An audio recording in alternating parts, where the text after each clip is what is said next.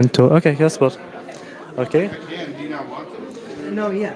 Let's do Okay. it. Oh, that's what you're planning. Yeah, we were planning on that. So at the same time, when I'm gonna be on the stage you just put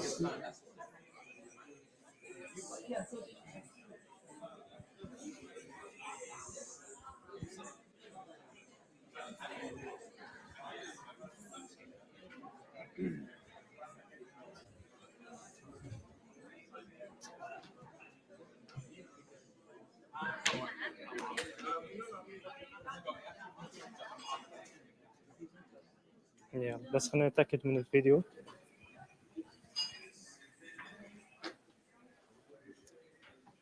كاميرا اون. اوكي. السلام عليكم ورحمة الله وبركاته. أود أنا عبد الله الجريوي أن أرحب بالضيوف الأعزاء في هذا المؤتمر من قاموا بتلبية الدعوة والحضور. وأعلم كم كان من الصعب على البعض الحضور خاصة مع بعد المسافات والسفر، فهذا محل تقدير بالنسبة لنا. وأود أيضا أن أشكر أعزائنا الحضور عبر الأثير. تأتي أهمية هذا المؤتمر لأنه جولة مهمة في البحث عن الديمقراطية في السعودية، خاصة وأننا نتحدث عن الرؤية الشعبية وبنودها، لكننا نعنى في هذا المؤتمر بالبحث عن الديمقراطية لأننا نؤمن بالديمقراطية، فهي الوسيلة الوحيدة لتحقيق الرؤية. ولأن الرؤية شعبية فلا يمكن تحقيقها إلا بالمشاركة الشعبية، فهي من الشعب وللشعب وإليه. ومنذ انطلاق الرؤية كان القائمين على هذه الرؤية يقدمون هذه الرؤية إلى الشعب وللمواطنين لأنها إليهم، وكانت الرؤية هذه أيضا توصل صوتها للقائمين وللفاعلين والمؤثرين، وحتى أيضا للسلطة نفسها عبر سفاراتها وللإعلام محليا ودوليا. ولكن من الواضح أن هذا الاستبداد لا يمكن أن يحقق هذه الرؤية، لذا كان هذا السؤال وكان هذا البحث. شكرا.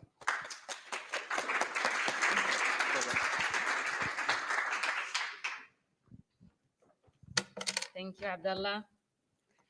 Can you hear me here? Do I need this one? Okay. So good morning, everyone. I'm Lina Al-Hadloul. I'm a signatory of the People's Vision for Reform in Saudi Arabia. Today's conference is one of the projects amongst the works and different initiatives we have been undertaking since the launch of the vision.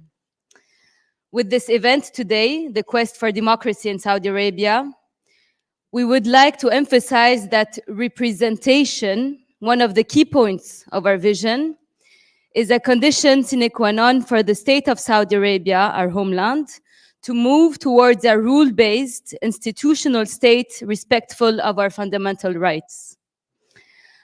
We want to emphasize on our belief that there is no viable solution to counter the harshening repression in Saudi Arabia than a democracy's checks and balances, and that there can't be real reforms without reformers.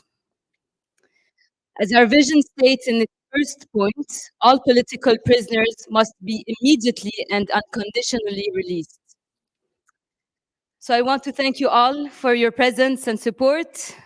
Thank you to attendees. Thank you to the first democratically elected president of Tunisia, Moncef Marzouki. Thank you very much for being here.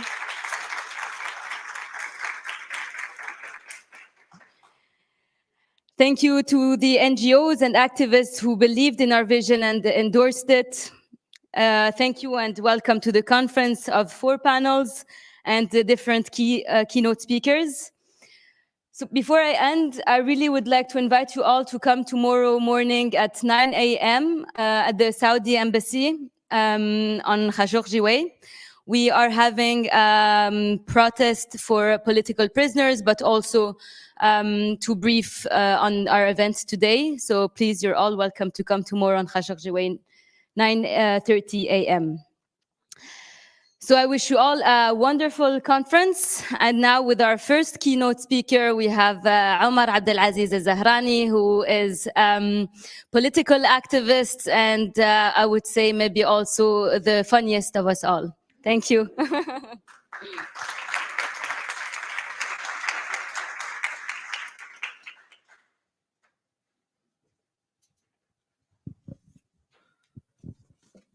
خطبة جمعة.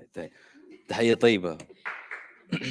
Ladies and gentlemen, esteemed guests, Assalamu alaikum wa rahmatullahi wa barakatuh. Thank you all for joining me today. I'm more used to long discussions. That's probably why they only allowed me 10 minutes today.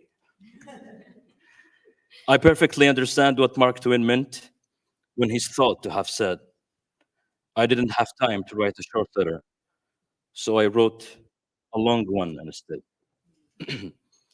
I'll have to be quick, which for me is quite the challenge. First off, let's clear up the matter of my appearance. No tie today.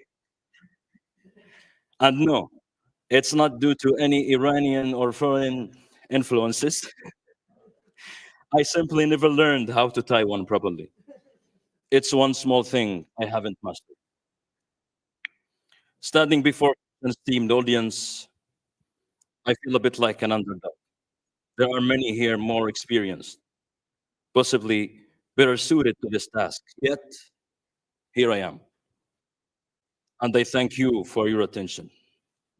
Oh, and if you think my English has suddenly improved, it hasn't. I've just used ChatGPT to help me write this speech.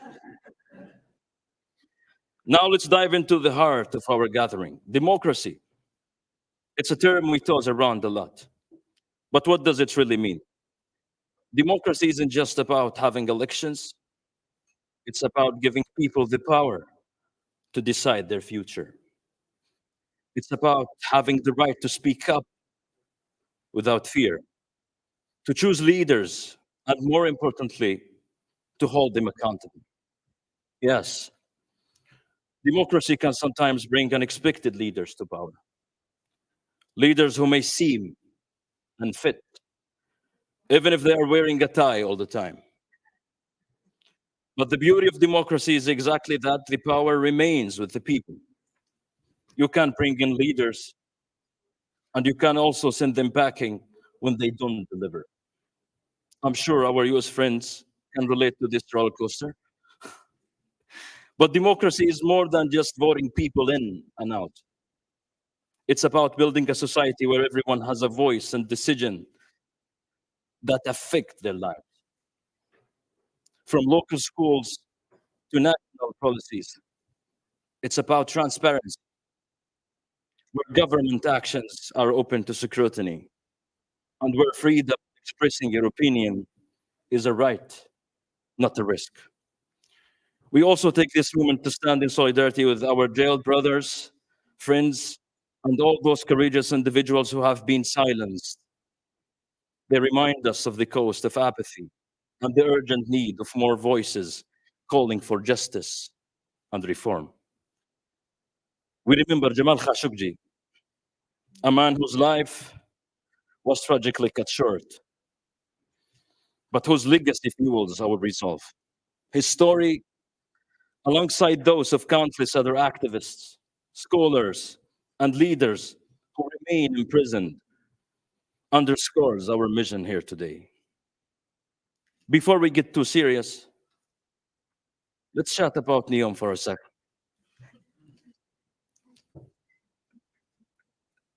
Sorry, see. We're planning to have flying cars and even dinosaurs, some of which may be flying too. Yep, you heard right, dinosaurs. It's like we're trying to build a real-life Jurassic Park mixed with a sci-fi movie. These might be awesome ideas, but they're meant to crush the dreams of our people. The real treasures aren't in the sky or back in time. They are our people. We're talking about fairness, freedom, and everyone getting treated right.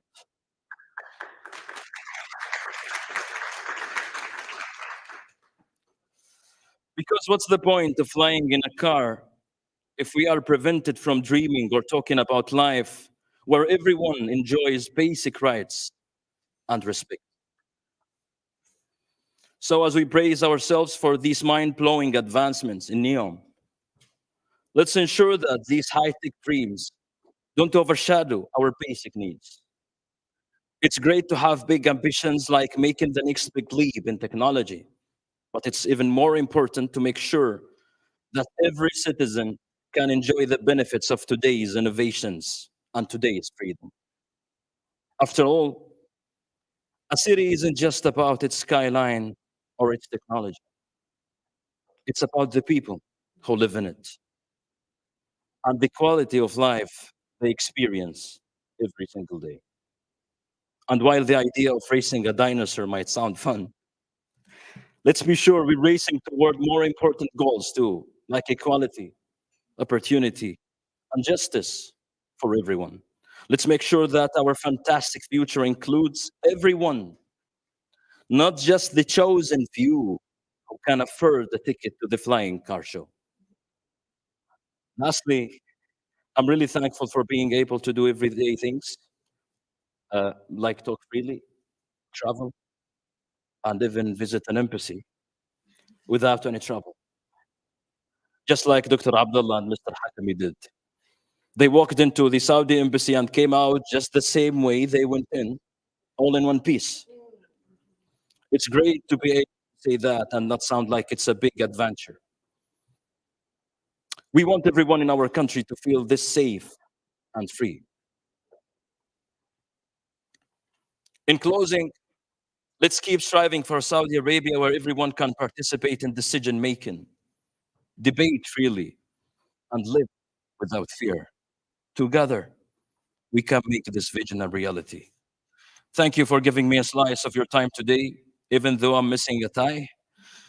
I hope I've managed to connect with each of you on matters that truly count. معكم على خير. كونوا أحرارا. السلام عليكم ورحمة الله وبركاته.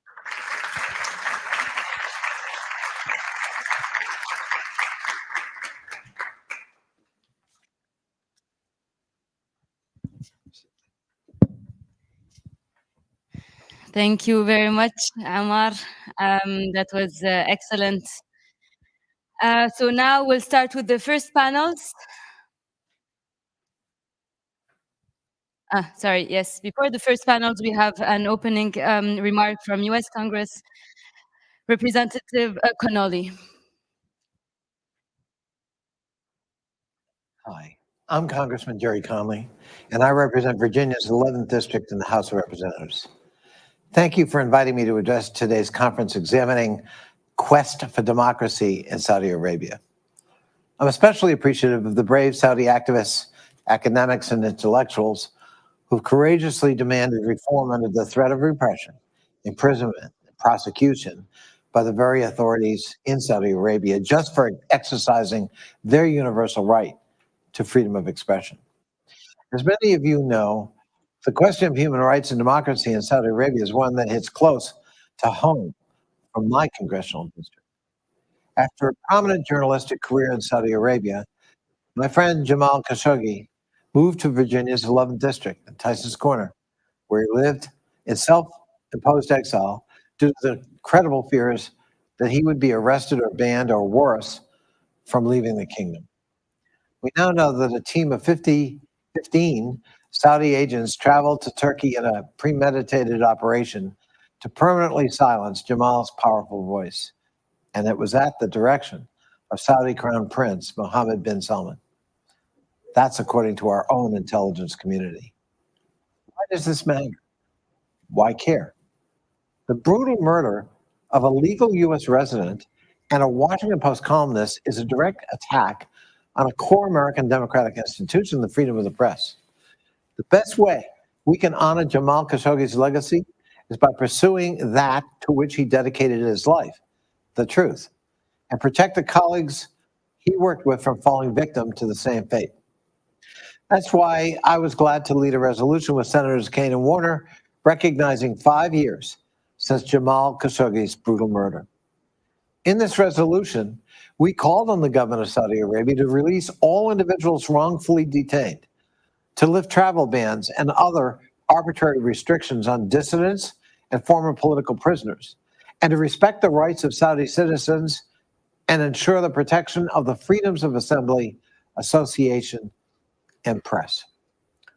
On the 5th anniversary of his brutal murder, I also reintroduced the Protection of Saudi Dissidents Act, legislation I've authored which would hold Saudi Arabia accountable for the murder of Jamal and impose a cost on Saudi Arabia for continuing to engage in such acts of intimidation and violence, whether in the kingdom or outside the kingdom, going forward.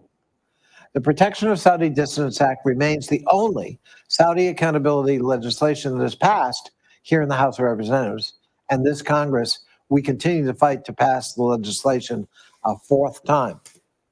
I'm relieved that 2 American citizens, Salah Al-Haidir and Badr Al-Ibrahim, both constituents of my district, are finally free and have been able to return home to Northern Virginia after 673 days of wrongful imprisonment and 2 years under an arbitrary travel ban.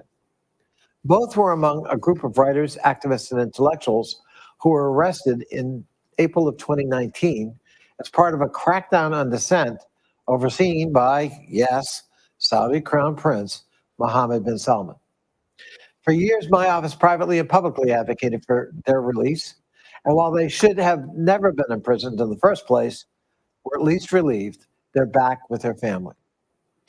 In speaking with like-minded colleagues in Congress, it remains our view that our continued unqualified support for a monarchy that systematically and ruthlessly represses its own citizens, targets critics all over the world, and bolsters authoritarian regimes throughout the region is counter to U.S. national interests and damages our strategic national credibility. We must continue speaking out about the labor rights, including those of migrant workers in Saudi Arabia, the continued implementation of the kafala system, women's and girls' rights, including the continued implementation of male guardianship, the continued repression of LGBTQ individuals in the kingdom, the continued detention and use of travel bans against human rights activists, and of course, the lack of meaningful justice and accountability for those responsible for the brutal murder and dismemberment of Jamal Khashoggi. I thank you for hosting this event and for continuing to fight for human rights in Saudi Arabia. Let none of us forget what happened 5 years ago, and in Jamal Khashoggi's name, let there be justice in Saudi Arabia. Thank you.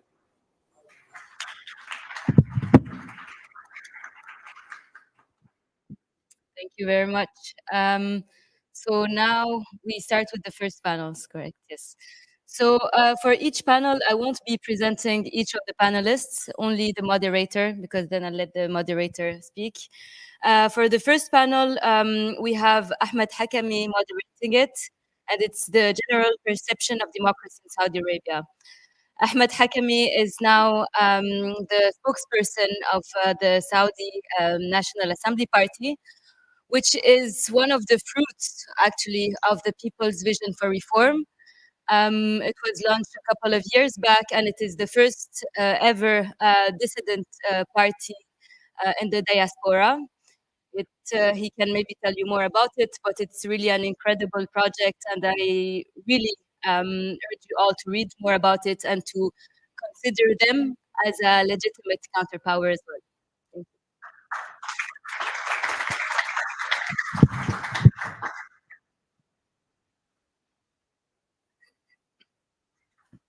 you.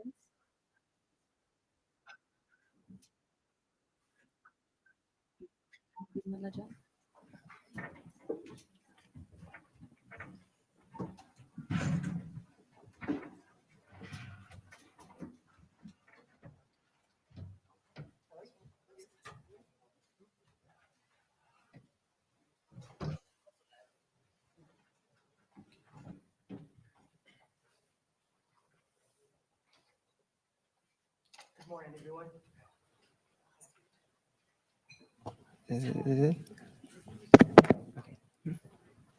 Okay, good morning, everyone. Thank you all for coming to our event.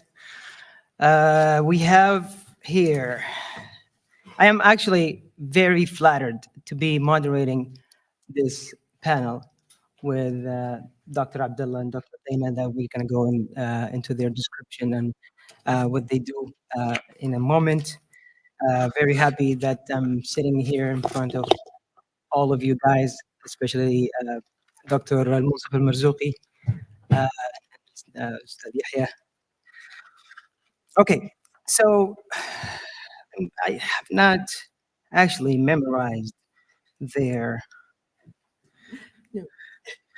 They have long series. Okay, so first of all, Dr. Nabil Al-Khouri, he was supposed to be with us today, but in his way. We hope that he's in his way. If he makes it, that's great, because we haven't gotten a response. I hope he's fine. Okay, so we have Dr. Dana Moss. She's an associate professor of sociology at the University of Notre Dame. Her research and teaching focus on collective resistance against injustice and repression, including transnational repression and diaspora and refugee. And so let's give it up for Dr. Dana, please. Thank you very much. We have Dr. Abdullah Al-Auda. Abdullah Al-Auda is a renowned human rights defender in Saudi Arabia. He's the Secretary General of the NAS Party, the National Assembly Party, and the director of the Arab Rights Research Center, ARC, that's hosting this event. And the Arab Rights Research Center is located in DC. Thank you very much. Let's give it up for him, please. Okay. So I'll start with Dr. Abdullah. But before I start, I want just to say that this panel will be 10 minutes for each participant, then followed with 10 to 15 minutes of questions from the audience. So Dr. Abdullah Al-Auda, we live here in the United States, and we always hear, well, this is unconstitutional arrest. This is unconstitutional act. This is constitutional. So what is a constitution? Asking as a Saudi person. First of all, thank you so much for not just being part of this event, but organizing and co-organizing this event. So it's amazing to have all of you beside us and being part of this event. Well, first of all, I wanna quote Nathan Brown, a friend of mine that some of you probably know, in his book Constitutions Without a Constitutional World, or in an Unconstitutional World, in which he says in his probably main thesis is that there can be constitutions, sometimes perfectly designed constitutions, without constitutional safeguards, without the struggle of the people, without the proper checks and balances that should be there for any democratic system to function well. And there was this dilemma, or actually this plight in Europe, what they call the Weimar syndrome. So the Weimar syndrome is basically is the constitution. It's a condition in which produced one of the greatest designedly constitutions in Europe at that time, in the 1920s and 1930s. And guess what? In Germany. Yes, in Germany. And it allowed for someone like Hitler to take advantage of that and be part of the system at the beginning, and then be the system itself, and then hijack the whole system and movement, and basically transform this into the Nazi Germany that we learn about in history. Please stop me when you speak. Okay. So that was the syndrome that actually taught Europe a lesson that it's not the constitution, but it's something else. So they were looking for something else to make sure that this works out. This becomes a really democratic system, and it's not just like the constitution on paper that matters, but rather something else. And when they studied history, and Nathan thinks, and I totally agree with his thesis, that it is the constitutional struggle that matters. It's not the constitution. It is the work of the people. It is the work of the institution and how they fight back, how they shout back, how they counterbalance, how they provide the safeguards not through papers and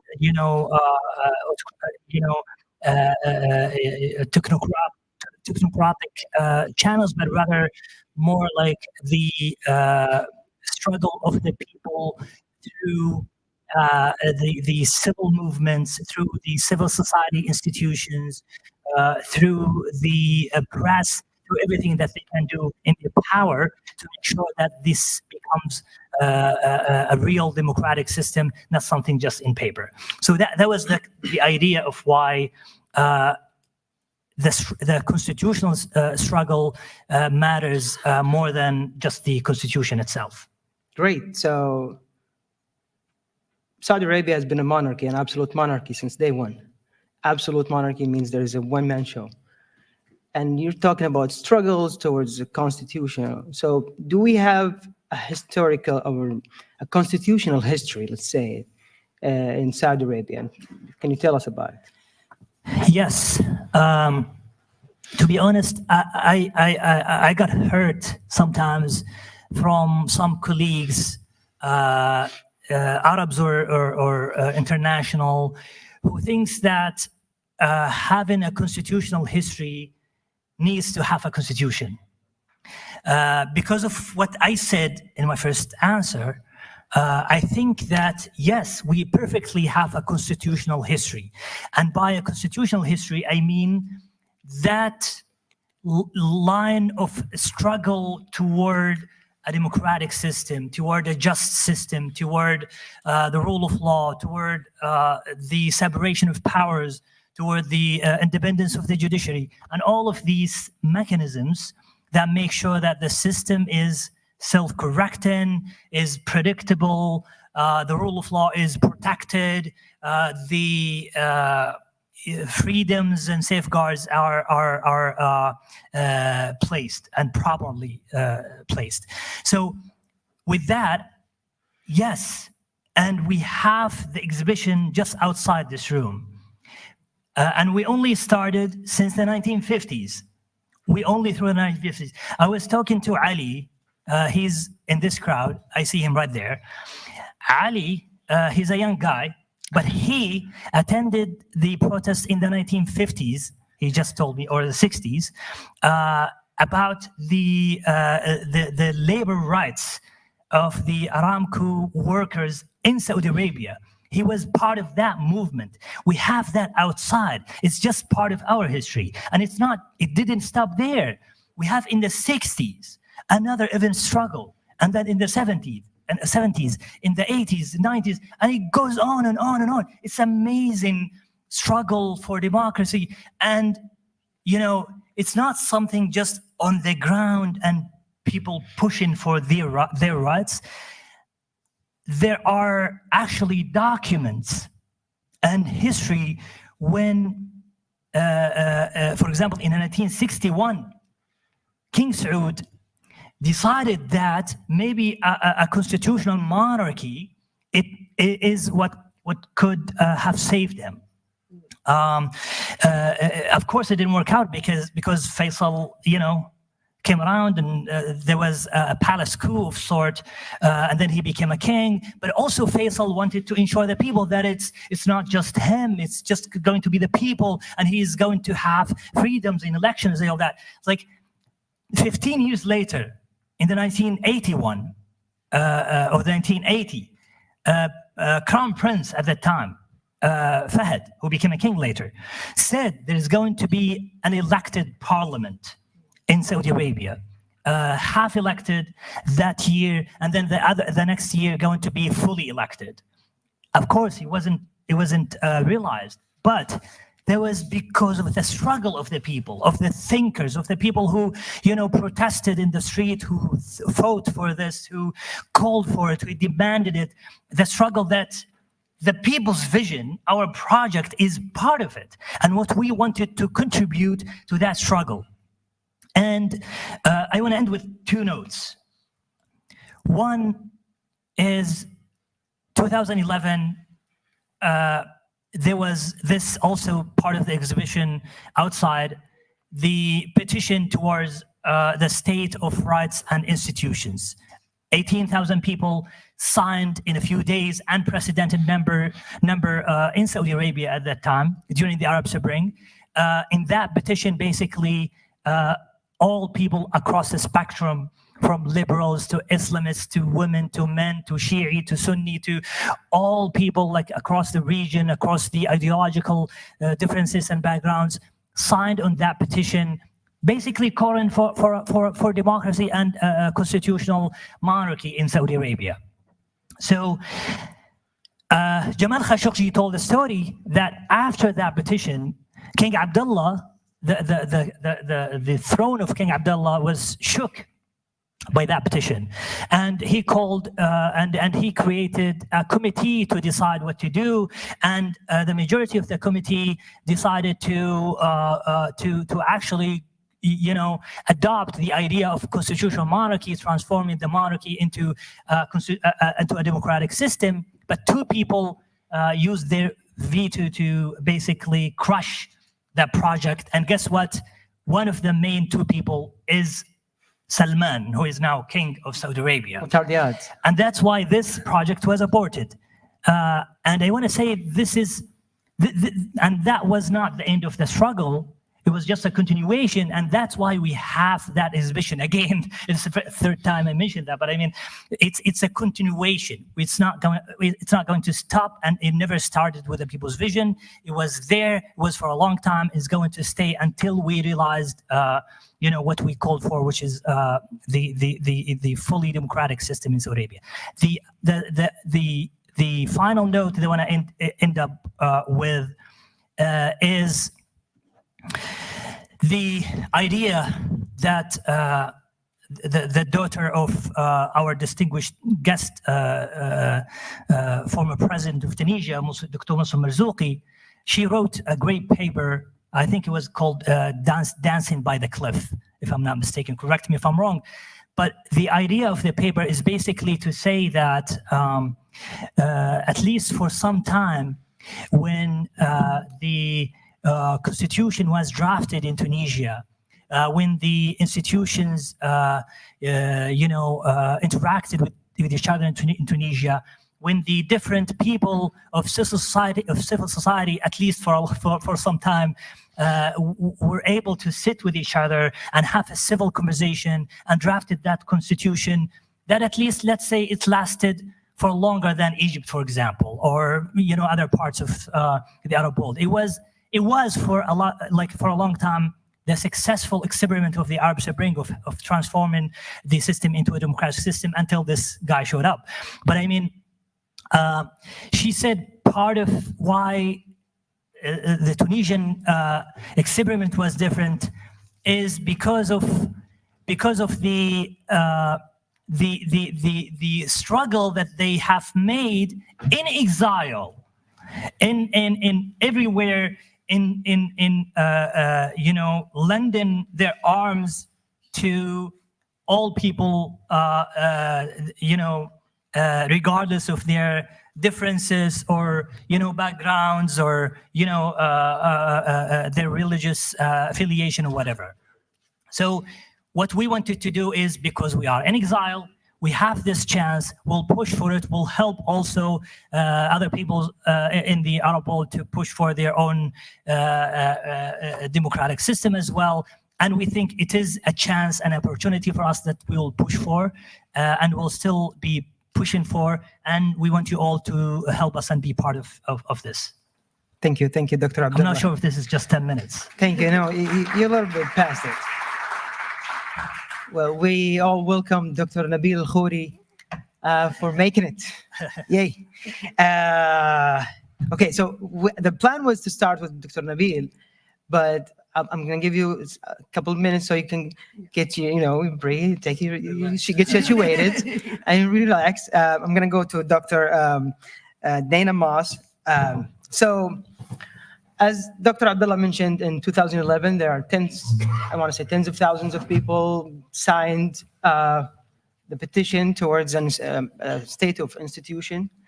We saw the Saudi street, if I can say, like full of hopes, looking at Egypt, looking at Tunisia, looking at countries around us. We had hope that we will be democratic. I remember that we were talking about it everywhere. We were Egyptians more than the Egyptians in our Facebooks and social media and with our Egyptian friends.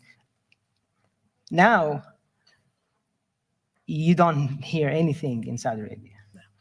So all those people, there must be there, but so that would lead me to a question. There's a challenge. There are challenges for mobilization. Yeah. In Saudi Arabia, what are they? Well, first, let me say that I am just thrilled and honored to be with you all. I am a political sociologist, so I've done work on mobilization in the Middle Eastern region and without. In 2011, I was in Jordan watching the Yemeni revolution unfold, trying to get into Yemen.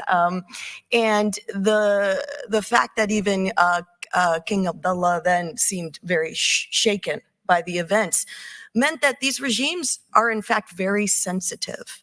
So the major, of course, as you all know better than I, Omar Abdulaziz being here is a huge honor for me because I've written about your situation, and so you all know better than I do that the major obstacle to what people want is the regime itself, is the extraordinary amount of repression that this regime is wielding at home and abroad through an extensive network, troll farms, informants, the embassies and consulates that do surveillance of diaspora communities. So there's incredible repression within, and I also want to emphasize that there's incredible repression without, again, as a lot of you know directly. And for those of us who are on the outside, it can oftentimes be important to remind us that simply for speaking out, posting something on social media here, people, family members, friends in the home country, in Saudi, actually can be imprisoned, interrogated, tortured, forced to testify against their family members and renounce them, and that most people who are determined to remain outspoken and who can survive are forced into exile. So one thing that movements need is not just this popular support, which Dr. Abdullah really emphasizes being so important, and it is, but also connections to the diaspora and other supporters on the outside. But what we've seen is that a lot of times regimes are quite successful in silencing the broader global community that could serve as a very important resource for democratization and liberalization in Saudi Arabia. So as I was refreshing my memory with some of the policies and informal that the regime has been implementing, we know that people who may speak out against the regime, there may, just like you are all Egyptians more than Egyptians, there may come to be a time where there's broader external support for change in Saudi Arabia, but so many people in the broader ummah and the ulama, the community, they cannot speak out because they're worried about travel restrictions into Saudi Arabia to the sacred sites. So the fact that Saudi has control, not just over the diaspora by leveraging how it can repress their family members or ban them from travel at home, but also wields an incredible power over a broader community that could have a voice in terms of supporting this diaspora. And then we also know that many politicians in the United States, the congressman from Virginia, definitely being an important exception to this, don't know any other alternative to what the United States does than to support the regime unilaterally. And what I find so difficult about this position is that everything Saudi Arabian and MBS regime does to sow violence, strife, and conflict in the world is the same excuse that they use to support the regime. So in President Biden's letter about going to Saudi Arabia after his election to say, oh, well, before I called MBS a pariah, now that I'm president, I'm going to go visit. Let me explain what I'm doing. In his op-ed about this, he not only cites the Khashoggi killing as a reason to continue engaging with the MBS regime, but also the war in Yemen. Now, as far as I remember, I'm pretty sure the Saudi regime instigated a lot of what happened in Yemen. And in fact, no, I'm being facetious. I was part of the Yemen Peace Project, which was the only organization in North America to talk about the impact of the war on terror on Yemen. And what we found, of course, is that the unilateral support for Saudi policy in Yemen was not only making the region and the world unsafe, but creating one of the worst humanitarian catastrophes in 2020, 2021, and 2022 among a population of 26 million people who are already some of the most marginalized and devastatingly impoverished in the world. So just to wrap up. Yeah. So, okay. Let's do it. That will lead me to a more important question. Yes. I think they're all important. The transnational repression. So you talked about how the Saudi regime, repress people inside. There's travel bans. There's tens of years of, unlawful imprisonment. And they kind of use the oil to leverage even Biden fist bumping MBS after calling him a pariah. So there is a really dangerous step they're doing, that they're going out and targeting activists and everyone just talking about that, even criticizing the regime. We saw Jamal Khashoggi. He did not actually even call for the collapse of the regime. He was always calling for reform, and they assassinated him. So this transnational repression, can you talk to us about it, please? Yes, when I first started researching transnational repression 10 years ago, there was virtually no government or academic sources on this topic. Now we know that transnational repression is a massive phenomenon committed by regimes such as Saudi, China, Russia, and many others, oftentimes in collusion with other states, including democracies. I can circle back to that if you'd like, in order to repress, control, dissent in the diaspora. Is things as simple as calling for constitutional monarchy or constitutional reform are seen as to the regime as intolerable and as violating their public sort of relations image. MBS has been quite obsessed with his image, which is why the proposed campaign, as far as I understand it, to counter the sort of swarm or the problem of pro-MBS propaganda on Twitter, and the plan to counteract that here in the diaspora was seen as so threatening to him. Okay, so that's partly regimes repress abroad because they're worried about their image, they're worried about outsiders coming in and stoking reform or revolution, and they're worried about a variety of things. Right now, Saudi Arabia is trying to normalize itself in the world through golf, through NASCAR, through all of these things where people say, oh, okay, they're normal, maybe they're not so bad, it's okay. So transnational repression remains a huge threat, and probably one of the most important forms of transnational repression, which is very much underreported and understudied because it's hard to collect data on these things, is the proxy punishment element. So the ways in which people at home are punished for what's happening abroad, because assassinations, as explosive as Jamal's just egregious murder was are relatively rare. It's a lot easier for regimes to go repress your family back home than it is for them to directly hurt you. So that remains one of the biggest issues, I would say, for a lot of people outside who want to support change at home. And the last thing I'll say is that when my colleagues and I did a study on Syrian, Iranian, and Egyptian diaspora members who were working abroad in civil society as journalists, as activists, as academics, what we found is it was very, very important for host country institutions, such as the BBC in Great Britain, to protect their employees, to protect their members, to show their support.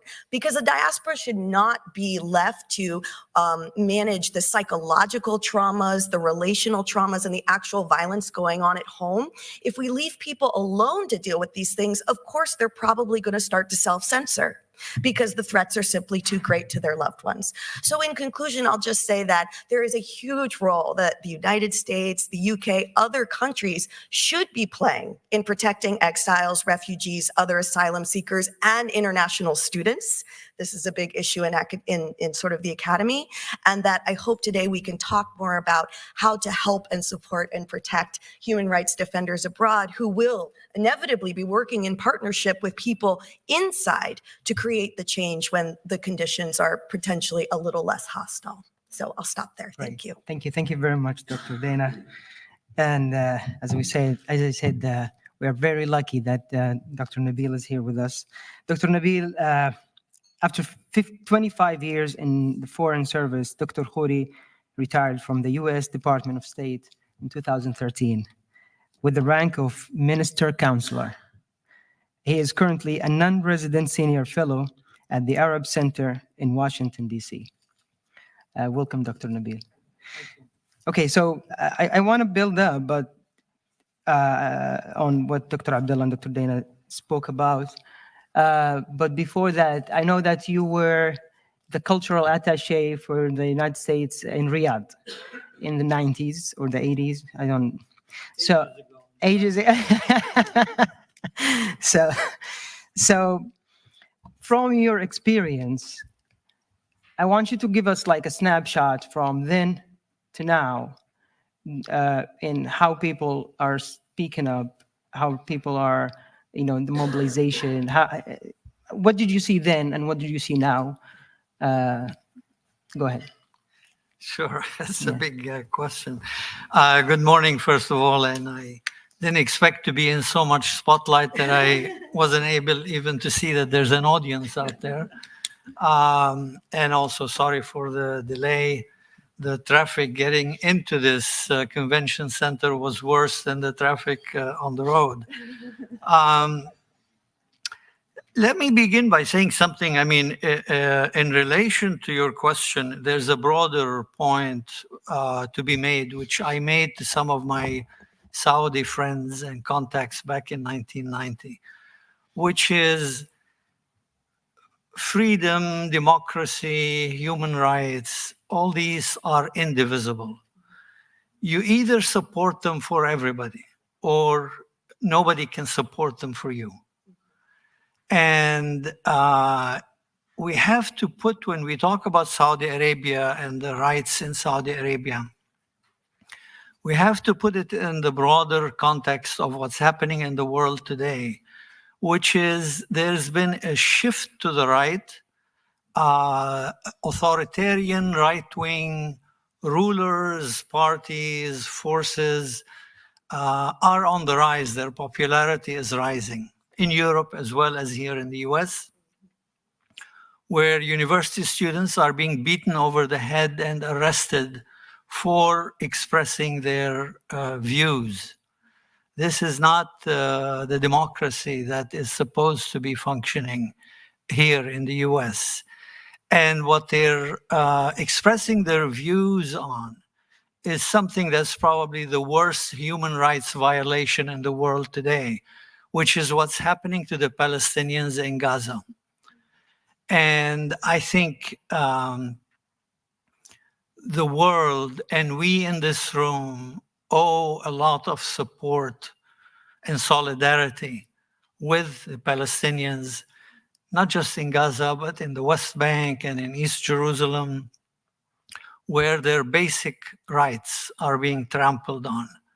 And the whole world is watching and doing nothing, starting with the Biden administration, which, in my view, is unforgivable in terms of the position they've taken on that struggle.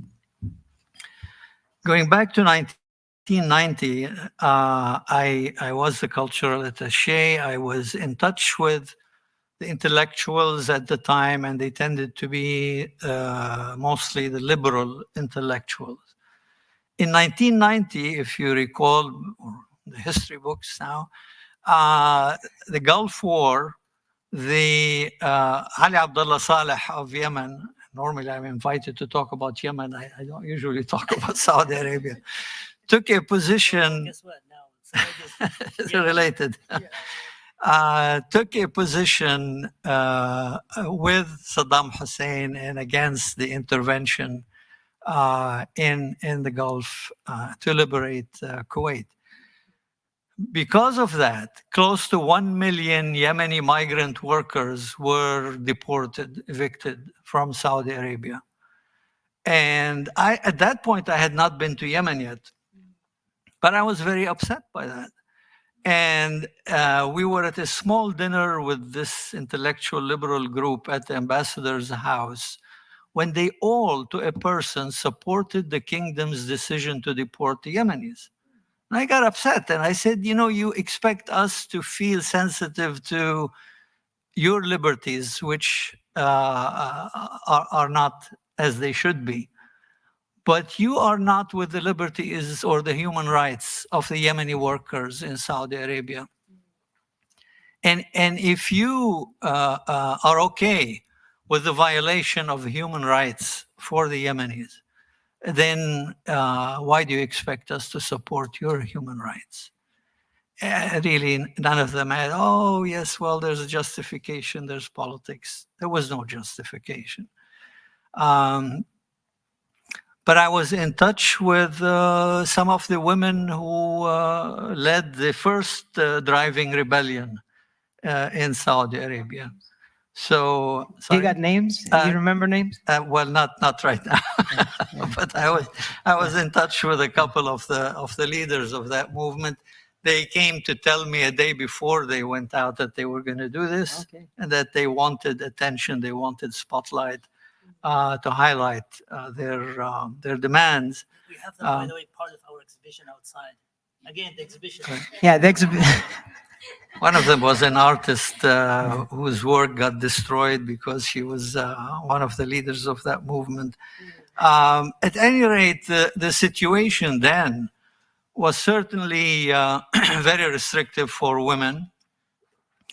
It was also an extremely conservative environment. The religious police, the Mutawa, were everywhere on the streets. And there was even an incident where they gathered around a GI, an American, a couple, a man and a woman, who were jogging in the streets because the Americans were there to help with the liberation of Kuwait. They were stopped, and it was a harassment of the woman for not wearing the veil and for jogging. And the man intervened on her behalf. There was a scuffle, and the man was beaten up. And I learned the lesson from way back then, because the embassy did nothing and Washington said nothing about the incident.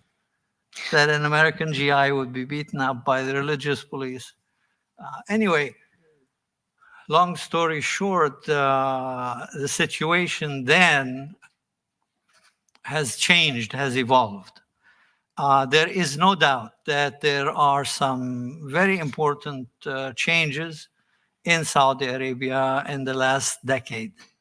And these changes are mainly social and economic liberties,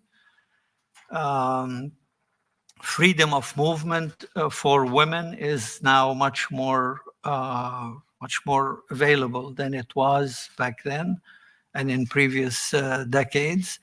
There's an openness to the world. Tourism Tourism was non-existent in the decades before. I'm sorry, just because we're running out of time, but I want to ask you just to focus on the. Okay, I see now that and that's true that the Saudi Arabian society is going more towards being accepting, and I think that's technology has a big part in it.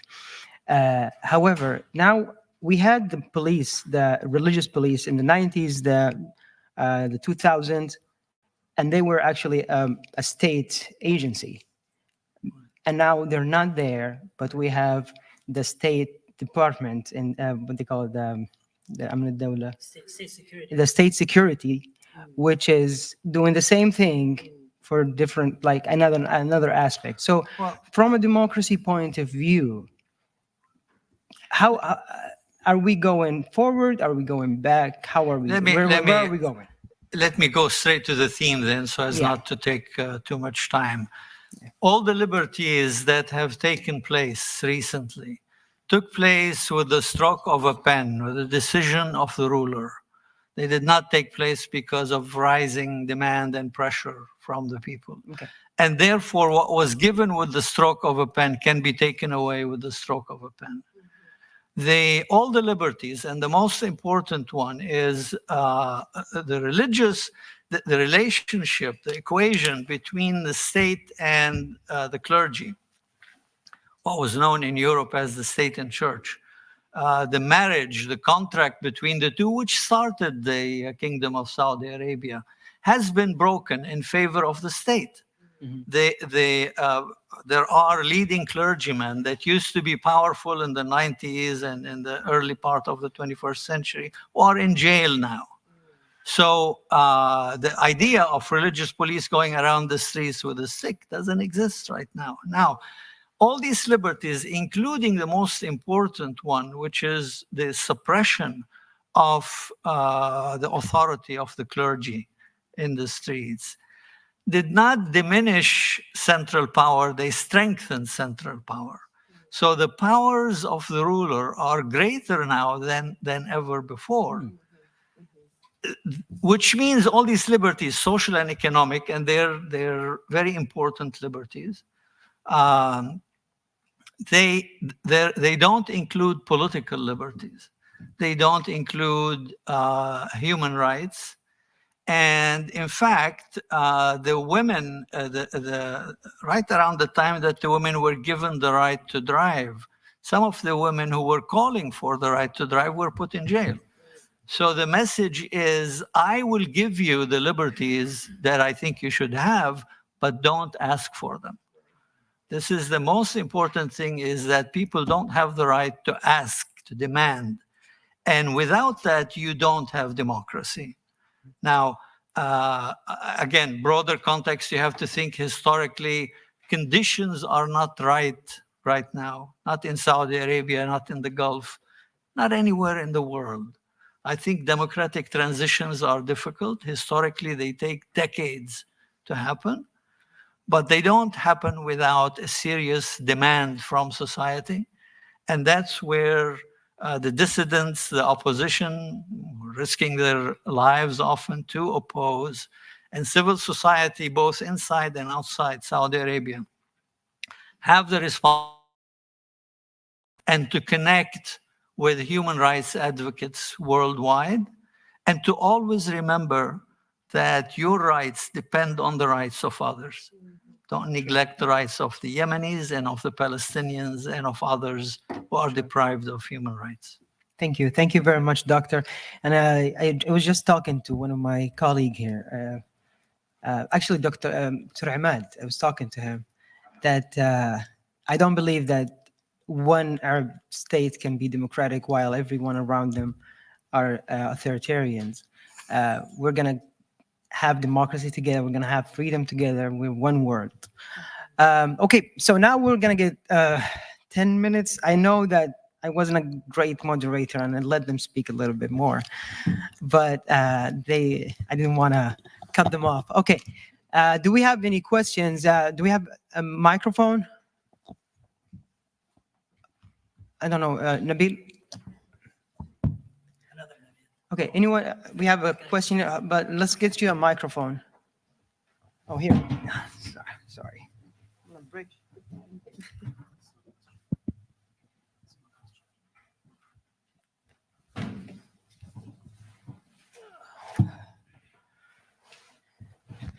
Thank you. Thank you, everyone. It was very interesting and very informative. My question, it's not really a question, actually. I think it's just an advice I have for the democratic governments of the world. So it's just regarding transnational repression, as you were talking about. I mean, I just find it very shocking that everyone knows that Saudi is not safe. And still, our most prominent activists and human rights defenders are still not granted asylum in democratic countries. And the case of the US as well, I think. So it's just, and in Bulgaria, a Saudi defender has been denied asylum. They state that Saudi Arabia is democratizing. So yeah, I read the decision. It was very shocking. So yeah, my advice, if anyone hears us here in the US, I think it's very important and it should be a priority to grant asylum to human rights defenders. And that's it. Okay, we have Dr. Salim Abdul Raouf. Dr. Salim is a renowned surgeon, by the way. We're very proud of him. And we're very happy that he's here with us today. Go ahead, doctor. I'd like to say a word in Arabic to my colleagues, and I'm Go happy ahead. to translate it. والله هذه فرصة لي إني أشوفكم كلكم. صار لي سنوات أكون مع أهلي، ما أقدر أرجع على السعودية. أنتم أهلنا، وهذه حاجة كبيرة بالنسبة لي أن أكون في هذه الغرفة معاكم. I just said to my colleagues from Saudi Arabia, it is very special for me to be in this room. I've not been able to with my family for years, not be able to enter the kingdom. And so it's very special to have so many people in this room. It's not something I'm used to, and it's somewhat emotional for me.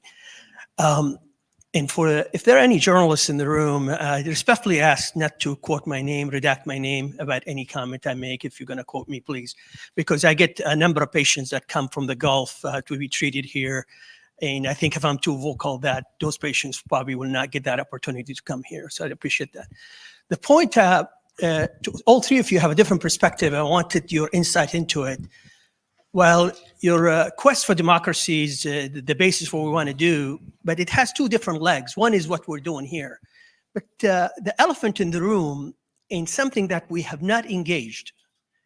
The West is not ready for democracy, or doesn't want democracy in the Middle East. That is something very important, because we could do all of this. There will never be democracy in Saudi Arabia or Jordan or Egypt. It can never happen. The strategic milieu since the beginning of the 20th century has been, we promote democracy everywhere in the world, except in the Middle East. I don't remember the last time an American president stood up and said, I'd like to see democracy in Saudi Arabia, UAE, or in Jordan. We've said it about many other countries. So the central strategic objective of the West has been based on a very unipolar issue, one issue in the Middle East, and they put all their bucks into it. So less sensitive issue, let's talk about the King of Jordan. I mean, we give this little country billions of dollars, not because we like Jordanian people or we like Abdullah, okay? Same thing with the leader in Egypt, to give him billions of dollars. That is due to they want to protect one small entity in the Middle East. If tomorrow those countries were turned democratic, that could become a huge problem that the West cannot accept. So I think we're at a watershed moment in history, seeing what young people are doing around the world today. And I think the leaders in this room, it's important to do this, but it's time to engage the leadership of Western countries in DC, London, Paris, and in Germany, to have that conversation, stand up to the moral objectives and the high standard they have set in liberal democracies after World War II, and include the Arab people as human beings, as holders of those rights as well. You cannot have one unipolar way of looking at the world. So you're sacrificing 400 million people for 7 million people. True. And so it's not just the Palestinians who have suffered. A lot more people have suffered because of that stand. So I think we need to look from a 60,000-foot view, have this, but there needs to be, by the leaders sitting here, really direct engagement of the leadership of the Western countries about this issue has never been. The media doesn't talk about it. Nobody talks about it. And I think the young generation is the right people now with this watershed moment to really have that larger conversation. The only way you're going to have democracy in the Middle East if you get that issue addressed. If you don't address that issue, there is just no way in the world it's going to happen. There's no physics by which you can get there, actually. So I'd appreciate your insights into the comment. Thank you, Doctor. Actually, the words of Dr. Salim takes me to a question that I just got. So I'm just going to paraphrase it to Dr. Al-Ouda. Dr. Al-Ouda, we see that the opposition, some people like to call it opposition, some people like to call it the fighters for freedom and democracy in Saudi Arabia and rights. So their work is now heard and seen everywhere. And our event is just one link in that. So as the work evolving towards democracy, and we are in the US, when are we going to see the US being an ally to the people of Saudi Arabia instead of being an ally to the regime of Saudi Arabia? Thank you for the question. Well, first of all, I thought we listened to great comments and conversations here. I just wanna. I couldn't resist a joke when I heard Nabil talking about. He said he usually is invited to speak about Yemen, and now he's speaking about Saudi Arabia. And there was a friend of mine who said, a Yemeni friend. He said, for 30 years, we were demanding to join the Gulf Cooperation Council. And he said, after 30 years of demanding that, the Gulf Cooperation Council joined us instead, meaning like when they invaded Yemen in the 2015. So I guess now Yemen and Saudi Arabia is like, so to your question, Ahmed, well, to be honest, yes, we all the time say that to decision makers and people in the decision making circles that you should see interest as like also defending basic rights and democracy and all that. And from the Saudi side perspective, from the Saudi civil society perspective, I'm convinced, to be honest, and that they only care if they know that you have you have an influence in Saudi Arabia, and they will only side with you when they think that you will be part of the decision making in Saudi Arabia, or you have a very, very good chance of being part of the elite or the decision making, or which means at the end that they're not siding with anything, but rather with whoever is in charge.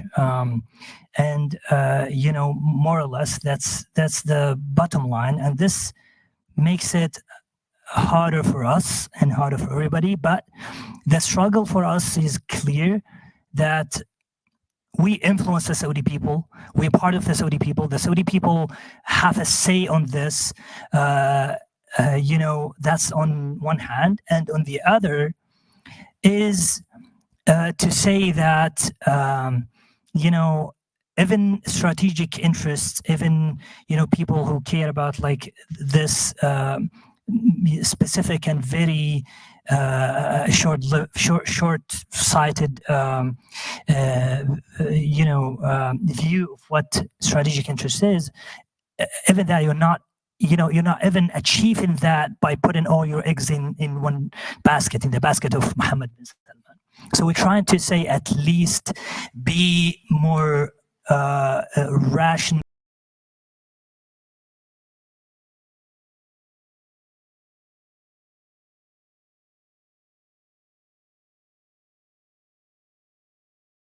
To go with that. I don't know if that makes sense.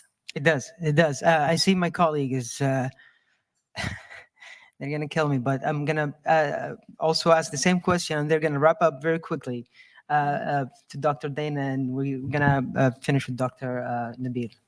I think it's very clear that, there is not going to be widespread support for regime change in Saudi Arabia from the United States. However, it is still extremely important that we remain engaged with the political process here, because the way that a future President Joe Biden might be dealing with Saudi Arabia is going to be very different from an unapologetic, unashamed, unabashedly pro-MBS Trump, who believes that he controls the guy.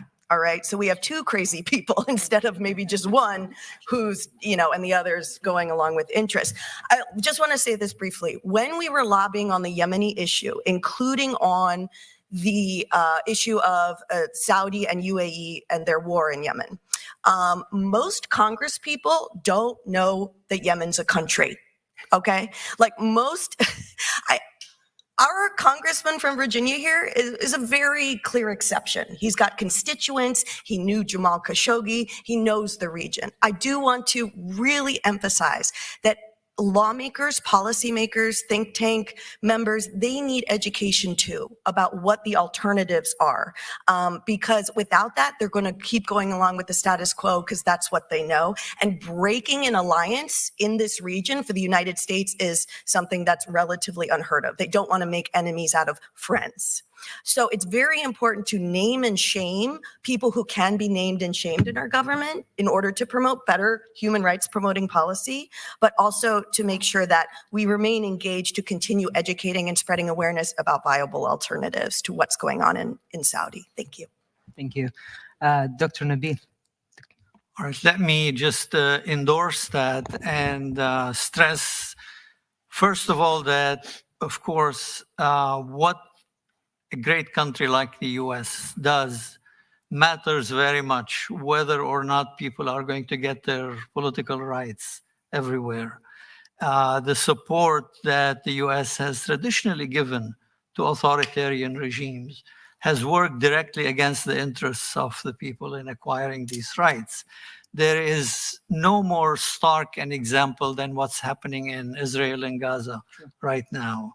The speeches and the food packages that are dropped from the air and sometimes kill people don't make up for the fact that billions of dollars have gone to what was called and still is called by some the only democracy in the Middle East, which is seriously trampling on the right to live of Palestinians. So that's directly relevant what the US does or doesn't do.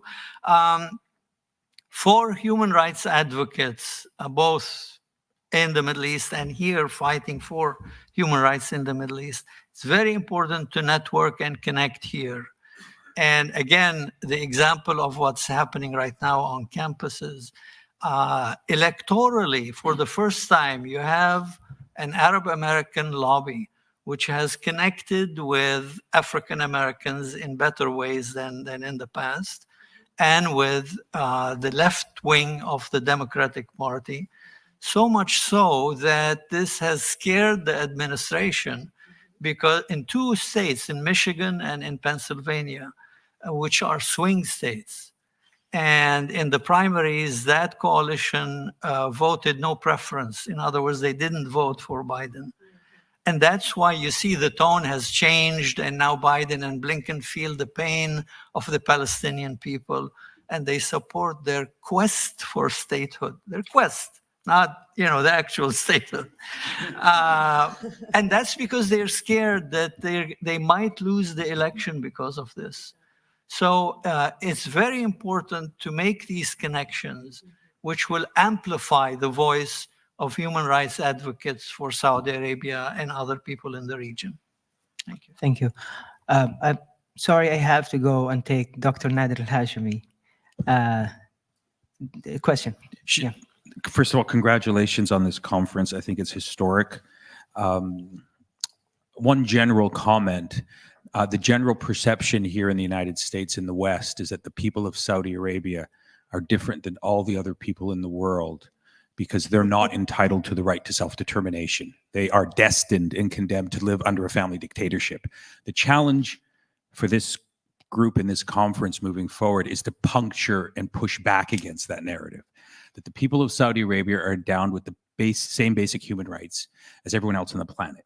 And I think that's an argument that will resonate broadly. And I think one way of advocating that here in the United States is to draw upon the best traditions of the founding of this country, quoting from documents like the Declaration of Independence, which was predicated on rejecting the oppression of a king and a tyrant, and making the argument that legitimate government is based on the consent of the governed, and that people have the right to resist political tyranny when it's being imposed on them. So in many ways, the story of this struggle for democracy in Saudi Arabia is commensurate with and in keeping with the best traditions of American democracy. And when you make those types of arguments, I think to a broad audience, it's going to resonate. And it's going to, now people in power are not going to want to hear this, but the challenge of human rights advocacy is always naming and shaming people in the court of public opinion and pointing out their hypocrisy. So it's a long struggle, but we've started something very important here. And so the challenge is to keep it going. Thank you. Thank you. Go ahead. That's an incredibly important point in terms of framing the struggle for liberalization and democracy, though we also know that the human rights, sort of the founding, the link to nationalism, to George Washington, were also framed that way when it came to Vietnam. And the U.S. waged a war in Vietnam from 1965 to 1975 that was as devastating as anything we've seen, right? Especially to the Vietnamese people. So framing alone is incredibly important. But what I'd like to say is that when we can figure out where the more specific intersections are between policymaking and domestic policymaking and foreign policymaking, there's better leverage there too. So in the 1970s, there was the Marcos dictatorship, in the Philippines. What happened is that Filipino activists here were being actively repressed by the Marcos regime, not just for calling for democracy in the Philippines, but also for calling for better labor rights for Filipino migrants here. And what happened when the situation got messy is that certain members of Congress found out that parts of the government, our government, were colluding with the Marcos regime to repress labor activists here. And the mobilization, the outcry that came of that came in part from the alliance between activists and policymakers to protect the rule of law here, to protect sovereignty, right? So some of those framings can be helpful too, because when Saudi Arabia, for example, commits an act of transnational repression against a lawful American resident and legally peaceful journalist, it threatens the rule of law and state sovereignty everywhere. So some of the pickup we've gotten from policy people on the transnational repression issue is because we can show that's also a threat to the United States, right? It's not just a threat to a foreign people who want their human rights, because as we know, that's incredibly selective. The human rights we care about, right, are very, very selective in the world. So I hope we can think more about this framing. It's really important. Thank you. I want to thank my guests here, Dr. Nabil Khouri, Dr. Abdullah Al-Awda, and Dr. Dana Moss. Thank you very much. I was very glad to be your moderator. I'll turn the microphone to Lena and to the next, or to Yahya Asiri.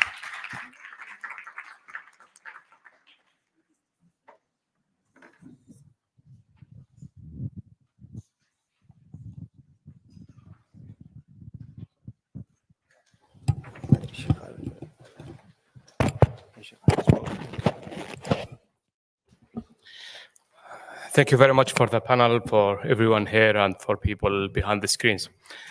Today we have a great guest, and this guest, he worked for years and years to advocate for human rights and democracy in the Arab world and everywhere. And his success at the end, and we got the Arab Spring, and from the Arab Spring, we got him as a president, elected president for one of the Arab countries in Tunisia. Dr. Moncef Marzouki, one of the most prominent human rights defenders in the Arab world, and one of the most prominent politicians in the Arab world. And he was between the Arab leaders like the one unique, because he was elected by the people and he was belonged to the people. And for that, we believe Dr. Moncef Marzouki was a model for the real people defending something and stick with it. We believe he's the real model for the people fighting the corruption when they are dissidents and stick with their words when they are in the power. Dr. Moncef Marzouki will give his speech in Arabic because we asked him, and also he wants to deliver his words word by word to the Saudi audience. We need it, and the Saudi audience, especially on the ground, they need his words. So I will introduce him in Arabic and he will do his speech in Arabic. الدكتور منصف المرزوقي هو أحد أبرز نشطاء حقوق الإنسان ربما في العالم وليس فقط في العالم العربي. هو مدرسة في حقوق الإنسان، وهو مثال نتكئ عليه عندما نقول أن السياسة لا تلتزم التنازل عن الأخلاق، ونرد على من يقولون أن والله الخط الحقوقي لا ينسجم مع الخط السياسي، لأن السياسة تقتضي المخادعة والمراوغة والكذب، لأنه كل القيم التي كان يدافع عنها عندما كان معارضا، عندما كان ناشطا، التزم بها عندما كان رئيسا.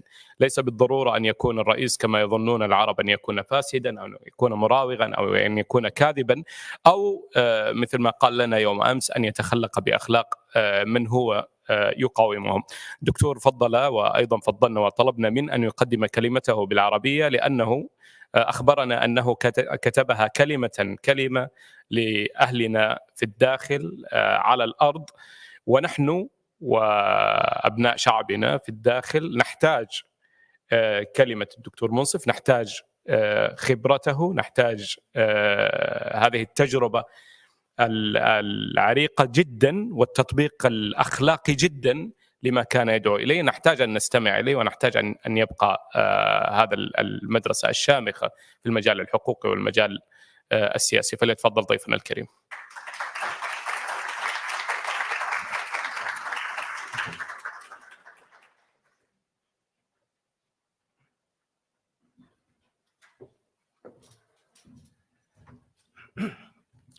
Well, good morning, everybody. First of all, I would like to apologize to my American friends because I would like to address the Saudi public and the Arab public through this conference. So please accept my excuses. I think that there would be a translation, and of course, you probably know that I'm not going to celebrate the best ruler, the best prophet in the Arab world ruling Saudi Arabia currently, and I'm not going to celebrate the dictatorship in Saudi Arabia. So أولا أريد أن أشكر منظمي هذه الدعوة مركز البحث والحقوق العربية الأخ عبد الله العودة وكل الأخوة الذين ساهروا على هذه الندوة. بطبيعة الحال نحن لا يمكن أن نتحدث بدون أن نشعر وأن نترجم لكل الآلام التي تعيشها الأمة العربية، سواء عبر مأساة غزة، سواء عبر المأساة التي يعيشها الشعب السوداني، الشعب السوري، الشعب العراقي، كل الشعوب العربية. كذلك لا يمكن أن نتحدث دون أن نستحضر آلام الأفراد الذين يدافعون عن هذه الشعوب. أريد أن أذكر بالأساس يعني بعض الأسماء: سلمان العودة في السجون السعودية، بديع والكتاتني في السجون المصرية مع 100,000 سجين مصري، الغنوشي والشواشي في السجون التونسية إلى آخره. كل هذه الآلام سواء آلام الشعوب أو آلام الأفراد ناتجة بالأساس عن هذه المأساة التي نشاهدها ولا ننتبه إلى أهميتها، وهي انهيار الدول العربية الواحدة بعد الأخرى. احنا في الستينات لما رأينا انهيار الصومال قلنا هذا بلد افريقي عربي ليست له أهمية، ثم لم ننتبه أنه بدأت بعدها سلسلة الانهيارات. اليوم عندكم انهيار الدولة في العراق، انهيار الدولة في لبنان، انهيار الدولة في اليمن، انهيار الدولة في ليبيا، انهيار الدولة في سوريا، وضع محتقن جدا في تونس، وضع محتقن جدا في الجزائر، في كل الأمر. ومن يتصور أن هذه الانهيارات ستنتهي فهو مخطئ. أنا لا أستبعد أنه بعد 10 أو 20 سنة السعودية يمكن أن تنهار بنفس الكيفية التي انهارت فيها لبنان أو انهارت فيها سوريا، لا شيء يمنع من هذا لسبب بسيط، هو نفس الأسباب تؤدي إلى نفس النتائج. أنا شخصيا لا أحب كلمة الربيع العربي، هذه كلمة يعني أخذناها من الأوروبيين. أنا أفضل قضية البراكين العربية. البراكين كمونة تنفجر عندما يصل داخلها الضغط إلى درجة معينة، وهذا الانفجار يؤدي إلى بطبيعة الحال إلى كارثة محدقة بالناس الذين يعيشون تحت هذا البركان.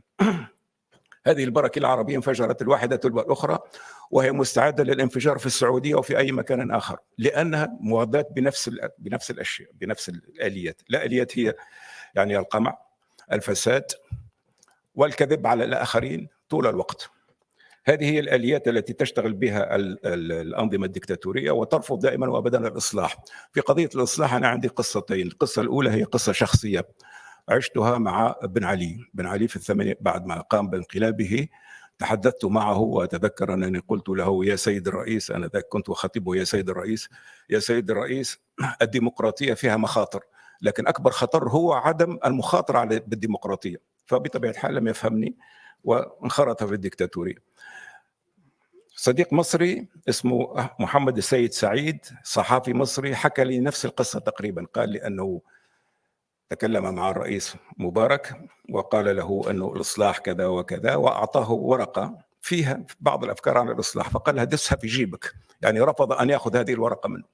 تصوروا مثلا لو سمعني بن علي أو لو سمع مبارك يعني هذا الشخص ودخل في الإصلاحات الحقيقية وليست الإصلاحات المزيفة. تصوروا لو أنه يعني الحاكم بأمره الآن في السعودية استمع إلى سلمان العودة ولم يضعه في السجن، ربما كانت الأمور تذهب في اتجاه مختلف تماما، لكن هذا لم يقع. ما رأيناه وما نراه الآن هو التمسك بالآليات الثلاث التي هي القمع، التي هي الفساد، والتي هي البروباغندا. لاحظوا أن هذه الآليات الثلاث هي التي تمكن هذه الأنظمة من البقاء، ولكن هذه الآليات الثلاث هي التي تموت بها. يعني هم يعيشون بهذه الآليات ويموتون بها.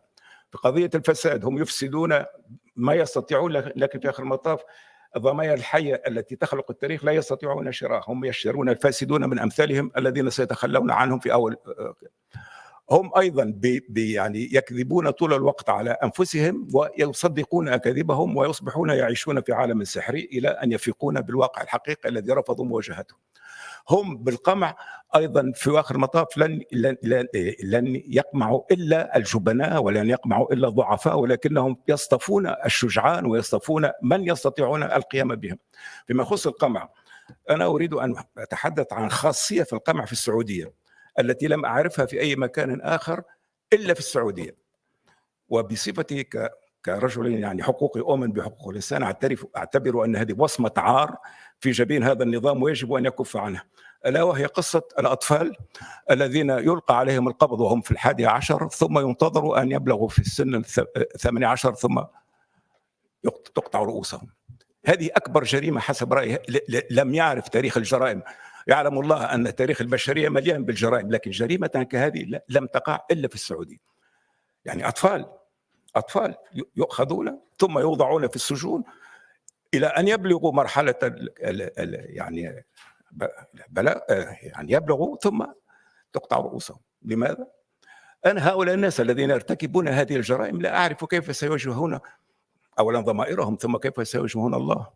هم لا يعلمون، هم لم يقرأوا يعني في القرآن أنه من قتل نفسا بغير نفس أو فساد في الأرض فكأنما قتل الناس جميعا. يعني هم يقتلون البشرية مرات ومرات ومرات.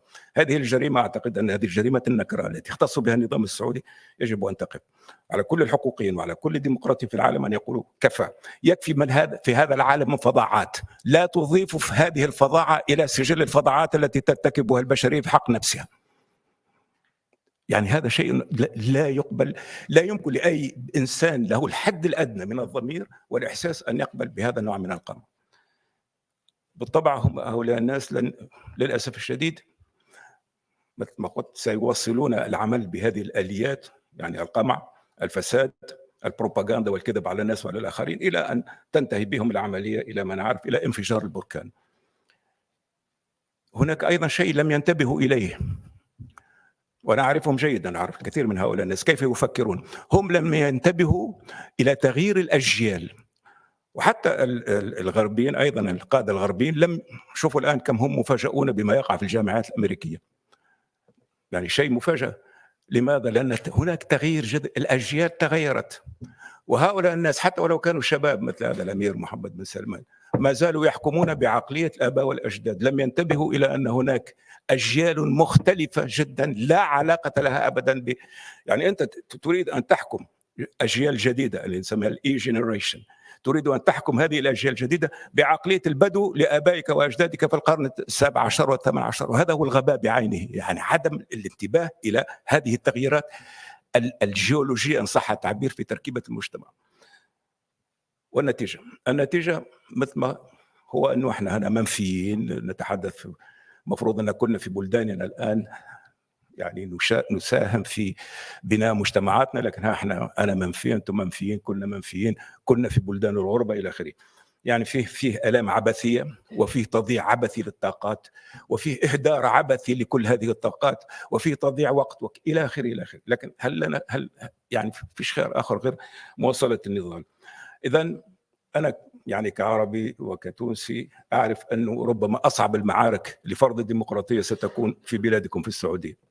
ربما لا توجد بلد يعني سيكون فيه من الصعب جدا أن تبنى هذه الديمقراطية قدر السعودية، لكن لكل ثمين ثمن باهظ يعني، وهذا أثمن ما يمكن أن تقوموا به، وهو إحلال الديمقراطية التي حق من حقوق الإنسان. من حق الإنسان السعودي أن يتمتع بالديمقراطية، من حق الشعب السعودي أن يتمتع بالديمقراطية، وهذا أمر لن يستطيع أحدا أن يمنعه منه. إذن يعني ما أريد أن أقوله هو أنه رغم كل شيء، رغم كل هذه الصعوبات، رغم كل الانفجارات البركانية التي تنتظرنا، فلا خيار لنا كلنا جميعا غير أن نثبت على هذا المبدأ، وأنه يعني هذه الشعوب أيضا لها الحق في الديمقراطية، لها الحق في الحرية، وأنه كل الإغراءات. يعني أنا أحيانا يعني أستغرب في المثال السعودي، هو أنه كانت هناك الفترة التدين بالقوة، والآن اللهو بالقوة. يعني شيء مضحك، تدين بالقوة، تدينوا بالقوة، والآن الهوا وكونوا سعداء بالقوة. يعني شيء مضحك بطبيعة الحال. لا التدين كان صحيح، ولا اللهو هو صحيح، ولا شيء من هذا سليم لا يمكن لأي مجتمع سليم أن يخرج من هذه يعني التصرفات، أولا التي لا تأخذ بعين الاعتبار التجارب، وثانيا التي لا تريد أن تتعلم من تجارب التاريخ، والتي لا تفهم أن هذه الأجيال الجديدة لا علاقة لها بالأجيال القديمة، ولا يمكن حكمها بالأجيال القديمة. أخشى ما أخشى أن هذه البراكين العربية ستواصل انفجارها، أنه سيكون هناك الكثير من الآلام، سيكون هناك الكثير من العبث ومن تضييع الوقت. لكن مرة أخرى عندي قناعة أن هذه الأجيال الجديدة أيضا التي نراها اليوم في أمريكا، وأنا أحيي هذه الأجيال الجديدة التي تقف مع شعبنا في غزة. هذه الأجيال الجديدة لها دور كبير، لأنه يعني ما يحدث الآن في أمريكا شيء مهم جدا، لأنه دليل على أنه يعني القضية في فلسطين ليست قضية عرق ضد عرق، دين ضد دين، حضارة غربية ضد حضارة عربية إسلامية. هذا كله انتهى بفضل هؤلاء الشباب الأمريكيين، أنه لا، هذه المعركة الآن هي معركة قيم، معركة قيم مشتركة، معركة أحلام مشتركة، معركة ديمقراطية حقيقية مشتركة في كل العالم، وهذا بالنسبة لي شيء إيجابي جدا. إذن أنا رغم كل الآلام وكل الصعوبات ما زلت على ثقة تامة أن هذه الأجيال التي نراها تتحرك اليوم في الجامعات الأمريكية والتي تتحرك في بلداننا هي التي ستنهي هذا العبث، هذا الغباء، لأنه كل هذا عبث وغباء. كل هذه الآلام كلها عبث وغباء، لأنه لو كان هؤلاء الناس تعلموا من تجارب التاريخ لسمعوا سلمان العودة في السعودية، ولا سمعوا محمد السيد سعيد في مصر، ولا ربما سمع عن ذلك الدكتاتور الذي انتهى كما تعلمون، لأنه رفض أن يسمع الكلام. إذن إخواني أخواتي، دون أطول عليكم، يجب أن نتشبث بأحلامنا، يجب أن نبقى متشبثين إلى آخر رمق بهذه الأحلام، لأنه في آخر المطاف ليس لنا خيار آخر. وكما يقول شاعرنا، وأنا أريد أن أنهي بهذا: ولا بد لليل أن ينجلي، ولا بد للقيد أن ينكسر. والسلام عليكم.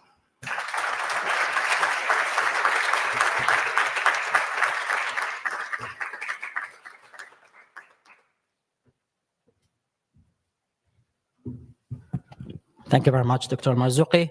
This is not an accurate translation by any means. This is just a rough summary of the points or the main highlights of Dr. Marzouki's remarks. So first, he thanked the organizers of this event, and we talk here about the pains and sufferings of the Arab world in general. As we can see that suffering and pain is everywhere in the Middle East. Talking about Yemen, Syria, Lebanon, Iraq, everywhere we have been seeing that the fall of the countries and those in that region, and we will continue to see the fall of those countries. And actually, we do not like the word Arab Spring. We prefer to call it the Arab volcanoes, because we think that volcanoes come when we have irresistible pressure inside them. And we think that the volcanoes will continue to erupt in that part of the world. And oppression in the Middle East and the regimes in the Middle East rely on three main points: corruption, oppression, and propaganda. So as long as they have these three tools, they will continue to rule on those in that part of the country and on those countries. And actually, I'd like to give a small conversation I had with former president of Tunisia, Ben Ali. I told him that democracy involves a lot of risks, but the biggest risk is that if we do not embark on the democracy journey. And the Arab leaders, they need to wake up to the ongoing events in the region, and they should pay attention to the change of thinking in the new generations. And for Saudi Arabia specifically, I would like to point out that we have seen something that we have not seen anywhere else, where they have imprisoned children at the age of 11 or 12, and they keep them imprisoned until they reach 18, and then they get executed and beheaded. And we remember from the Quran one verse that says, whoever kills one soul unjustifiably is as if killing all the people of the world. So the rulers of those countries, they need to pay attention to the change in the thinking of the new generations. You cannot rule the new generations with the outdated Bedouin mentality. In Saudi Arabia, they've been enforcing religion, and they've done this in the past. Now they are trying to enforce entertainment on the people, and neither would work with the new generation. The new generations do not understand this type of mentality. And we think that the toughest battle for democracy will be in Saudi Arabia. And I know it's a long struggle, but hopefully we'll reach there at one point. It is the right of the Saudi citizen to have the basic human rights as any other people in the world.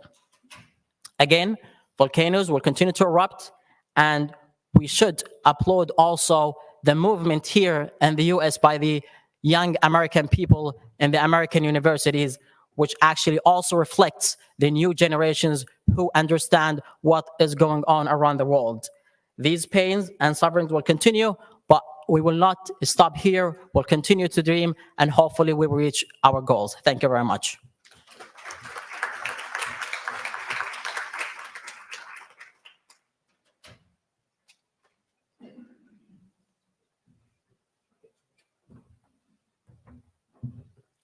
Thank you very much for the inspiring words. Thank you for the translation.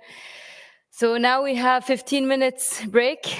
I invite you all to have some coffee. And again, as Dr. Abdullah said, we have the exhibition. Please have a look. It's really worth it. And thank you, everyone. We'll see you in 15 minutes.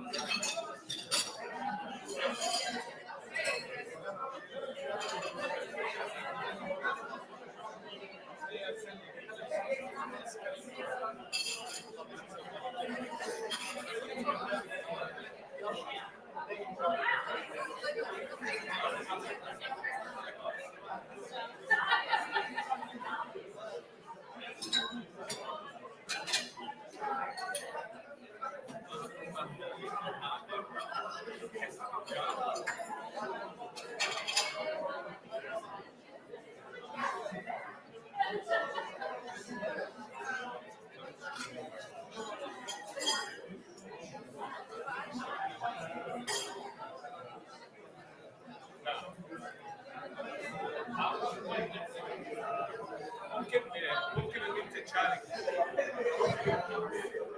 تجلس هنا مثلا.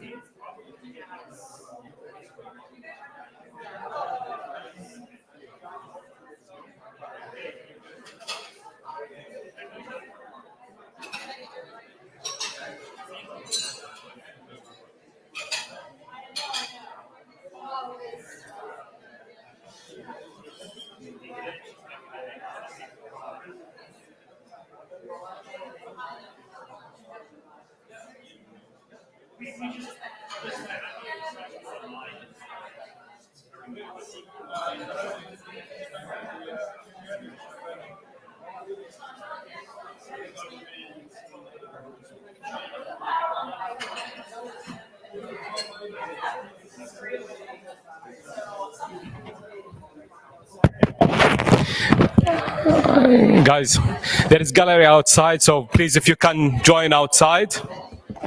If you can continue the break and chatting outside with the gallery, because of the filming and pictures outside, please.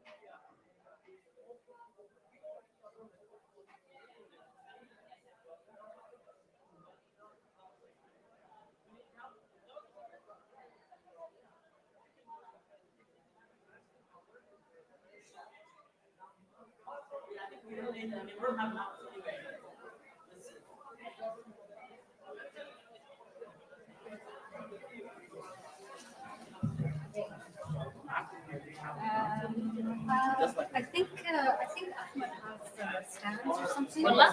Yeah, he said he.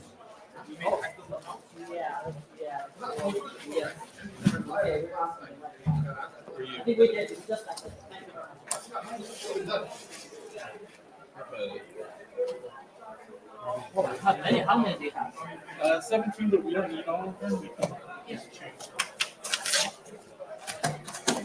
طيب, you know what? Maybe before trying to find a solution here, should we take a picture?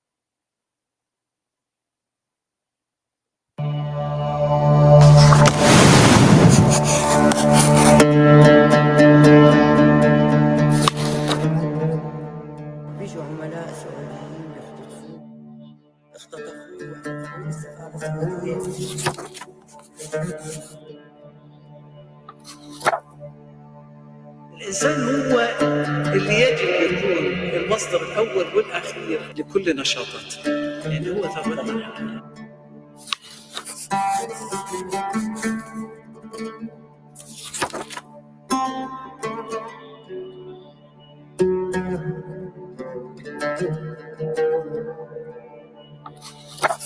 It's not working. بس الكاميرا. فهمي, you're gonna be amazing. لا تقلق.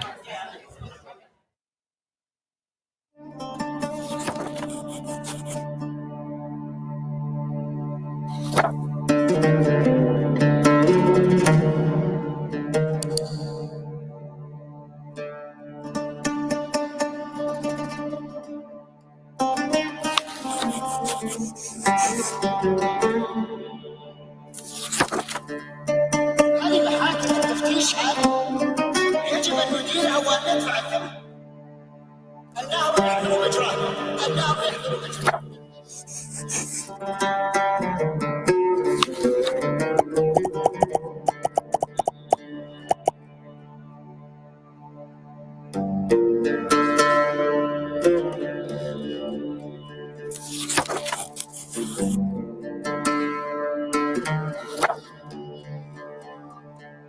يوسف أقود سيارتي خارج المملكة للأسف. كم كنت أود أن أقود سيارتي داخل بلدي مثل أي بلد طبيعي. كنت الحزب يعطي من فضائه الخاص نمط انضباط العمل السياسي الذي يضبط الشكل الحقيقي من الخارج يجب بصراحه الداخل والخارج معا.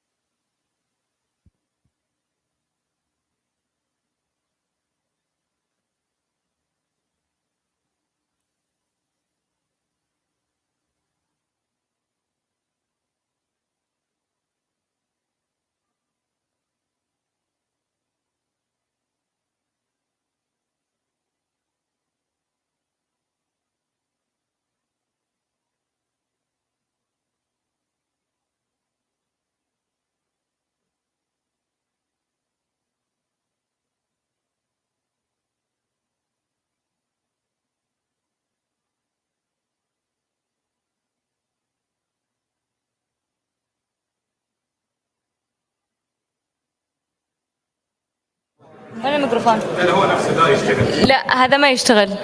تمام. Hi everyone, we're back. تمام.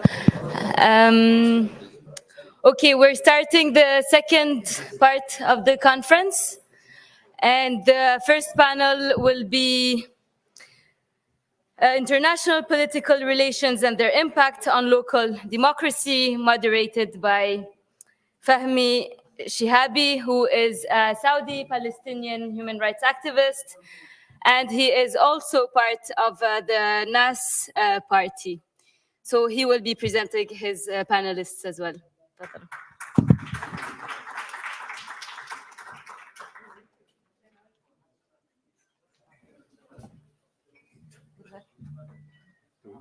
Where? I don't see the where you wish.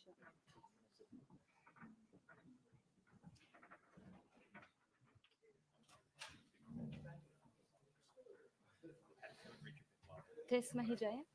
تيس. Where is she?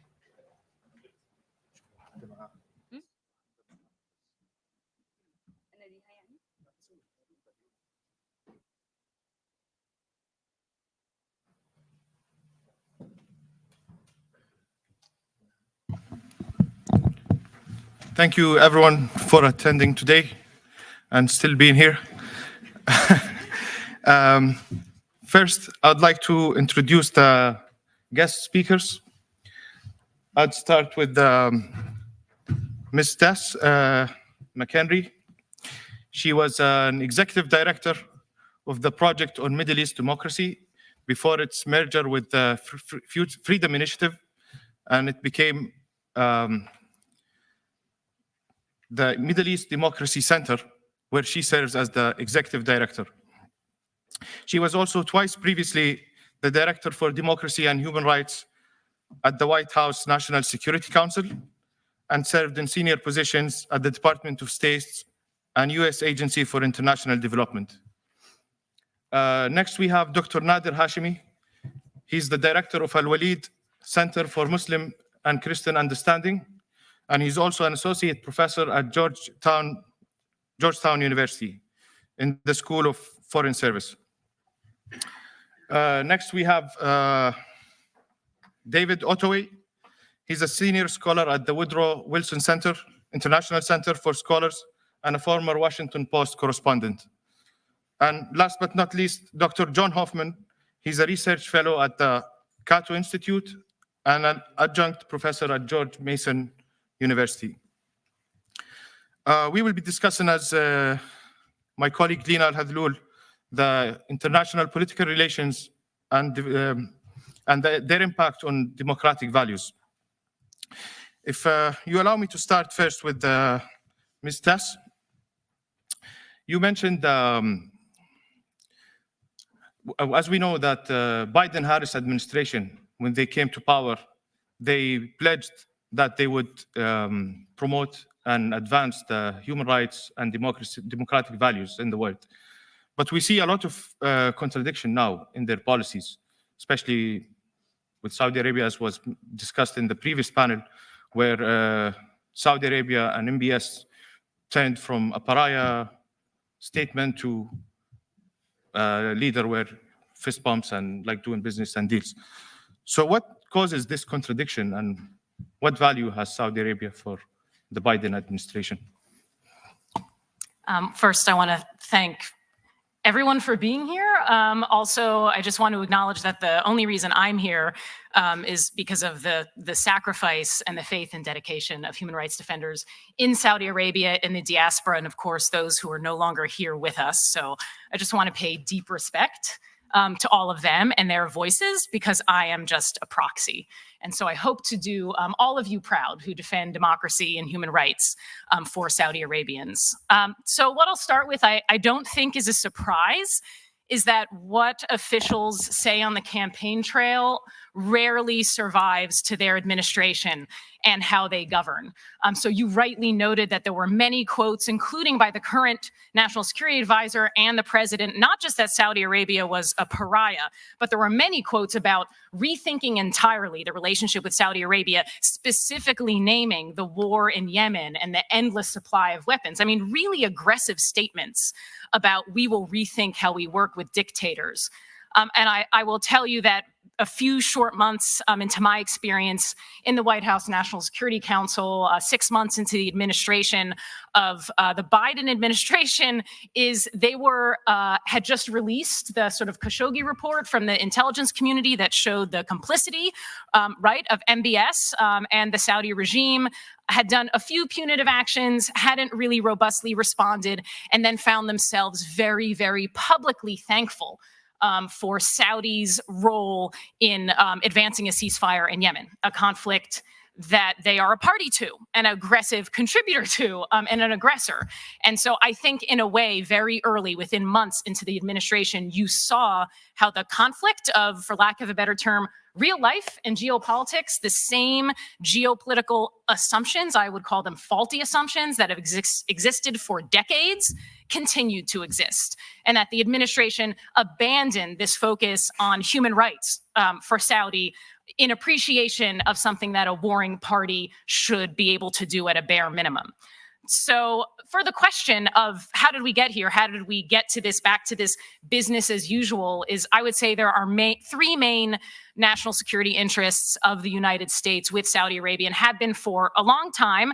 The first of which is hard security, right? We think that by providing Saudi weapons and access to foreign military sales and assistance and cooperation, that we get security for ourselves in the region. The second is oil, very simply. And the third now, which is more current, is to prevail in the competition with China. And the explanation of that often changes depending on what administration you're talking to. And what I would say is, where is the monitoring and evaluation and metrics for whether those three national security interests have ever been achieved with Saudi? Because what happens is that every administration, including the Biden administration, will say, we can't bring up democracy, we can't bring up human rights because we need security and we need oil and we need to prevail in this competition with China. And I would like to ask if the Biden administration has achieved any of those three things with Saudi in the last 3 years.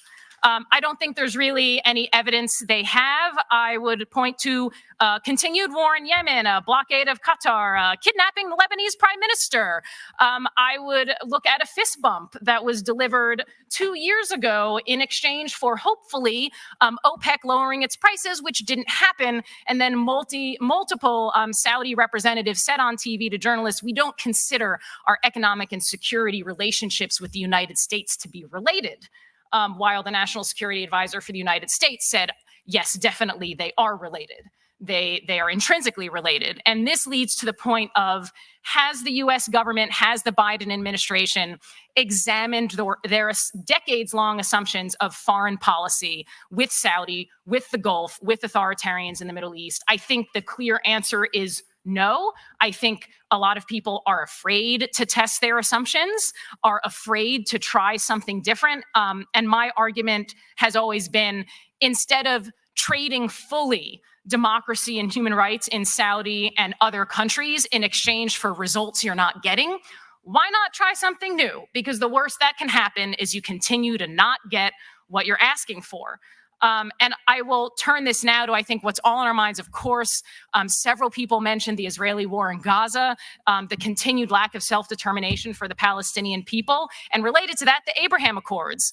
The previous Trump administration initiated them, and the Biden administration, and what was also a shock to me as a former member of the administration, was very enthusiastic about them, accelerated them, and whether a coincidence or not, met in Riyadh multiple times in the summer of 2023 to try to bring them to completion, which many analysts have cited as perhaps a motivating factor for why Hamas carried out the attacks on October 7th. One of many motivating factors, right? A matchstick that was lit as these Abraham Accords continued to lack any mention of Palestinian self-determination or statehood. So now here we are 7 months into this war, and the administration has turned back to normalization with Saudi and Israel and the Abraham Accords as now also somehow paradoxically the solution to the war in Gaza.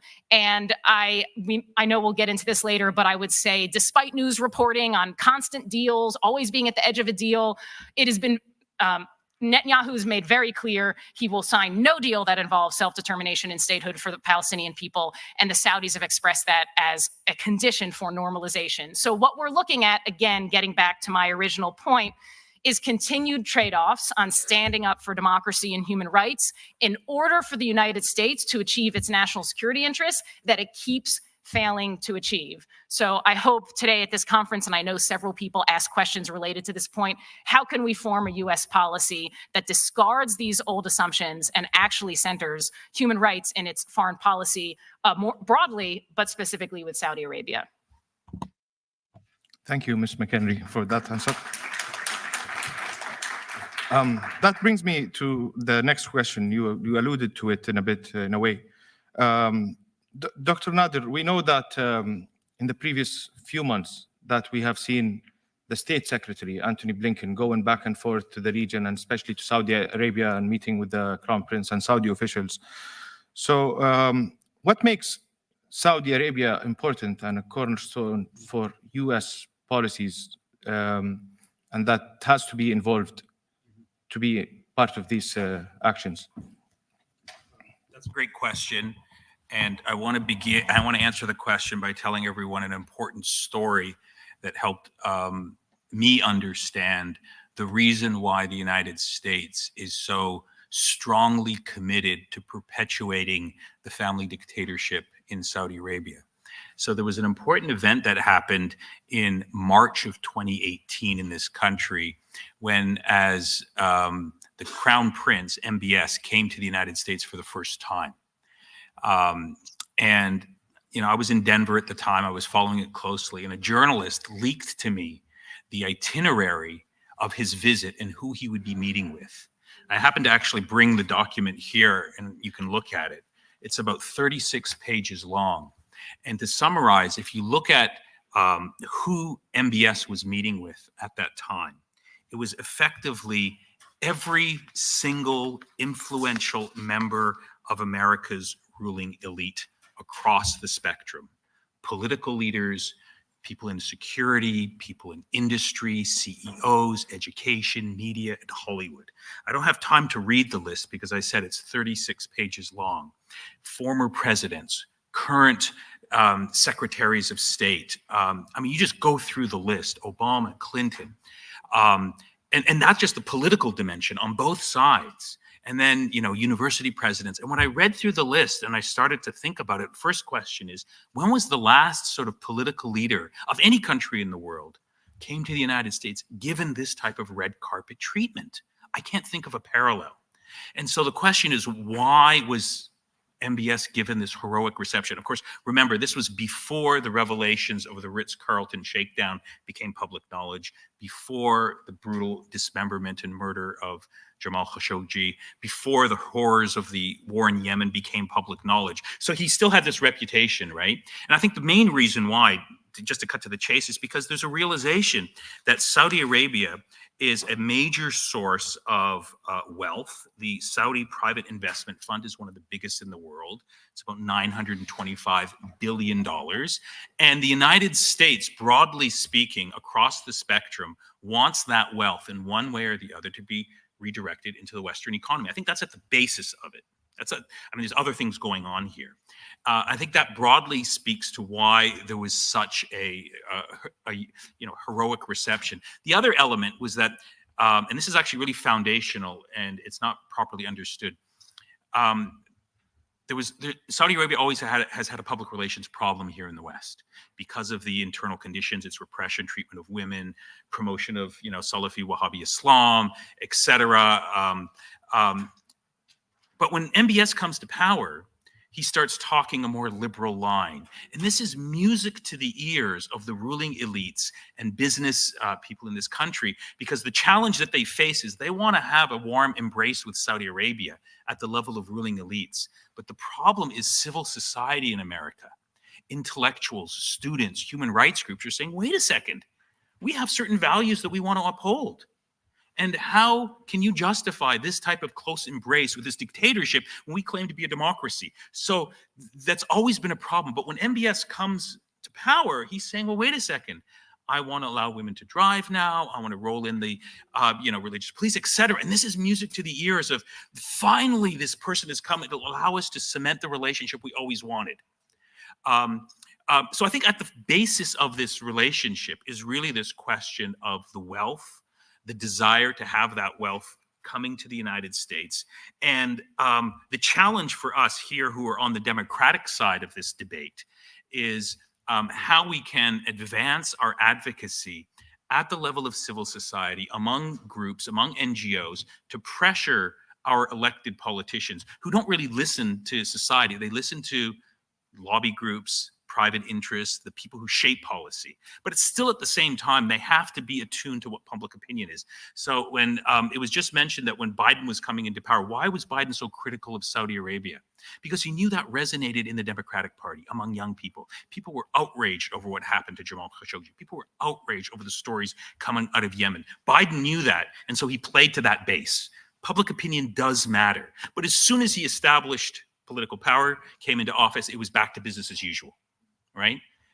The story had sort of faded a bit. So this is the big challenge. The challenge is how do we and so my one last piece of advice is I think going forward, advocates of democracy in Saudi Arabia have to, I think, put our energy not in the ruling elites, politicians. We should still, to the extent possible, engage with them, obviously, but our natural allies are going to be in society. And you can see that playing out all across the political spectrum. In many ways, the problem here is really the problem of American democracy. Our democracy here in the United States is shaped by private money, private interests, and lobby groups across a whole series of issues, not just foreign policy.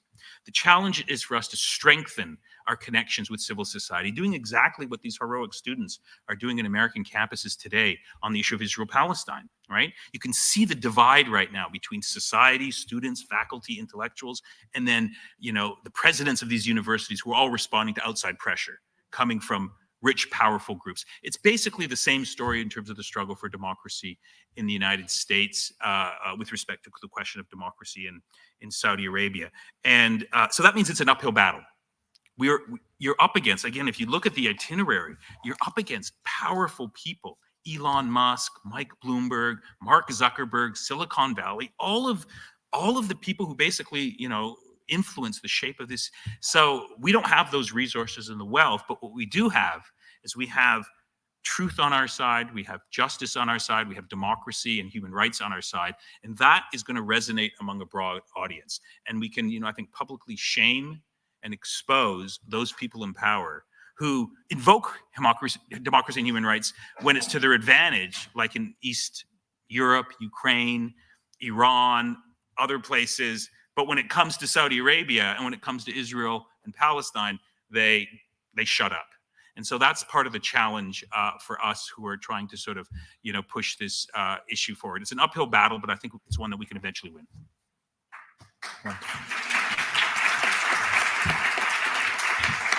Thank you, Dr. Nader. And I would like to add to the values that you mentioned, that we also have consistency. Like you said, the administration and the political elites, they're inconsistent. So they would be justifying one way, and then for the next cause, they would. It's fundamentally about power. Yeah. Politics is about the struggle for power. People who have power, who have influence. Unfortunately, the nature of our political system here is that we don't have a system where everyone is equal when it comes to their political influence. Effectively, and there's a lot of studies, you can buy elections if you throw enough money at it. You can shape policy if you throw enough money at it. But still, we're not living in a, we're heading in an authoritarian direction, but we're not there yet.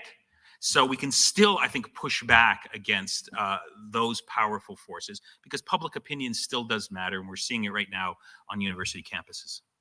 Thank you again. Moving on next to Dr. John Hoffman. We can't talk about the international political relations without talking about the much talked about Saudi-Israel normalization deal that is being discussed and cooking at the moment, we can say. You discussed in your presentation the convergence of Israeli elites' interests and the Gulf autocratic leaders, and specifically Saudi Arabia and MBS interest with Israel. What interest and what do they share in common, and why is it that they want so bad to normalize? Although they are doing their work under the table, like it's public, but it's not really public. You know what I mean? Sure. Yeah. So first, let me say thank you to Abdullah and Ahmed for inviting me to participate. So on the topic of the Abraham Accords, I think it's necessary to just take a step back first. U.S. foreign policy in the Middle East has been remarkably consistent, whether it, regardless of who holds the White House, right, left, blue, red, up, down, it doesn't really matter. Over more than 8 decades, U.S. foreign policy in the Middle East has been rooted in 2 foundational pillars.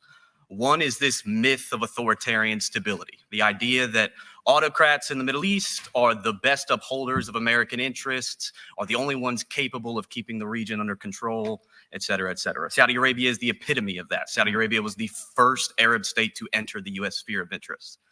The second pillar of U.S. Middle East policy is unwavering support for the state of Israel.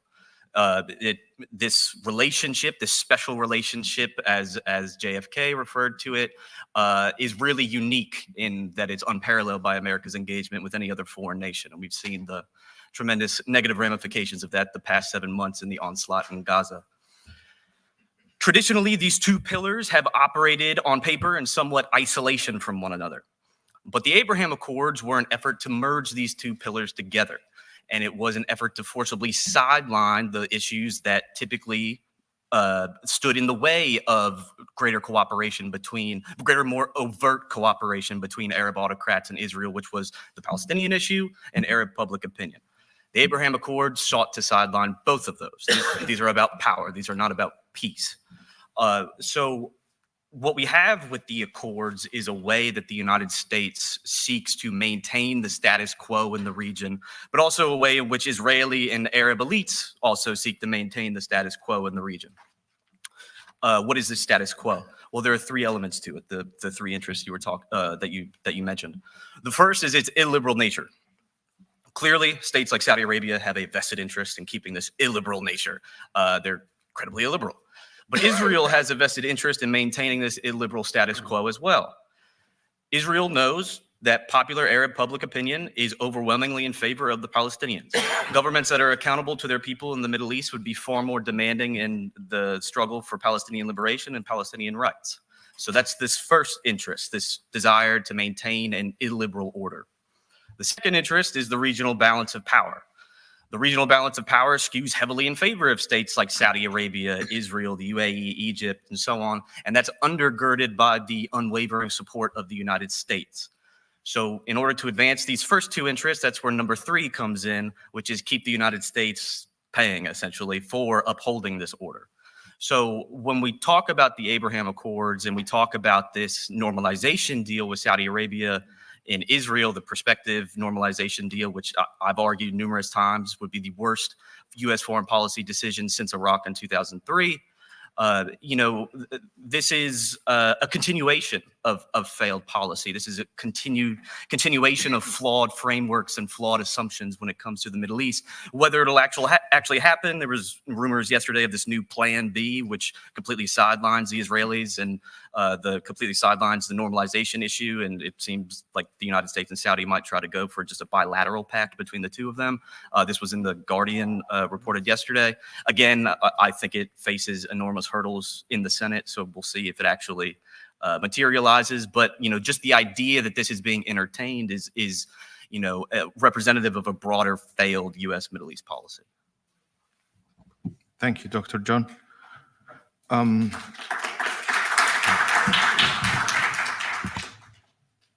David, in your paper that you shared with us, you are critical of and you discussed the risks of a security pact with Saudi Arabia, with the US.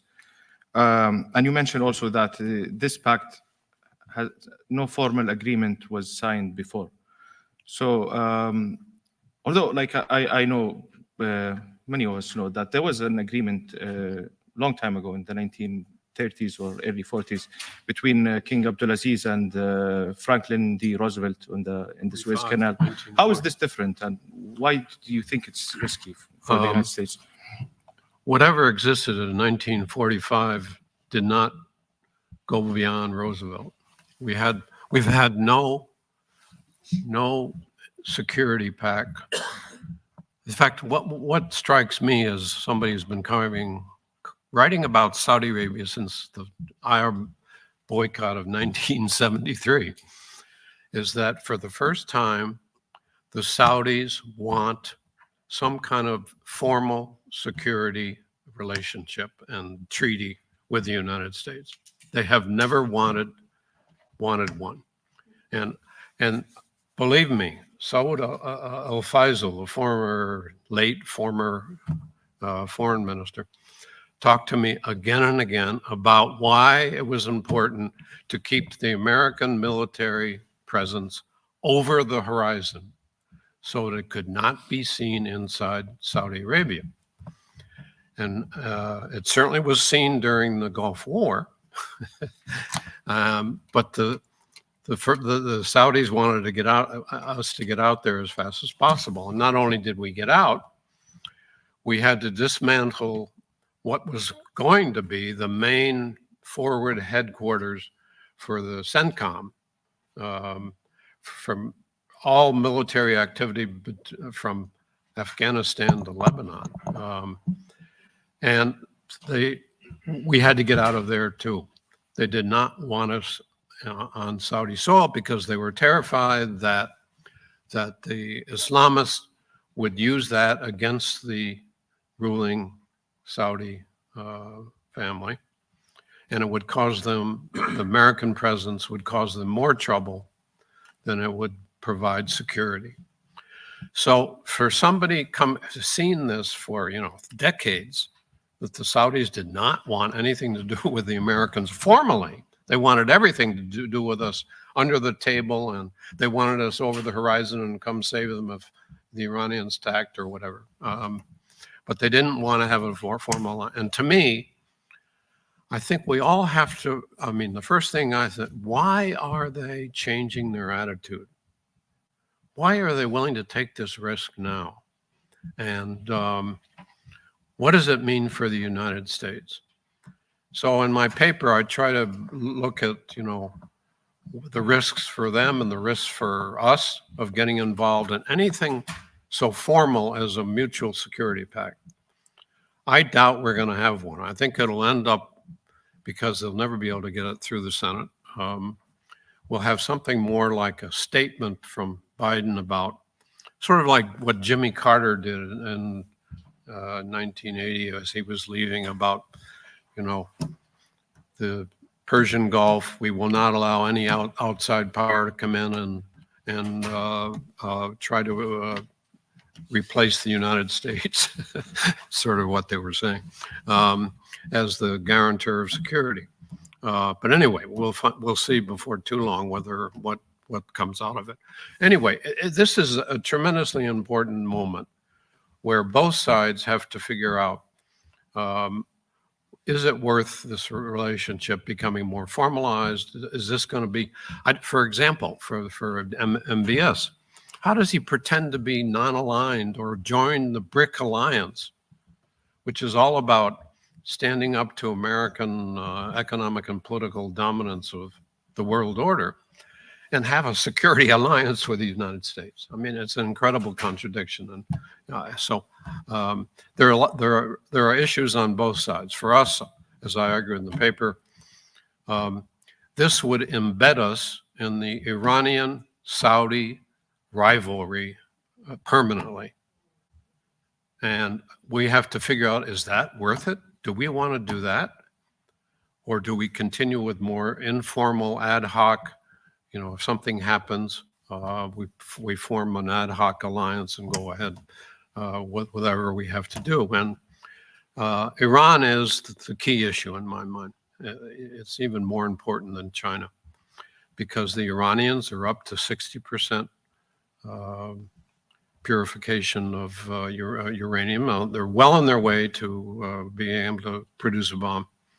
And what's on the minds of Biden, and will be on the minds of Trump, is how do we stop this from happening? Iran having a nuclear weapon. And that's why they think we need an alliance that involves the Saudis, the Israelis, and the Americans. And well, let me stop there. Thank you, David. David also discussed in his paper the value of the Security Pact, where Biden administration, after the Iranian attack on Israel, that informed the Israeli officials that the United States would not be engaging with Israel on retaliation attacks on Iranian soils.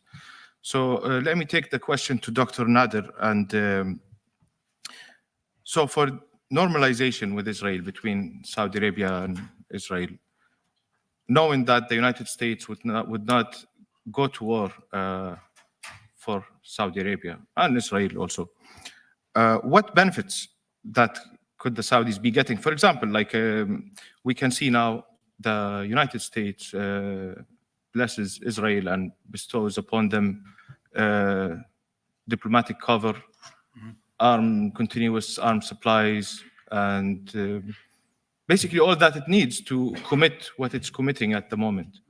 So wouldn't that be sufficient for the Saudis to do this deal? Let me add a couple of points here. Regarding the previous conversation about the United States giving Saudi Arabia security guarantees, let's be clear what that actually means. These are security guarantees, not for the people of Saudi Arabia, but for the royal family.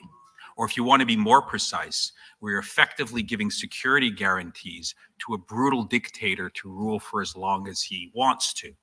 And so the next time, for example, there's an Arab Spring moment in the region and people are protesting, do these security guarantees require the United States to come in and crush a popular uprising? It sounds like it to me. The details aren't there, but very much part of this idea of security means we want to secure for, in perpetuity, authoritarianism in Saudi Arabia. That's not something the United States should be supporting for obvious reasons. So that's point number one. The second thing about the convergence of interest between Saudi Arabia and Israel and why they're so close and why the United States wants to formalize an agreement between them, I think it's important to realize that while Iran is a factor that brings these two countries together, I think what's at a what's much more foundational to the union and convergence of interests between the Saudi royal family and the state of Israel are two things in particular. One, both Saudi Arabia and Israel share a deep fear over the question of regional democratization. Both of them responded in very similar ways to the Arab Spring. It's a reason why, you know, the Abraham Accords only exist when you have Arab dictators in power. No Arab public would support the Abraham Accords. And let's be clear, it's not because Arabs generally or Muslims generally have a problem, you know, with Jews or with, you know, the rights of Israel under international law. They want justice for the Palestinians, right? So if there was an arrangement that gave some justice for the Palestinians, either in two states or in one state, I think most people would support that. But people are not going to support an arrangement that effectively, the Abraham Accords, that solidifies an axis of repressive regimes, Israel and other Arab dictators, while the Palestinians get absolutely nothing. I mean, most people just looking at what's happening can see that. Unfortunately, people in Washington can't see that because, you know, they're living in many ways a parallel universe where they think that, you know, public opinion doesn't matter in the Arab and Islamic world. But so Israel and Saudi Arabia share this deep, you know, fear of regional democratization. And they also have a shared sort of fear of Palestinian nationalism. Palestinian nationalism, obviously from Israel's perspective, is a big fear because they want the land. They want to crush Palestinian nationalism. They want, you know, Mahmoud Abbas to be sort of the dictator of the Palestinians supported by the United States. But Saudi Arabia and Arab dictators also fear Palestinian nationalism for reasons that we're seeing right now since October the 7th. Palestinian nationalism is a marker of identity for Arabs and Muslims and people in the global South. It stirs up political contestation, political mobilization in countries. People come into the streets and they ask, what are our leaders doing? They want accountability. They want answers. So Palestinian nationalism is a big fear for dictators like MBS and others in the region because it produces this type of domestic insurgency. And so trying to crush Palestinian nationalism, which effectively actually is the conversation that's going on right now. You mentioned Blinken. When Blinken goes on his tour and he meets with all of these dictators, publicly, these dictators are saying we support the Palestinians. What's happening in Gaza is terrible. Privately, they're telling Blinken, tell Israel to finish the job in Gaza because we don't like what's going on there. We don't like what popular insurgency represents for our political order and stability in the region. That's really what's happening. So that's where these countries, you know, they want to maintain the authoritarian status quo. Israel for its own reasons because it wants the land. Arab dictators because they want to stay in power and they don't like these types of sort of movements for democratization, and the Palestinian nationalist movement sort of feeds into that type of instability. I think that's really what's driving this. I agree Iran is a factor, but I think in many ways it's just one factor among many. There are deeper sort of, I think, interests here that are bringing Israel and Saudi Arabian Arab dictators together. And that also has implications for here in the United States because now trying to shift American policy in Saudi Arabia, in the Arab world, is a much bigger challenge because now you have the whole network of AIPAC and the Likud lobby who are very powerful and are influencing U.S. foreign policy, who are opposing movements for democratization in the Arab world explicitly because they feel it threatens, you know, the interests of Israel. So this is sort of a new challenge that we have that didn't exist in previous years, but now it's very much part of the political landscape in this country, and it has to be dealt with.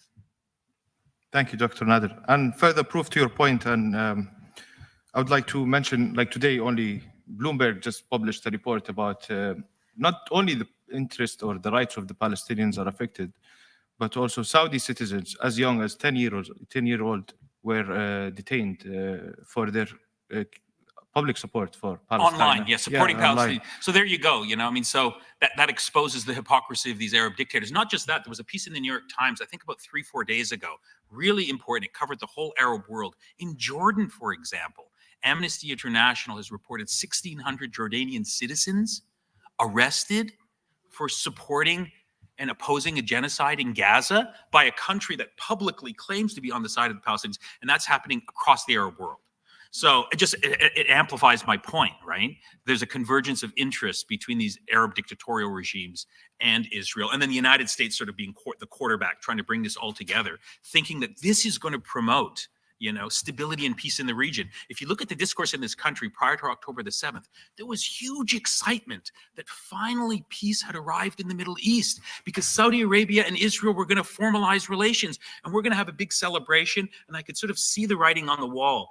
Netanyahu and MBS were going to be invited to the White House, and Biden was going to stand behind them and proclaim, the end of conflict in the region. This is how these people are thinking.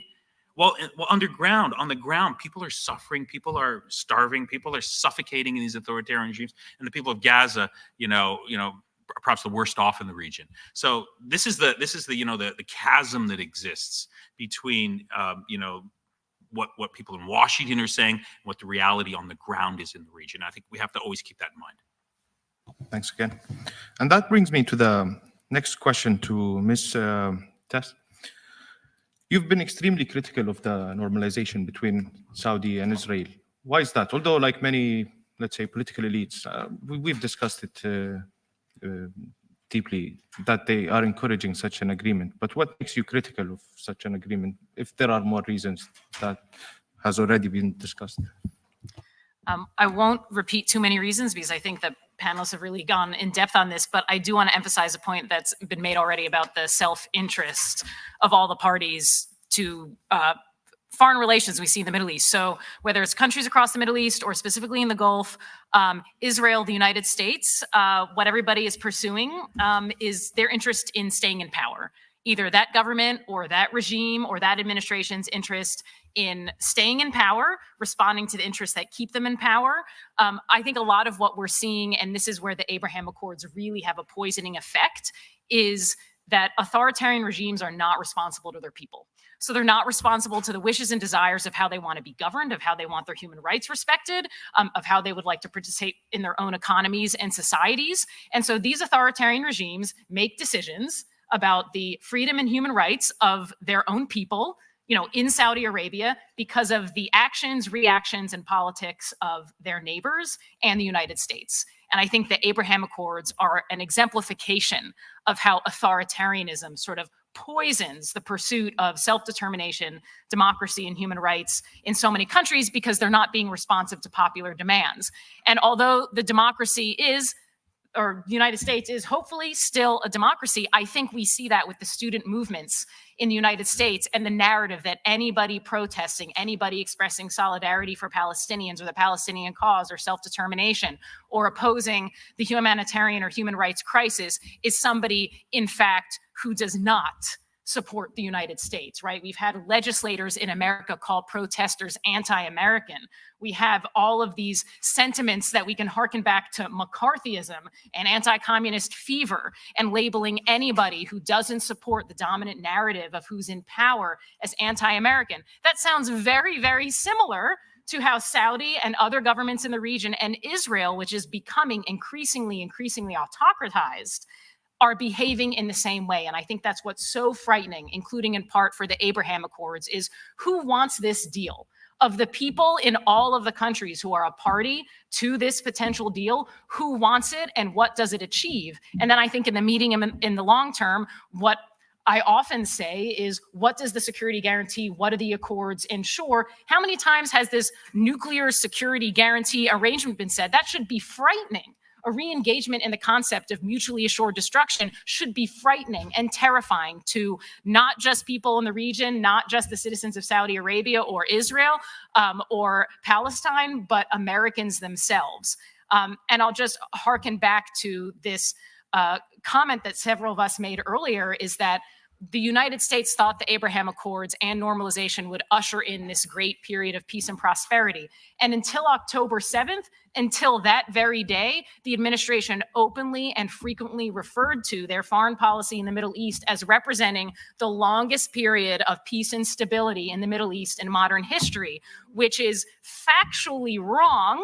It is disinformation, and it formed the basis of their foreign policy. And you can Google it. The National Security Strategy of the United States, which was published last year, describes this as our approach to the region. Is peace has sort of been achieved because we haven't actually addressed anything related to the Palestinians. We've put these issues to the side. And if we can just normalize and keep pushing forward with keeping authoritarians in power, we can get back to this fallacy that another panelist mentioned about the authoritarian fallacy, that authoritarian governance means stability. It factually, with no evidentiary basis, does not mean that. I get back to my comments earlier about monitoring and evaluation. I used to work in the US government in USAID, which is very famous for dozens and dozens of pages of project proposals that include metrics just falling off the page of how, in order to get money, you need to prove how investing in this water well or investing in civil society give us an output in the next 6 months. And if you don't do that, you don't get money. But if it applies to weapons or security deals, you need zero evidence. You need zero oversight. You need zero metrics. And so getting back to your question on the Abraham Accords, that is the exemplification of a security deal based on no evidence, no metrics, and no clear path forward to peace other than to sublimate the human rights of people who are inconvenient to that peace. Thank you. David, so of course the sales of more arms and that creates jobs, as Trump used to say, jobs, jobs, jobs, and there's billions of funds injected into the United States and the military industry complex. But what are the risks? Because now, for example, we see that South Africa case in the ICC court and the fear that is being displayed on the Prime Minister of Israel, where he went out on a video for 3 or 4 minutes, kind of begging like not to convict him and other Israeli officials, that because it would undermine the Israeli democracy and all that. So do the risks outweigh, do the benefits outweigh the risks of selling more arms?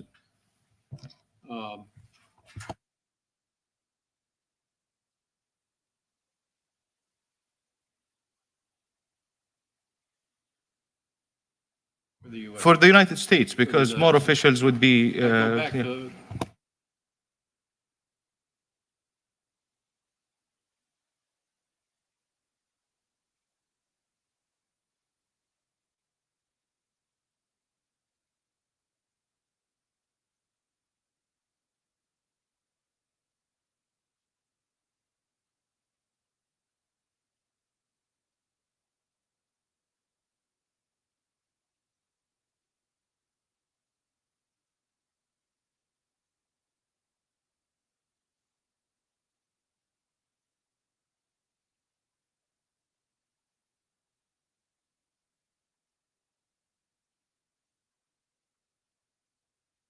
We will disagree on whether Iran is responsible and therefore should be punished. And you can, who's the first person who said that when the Iranians knocked out half of Saudi oil production, and it was September 2019, Trump stands up and says, there's no American interests involved here. Why do we have to do anything? So I think the risk for the Saudis is that they think any kind of security guarantee is going to give them more security, and I don't think that's going to happen, because neither Trump nor Biden wants to get into a war with Iran. And the ones who want to get into a war with Iran, it's first of all Israel, and our Arab partners, and particularly in the Gulf, are divided on this. I mean, The Saudis would love to see Iran cut down to size. Emirates are sort of on the one hand, on the other hand, and certainly Oman and Kuwait don't want to see a war. But the Saudis would very likely help the Israelis in any kind of attack on the Iranians. So the risk for us is that we get drawn in to another war, which basically involves Iran versus Israel. And it's down the road. It's just waiting to happen. And if the Iranians go for a nuclear weapon, the Israelis are certainly going to strike, and then we're going to be drawn in. But the Israelis' policy is to get us drawn into this conflict, and the Saudi policy will be to get us involved in another war with Iran. So I think the risks for the United States are considerable. It takes our time and energy away from dealing with China and Russia elsewhere than the Middle East. And it's a slippery slope I would rather not see the United States take. Thank you, David. And the last question before we open the floor for more questions from the audience, I direct it to you, Dr. John. It's kind of a personal subject. It was the title of my master thesis, which is the formation of an alliance between the Gulf autocratic regimes and the Christian evangelical groups in the United States.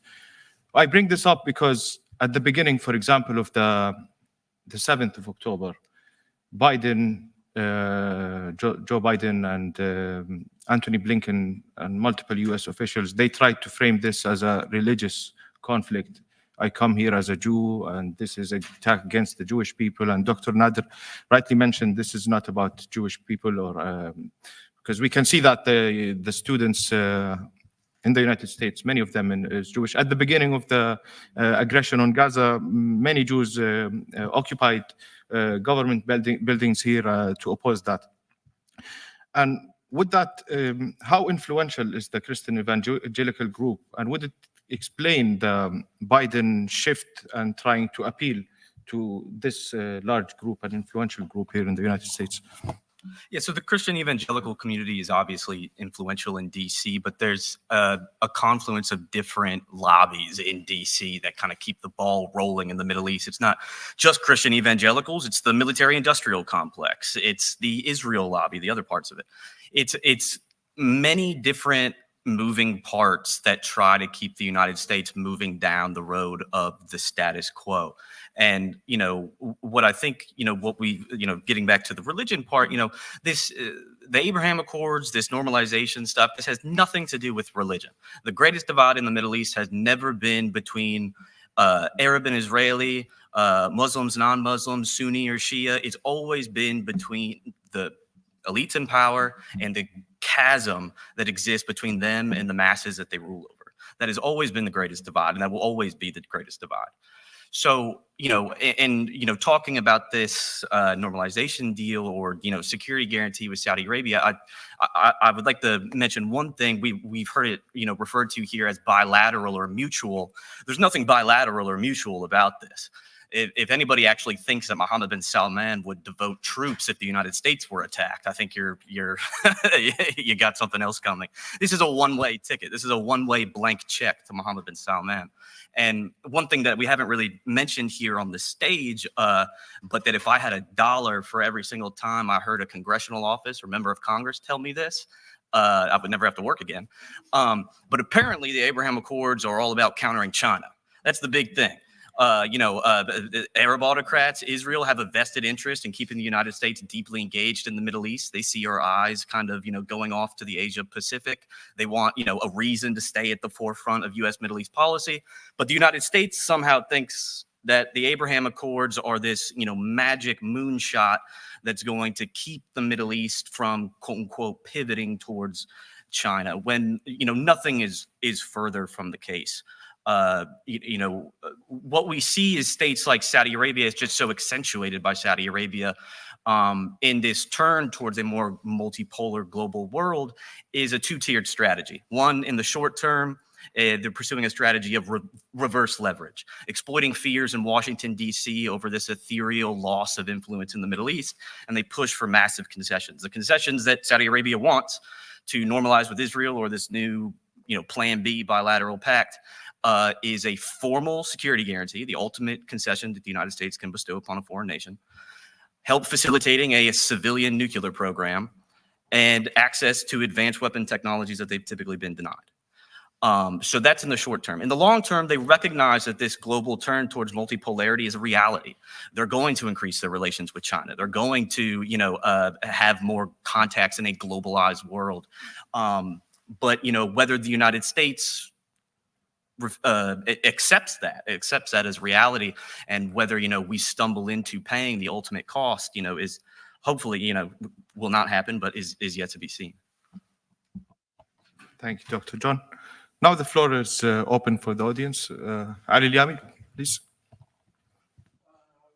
My name is Ali Liami. I didn't need microphone because I have to scream so people can understand me actually.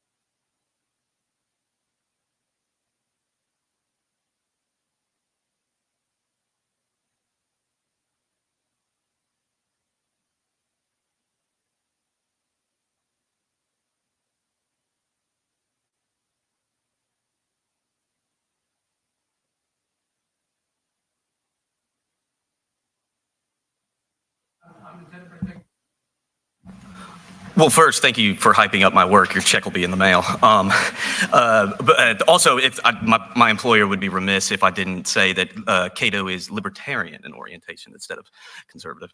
But no, so getting at this this question, this myth of authoritarian stability, I got that term from Dr. Nader. I've grown up reading his work. But to get at this myth, there's this underlying assumption as part of this myth that is Orientalist and essentialist in nature that views Arabs and Muslims too as incapable of self-governing. And this has permeated academia and policy in the West for generations. And we still see the ramifications of this. The amount of times that I hear on Capitol Hill that there has to be an autocrat in power to keep, these people under control is disgusting. But these stereotypes, it's racist. These, racist tropes still dominate to a very large degree. And they're rooted in these, assumptions about Arabs, these assumptions about Muslims. I say this as a convert to Islam, these are wildly offensive. And, I think the duty of, younger people such as myself and the generation below me is to, really hammer away at these stereotypes and these flawed conceptualizations that really still dominate public discourse. So, I would say I think we're starting to see a change among younger people. A lot of these views are still the older guard, if it's okay to call them that. Thank you. Yes, go ahead, please. Hello, thank you so much for this wonderful panel. I think Dr. Nader touched upon this, but I also wanted to ask you, Dr. John, about, so a few countries have signed the Abraham Accords.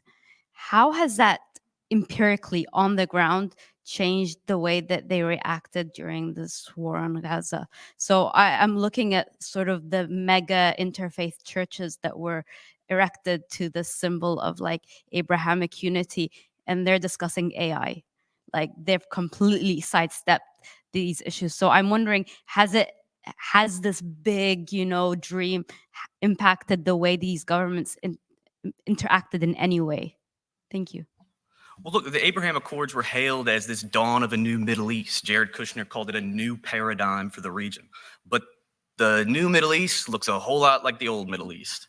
And, talking about like the interfaith initiatives, like the Abrahamic Family House in the UAE, what we've seen since October 7th is countries like the UAE or Bahrain or Saudi. I think Nader spoke on this, they'll be very vocal in public, saying, oh, we stand with the Palestinians, we're for Palestinian liberation.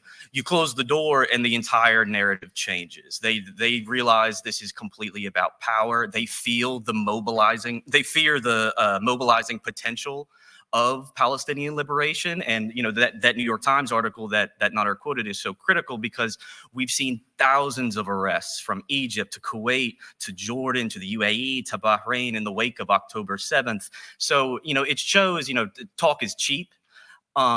But also, when we talk about the normalization of relations between Israel, the UAE, Bahrain, Morocco, Sudan, these are countries that weren't engaged in active hostilities to begin with. And so it begs the question, peace between whom? If you're claiming it's peace between the Israelis and Palestinians, the past 7 months should have shattered that illusion. And second, they weren't even party to the agreements. They were completely sidelined. So I think, what we're seeing is, over the past 7 months, elites within Israel, Arab countries in the United States jockeying desperately to kind of, keep this facade going. But it's a matter of, the sources of the Arab uprisings, the grievances that led to them have only gotten dramatically worse. The past 7 months have seen a wave of escalation across the entire region. It's more so a matter of when, not if, this house of cards all comes crashing down once more. Can I just add something to that? I mean, there's a lot to say about the Abraham Accords, and so don't get me started. But one of the negative aspects that has come out in this whole process is this attempt to present the Abraham Accords as a wonderful step forward for advancing Muslim-Jewish relations. as if these dictators and despots represent Islam or Muslims or some sort of ethical component in the Muslim tradition, and then as if Netanyahu and his hawkish neo-fascist coalition represents, you know, Judaism or some ethical interpretation of Judaism, and they're trying to sell this to us. And you're seeing all these sort of, you know, meetings taking place. A lot of it that I followed is from the Bahraini royal family going with the Simon Wiesenthal Center and having these meetings and talking about how Muslims and Jews can get along. Of course, yeah, they can get along as long as you don't talk about the suffering of the Palestinians. That's sort of inbuilt into this whole relationship. So it's really toxic and it's really disgusting to try and sort of present the Abraham Accords, which in effect I describe as an axis of repressive regimes in the Middle East, trying to sell that as some sort of way of advancing Muslim-Jewish relations. It's deeply offensive to anyone who understands anything about this particular topic. Sanjeev Berry with Freedom Forward. First, just thank you all for your question. I mean, for your comments. It's a real privilege to be able to step into each of your minds for a few minutes and hear your analysis and thinking. You know, the question that comes to my mind as we hear this conversation about this kind of elite to elite level hypocrisy and disengagement from the realities and these sort of false frameworks, right, of the Abraham Accords, is what are there models for disrupting that you see or that you think about when it comes to civil society saying we reject this dominant discourse? Whether models that have emerged in other countries, given the long history of societies that have gotten rid of monarchies, other sorts of transitions, are there things that you look to as examples? I mean, obviously, we're seeing the student protest right now as a disruption of elite discourse with regards to Israel. Curious to hear your thoughts on that. Sorry, your question is directed to? Or anyone? Yeah.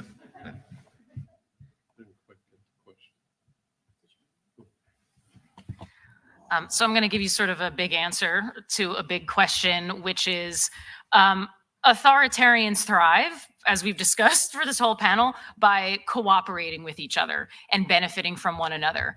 And if we are to counter these authoritarians, then small d Democrats and human rights defenders have to do the same thing.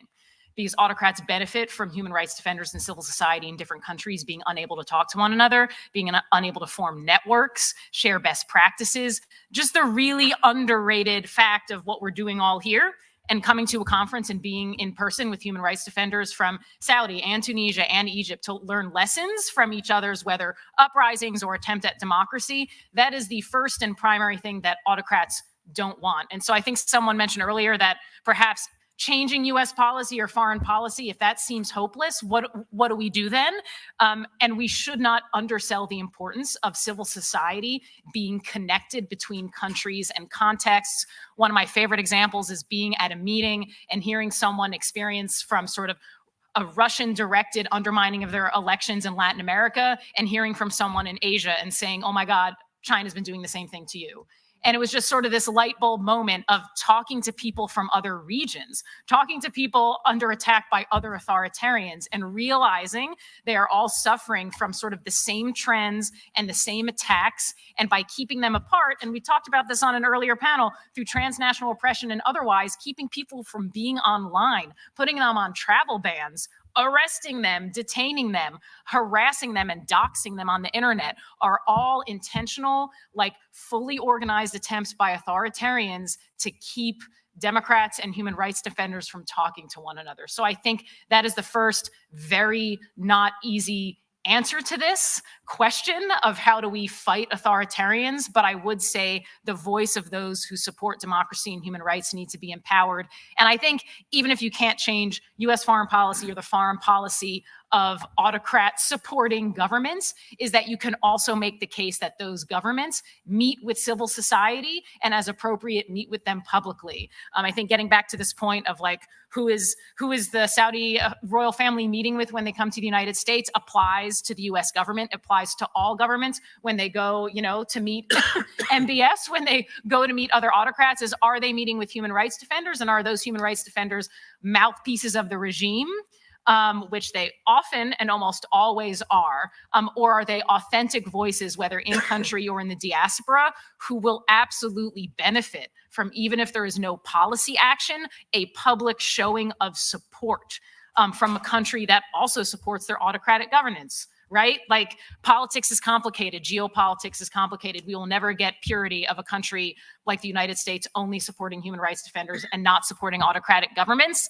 But as the joke I used to make in the United States government was, we can walk and chew gum at the same time. We don't need to develop a foreign policy that is so rigid we don't know how to engage with human rights defenders. Thank you. Yeah. I think too, there's, and I hate to keep bringing it up, but the generational aspect of this too. I say this, I'm 28, so I'm on the younger side, but I think people my age and younger and around my age, we're seeing transformational change in how Americans conceptualize their role in the world abroad. We see this reflected in polls just about, this idea of U.S. global primacy, this idea of, does the United States help or, hinder, democratic developments in the world? I think there's a large, generational aspect to this too. And I think, we will see change as people, who are younger, assume positions of power, and the people like Brett McGurk's of the world are pushed out. And I think, we're seeing that in votes across the United States in these primaries. I mean, hundreds of thousands of uncommitted votes from Michigan to Wisconsin to Pennsylvania to Virginia, where I live, so I think, one, the civil society part and doing what we're doing here, but then I think, on the American side, it'll, we're seeing change in I would say, a positive direction. Thank you. Very quickly, let me just add, in terms of frameworks to challenge the Abraham Accord frameworks, which is rooted in supporting authoritarianism, I think previous models are Latin America and U.S. policy. In the 1970s, in the 1980s, there was a lot of strong support in this country among the same power centers for supporting dictators in Latin America, arguing security, arguing the alternatives were all worse. But there was a lot of societal mobilization here against that in churches and unions. I very much came of age sort of in that period in the 1980s in the context of the aftermath of the war in Nicaragua, what was happening in El Salvador. I was very conscious of that type of societal mobilization, trying to push back against the Reagan administration's attempt to, advance a war policy in that region. Again, it comes back to civil society, right? Challenging. And then the other example that obvious, it's not a perfect fit, is the South Africa model, right? Back then, there was a lot of support for, not shaking up the equation in South Africa because it was a Cold War and Nelson Mandela was a terrorist allegedly. And we know we couldn't do anything to shake up that equation. And, I just discovered recently someone who claims to be a great foreign policy voice and a liberal voice, someone like Fareed Zakaria, when he was a student at Yale, opposed divestment from South Africa, for very conservative sort of elite reasons. But that changed. It changed because people are doing exactly what we see happening today on college campuses, directed back then to South Africa divestment, civil society mobilization. But the key point here, I think, and this is a much longer and bigger struggle, is we can't really, in this country, support democracy abroad unless we have it at home. And our democracy here is so broken and so fragile and so shaped by, particularly when it comes to foreign policy issues. I would say foreign policy issues in the United States are perhaps the least democratic part of our political system. It's all shaped, particularly toward the Middle East, it's all shaped by lobby groups and private interest groups. Citizens have very little say. They have some influence, but the challenge here over the long term, this is the bigger sort of challenge, is we have to strengthen and salvage what's left of American democracy. If we don't, then there's no hope of, I think, doing anything positive as a country such as this. Thank you, everyone. I'm truly humbled, privileged, and honored to be moderating this session. And last question. Okay. Yeah, this will be the last question. Okay. Hello, thank you so much for this panel. I think it's been really illuminating. I think my question sort of leaves off on what you all were speaking on. I think, I guess I'm curious about how much we're willing to shift our understanding of the United States as a democracy in relation to what we think of as authoritarian regimes, and shifting that to the reality of the US as an authoritarian regime or an oligarchy at the least, like masquerading as a two-party system. I think we've seen that, as you mentioned, in Cold War politics towards Latin America, in East Asia, in Vietnam. Now we're seeing cop cities being built across the US in the model of, you know, the Israeli occupation forces. We're seeing riot cops in the National Guard being deployed on students. So what are the next steps in the conversation and in the strategy, with the understanding that the US isn't really this beacon of democracy that it's been portrayed to be, especially in our foreign policy work? I'll quickly answer that. Look, I agree with your characterization of the picture. I guess my one pushback would be, let's not be too categorical in thinking that we are, you know, like Russia or like China. Okay, we still have democratic procedure in place. We still have a legal system that was able to put checks on what Donald Trump was trying to do. We're still going to have an election, hopefully in, you know, November, that can, you know, will be free and fair. So we're headed in a bad direction, and so you're right to point to that warning. But when it comes to U.S. foreign policy and democracy promotion, note that this country, when it wants to claim it's supporting democracy in Ukraine, in Iran, in other places, it will invoke all of those high ideals. When Biden gives a speech, you know, he'll talk about it and apply it to some countries, but not to others. So the United States is perfectly capable of claiming and supporting democracy, but it does so selectively, and it does so inconsistently, and it does so based on a set of power dynamics that are foundational to the American political system. I think our challenge as citizens is to try and point out the hypocrisy, is to try and strengthen our own democracy. So when, you know, Biden starts talking about why we have to have criminal court or when Biden and Blinken talk about a rules-based order in Ukraine, in Eastern Europe, but when it comes to the Middle East and the Palestinians, it's the exact opposite. We have to say, wait a second, enough of this moral hypocrisy. We're not going to take it anymore. When Biden says that, you know, the challenge of the new world order is we have to support democracies against autocracies, and the same Blinken who makes this Churchillian speech in Eastern Europe gets on a plane the next day and meets with every Arab dictator in the region, and no one points out that hypocrisy. I think that's the challenge of democratic engagement, is to say, no, we want moral consistency, we want intellectual honesty, and that's, I think, the struggle. How we get there, what strategies to pursue to bridge that chasm, there's a lot to debate on that front. But I don't want to sort of completely give up on the idea that the United States has so much hypocrisy and so much double standard, which it does, that we shouldn't, you know, talk about democracy in any sort of significant way because our track record is so horrific. I mean, there's a lot of horrific things that happen in American history, but there's also a lot of positive things that happen too. The United States is a much better place today, I would argue, for women and for minorities than it was even a generation ago. And I think that's something that we shouldn't lose sight of. Yeah. Yeah, thank you very much. And you mentioned that the Arab world, or the people defending the democracy in the Arab world, they want to unite, to cooperate together. And I would like to bring your attention about new initiative in the Arab world. It's called Democracy First in the Arab world. It is still new initiative, but we are optimistic about this initiative. And please, follow the work for this initiative. And it's led by Dr. Moncef Marzouki. I have a question for Dr. Nader. You mentioned that the unique red carpet for Mohammed bin Salman in 2018, it was before the killing for Jamal Khashoggi and before the Ritz-Carlton things. But it was after the mass arrest for several influencers in Saudi Arabia, including Salman al-Ouda and others.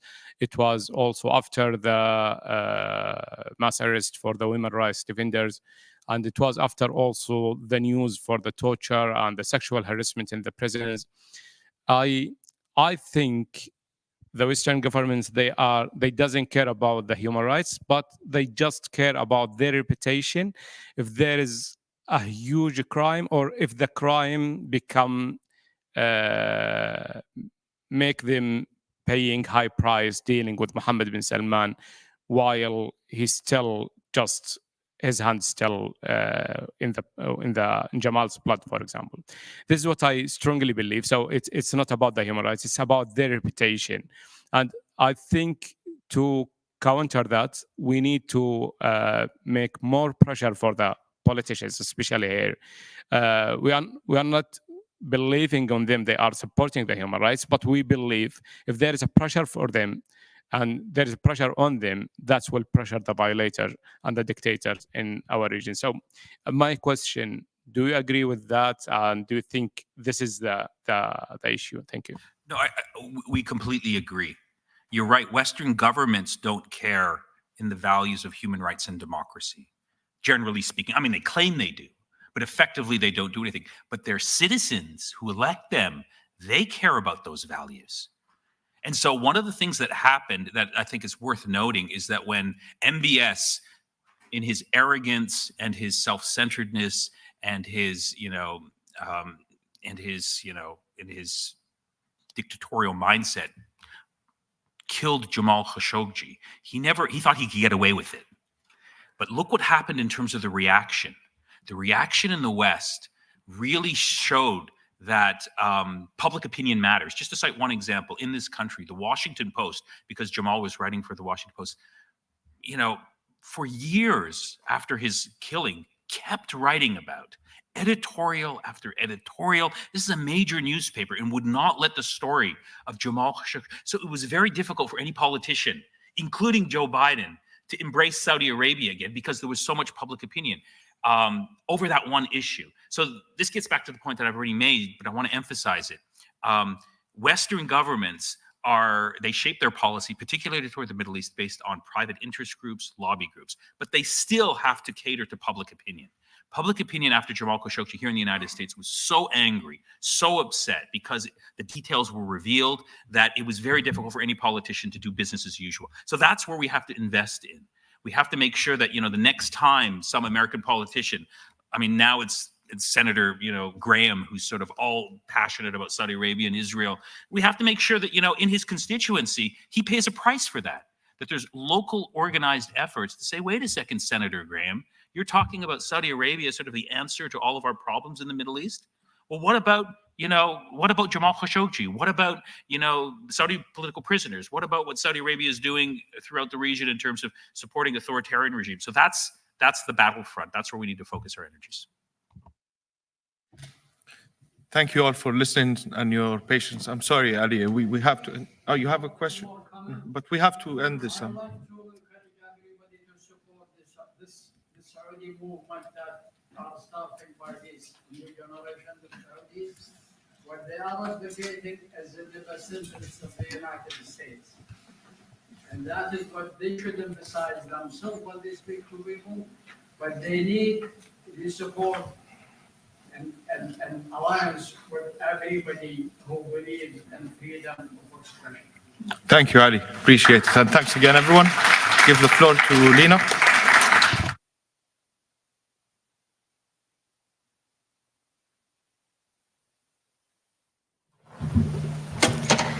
Thank you. The jet lag is really hitting. I'm sorry. I feel it. Thank you for this amazing panel. As Mr. Ali said, I really hope our leaders hear this panel and maybe take some of the recommendations. So now we'll have a speech by Tawakkol Karman, who is a Nobel Peace Laureate and who has been supporting our movement from the start. She was a female leader during the uprisings of 2011 and received the Nobel Peace Prize just after it. Thank you.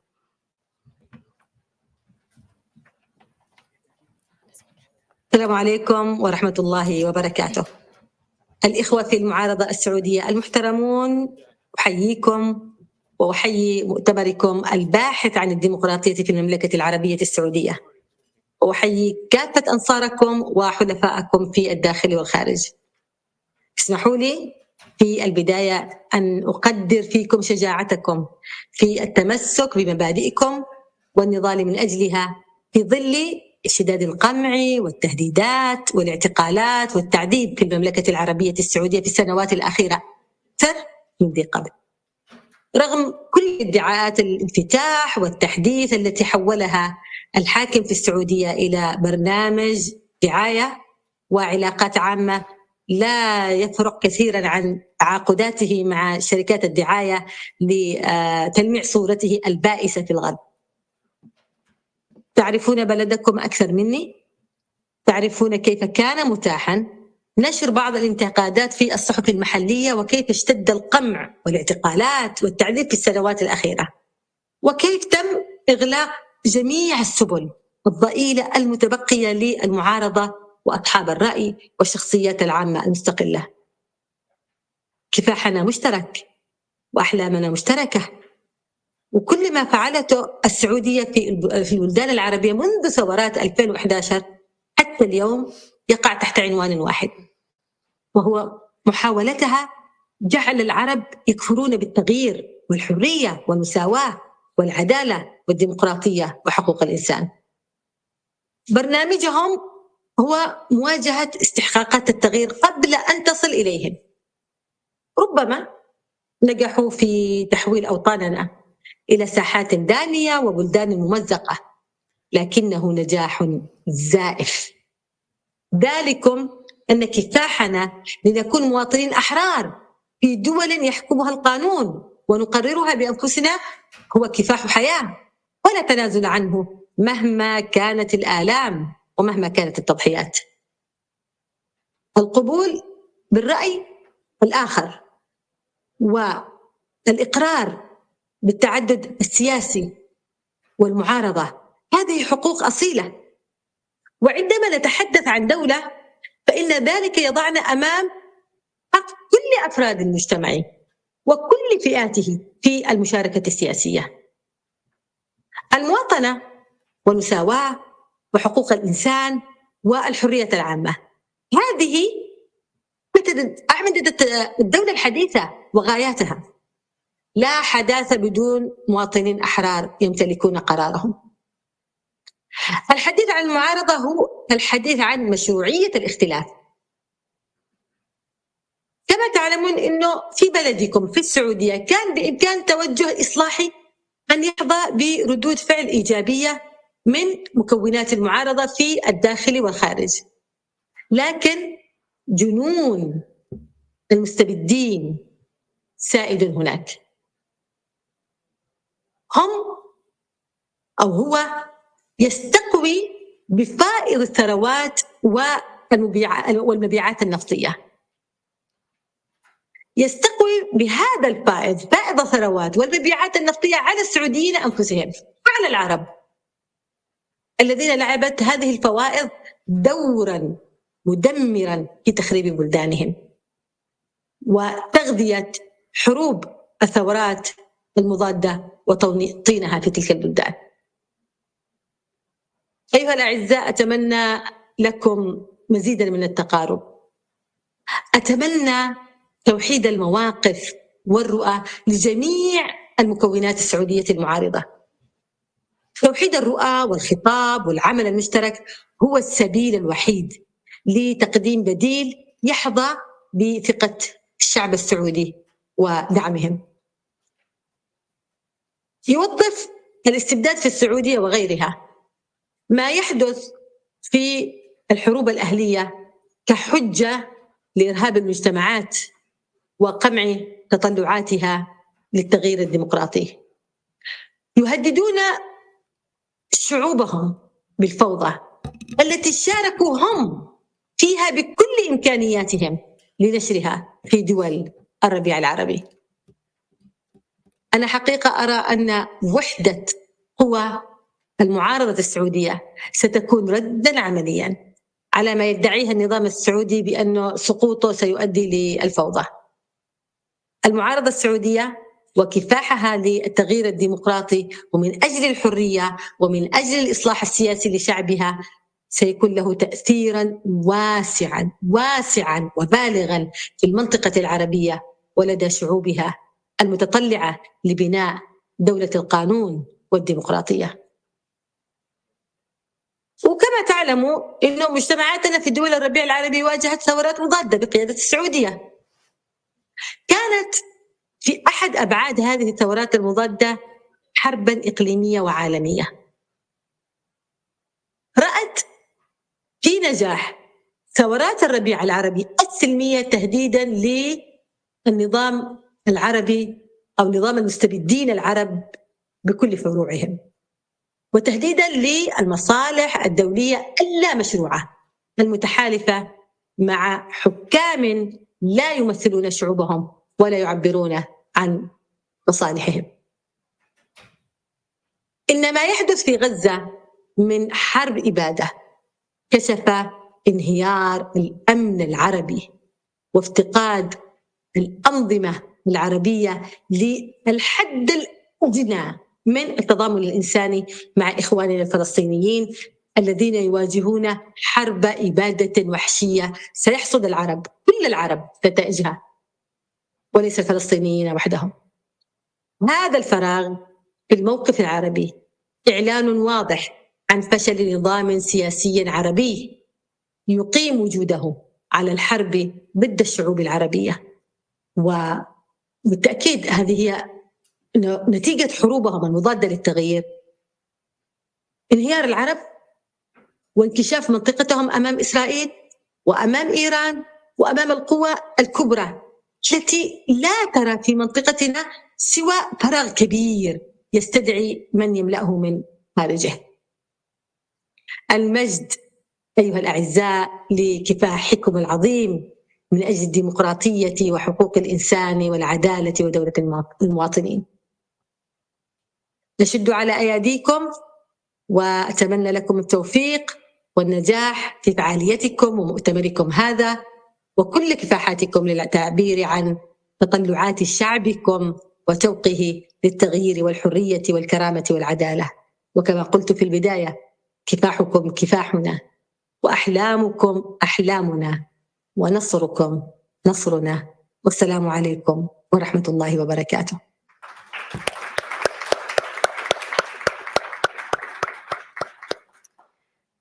Okay, we're done for this section. So now it's lunchtime. We have 40 minutes and I'll see you back at 1:15 minutes. See you in 40 minutes.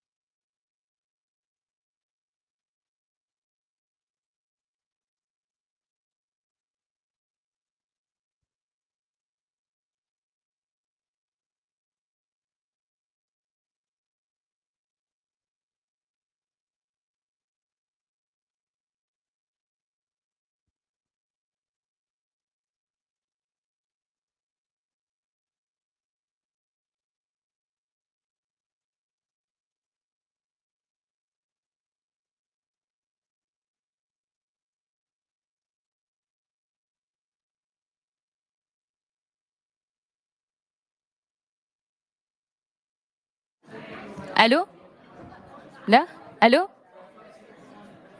الو تسمعوني تسمعوني تسمعوني صدق والله. Okay, hi everyone. Live. Okay. Assalamu alaikum. Hi everyone. Thank you very much. Can the ones outside also come, please? Thank you.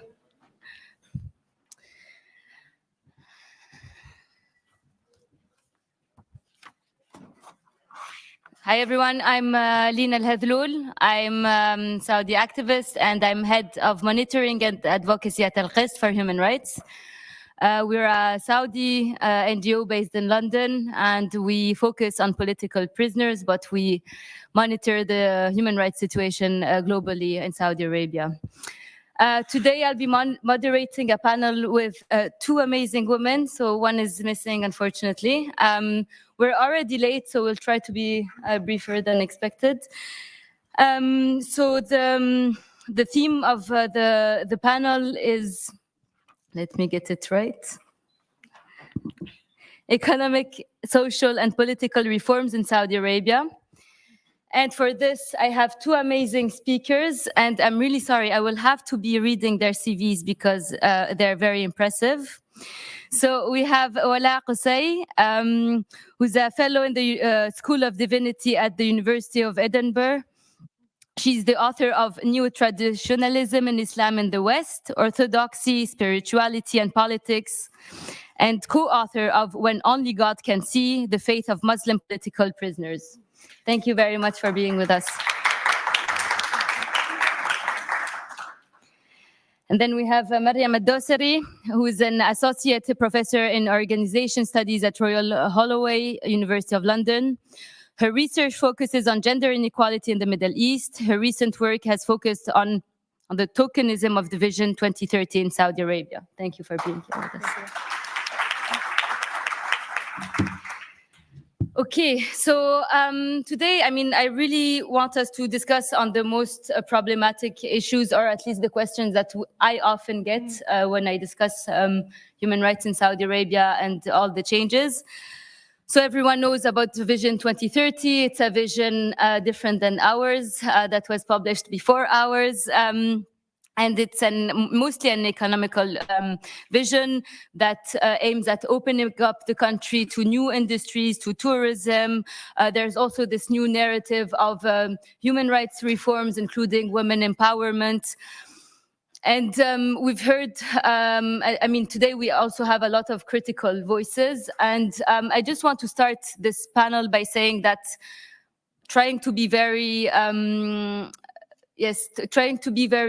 real and not, over-exaggerate the emotions that we have sometimes when it comes to Saudi Arabia. So I do have many friends who, when they come and visit me, who say that there are tangible changes in Saudi Arabia. So when they go back to Saudi Arabia, they can say it has changed.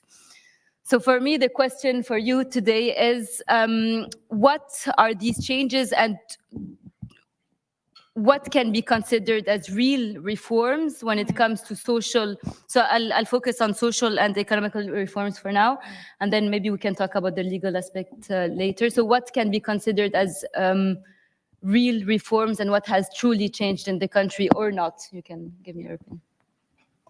Well, thank you for having me today. It's very exciting to be part of this movement and to contribute as little as I can. I agree with you. Anyone who will say nothing changed from 5 years ago, especially in terms of women, is crazy. I am critical of a lot of changes, but does those changes represent everyone is the main question. So with Vision 23, we saw that a lot of women were used as a kind of element of this vision, that we will empower women. One of the advertise of this vision that women will be the agent of these changes in terms of social changes and economic changes. And also there was a claim that they'll increase employment of women, which was extremely high. Unemployment in Saudi Arabia in general is very high, but unemployment of women was extremely high in Saudi Arabia. So we saw several steps Some of them is quite positive, and a majority of them is very negative. So we saw that in the beginning, when the employment, there was a target of increasing employment for women by 2030 to 30%. The numbers look good, which is good. But then when you do a quiet analysis of what this number represents, you see that women were pushed and quiet in certain sectors, in sectors that was mainly male-dominant, but also mainly dominant by unskilled expats. So in a way that you see that women have been replacing. So the increase of job was in retails, in services sectors, and frankly speaking, they were used to just meet the Socioeconomic goals, which is increase the employment and decrease the expats in the country. So in the first step, there was feminization of jobs, where certain sector, they say that this is for women. And most of those services was like lingerie shops, abaya shops, and they ask women to work there by keeping the segregation. And as Vision 23 started, as everything with the vision, there was a rush decision. We will make everything inclusion, no jobs especially for women, and no jobs especially for men, which is good. But then what did they do? They just removed the segregation and left women in those male-dominant jobs. And when I did research in those areas and the move of segregation, I found that a lot of females were facing a lot of problems. Clash from the society, but also a lot of sexual harassment. And the problem with sexual harassment in this society, you're quite caught in the middle. If you report it to your family, you are still upholding the family owner or the bride owner. So there is a lot of fear that you're kind of reporting to the family. You might end up not continuing in your job. They'll put a pressure on you. On the other hand, there is no system to protect. So with that is called empowerment, when you put women in jobs. If the empowerment was the aim of those reforms, then there should be starting point is to introduce policy that to protect women in the workplace. Other organizations that started also employing women because they have been told to employ women, there is no career progress or development, and they are quite treated as if like you should be lucky to be here in those jobs. Just take whatever, even if you are paid less than your male colleagues, accept it. And this is not any type of empowerment that we aim for. And I'm sure a lot of you are asking now, but we saw a lot in the news that women recruited as ambassador, women was recruited as a deputy minister. But does those women represent every single Saudi woman? No, they are privileged. The ambassador is a princess. So now they don't represent every single woman, Saudi's woman. We saw also that a lot of firsts that have been highlighted in the media. First chef, first someone who climbed the mountain, which is all great. I'm happy for them. But then the media is focusing in that, is directing the attention of all the human valuation in terms of women in this Arabia. So making focus on, like, I'm quite sick of seeing the news every time someone accomplished things. Very happy for those women, but they don't represent everyone in Saudi Arabia. Absolutely. Thank you very much. It's very interesting. Actually, I have just on a personal experience, for example, the fact that Saudi women can be ambassadors now. So for those who don't know, my sister Lujain was imprisoned in Saudi Arabia for leading the fight for women to drive. And at some point she was tortured for months. And after the torture, she was also forcibly disappeared. And my parents were not allowed to visit her. And when we found out about the torture, we pushed the Saudi Human Rights Commission to visit her. And part of that delegation included a female, her name is Amal al-Muallimi. And so Lujain told them about the torture. And after leaving the Lujain, they issued a statement denying the torture. And this woman who saw my sister's body, who saw that my sister was tortured, she was promoted as ambassador as well. So I completely see what you mean by the fact that, you know, it's not representative and it's not institutionalized changes. And Lujain, unfortunately, is a good example to show how the state is operating. So when they allowed women to drive, after years of campaigning, and we saw in Abdullah exhibition from 1990, they started, and then again, they started in 2030. The message was clear. In the same year, Lujain get to prison. And the idea that you don't ask, we don't want feminist movement. You don't ask for change. We give it to you and be thankful for this changes. Yeah, absolutely. Thank you very much. Thank you very much. I will go back now to just regarding the vision. So we said that it's mainly an economical vision, and one of the most symbolic projects of it is NEOM. And I worked on NEOM. I think we have a report there, The Dark Side of NEOM. And basically, we see that since the start of Vision 2030, for each project, we see that there is a wave of arrest. So, for example, they talk about women empowerment, but they, at the same time, arrest people, women who have been leading the change. For example, when it comes to social changes, Manahil is there as well. She's a fitness instructor, and she believed, the changes. She was filming herself being a sports teacher, and she was arrested for exactly these same reasons. Then we have also the economical aspect of it. So they talk about a mega city that will be the priority for investments, and so. But at the very same time, they imprison the locals, the Huaytat tribe. Instead of promoting our most, rich, meaning rich in their minds, economists like Isam Azamil, they imprison them. So we see that everything comes with more prison. So Wala, I know you have been working on how the Saudi state is what you call a carceral state. So if you could maybe just expand on this a bit. Yeah, I think if you even think about this whole conference, everyone has mentioned someone that they know or someone that they love that went through the prison system in one way or another. So the idea of incarceration sort of permeates the state structures, but also the psyche of people outside. So thinking of Saudi Arabia as a carceral state will really help us consider the institutions that reproduce these and create these violent systems. And it's important for a few reasons. The first is to understand the very way that the system operates and the logic that it uses, and also how it talks and how it negotiates and how it shares sort of strategies with other states that is very similar. Like when you mentioned the Commission for Human Rights in Egypt, the same thing happened.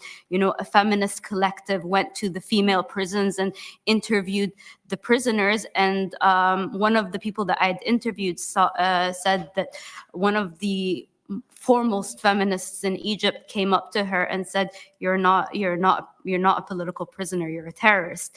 And so these logics, whether it's securitized state feminism or other logics such as the war on terror, which is very much intrinsic in how the state operates, that's essential to understand.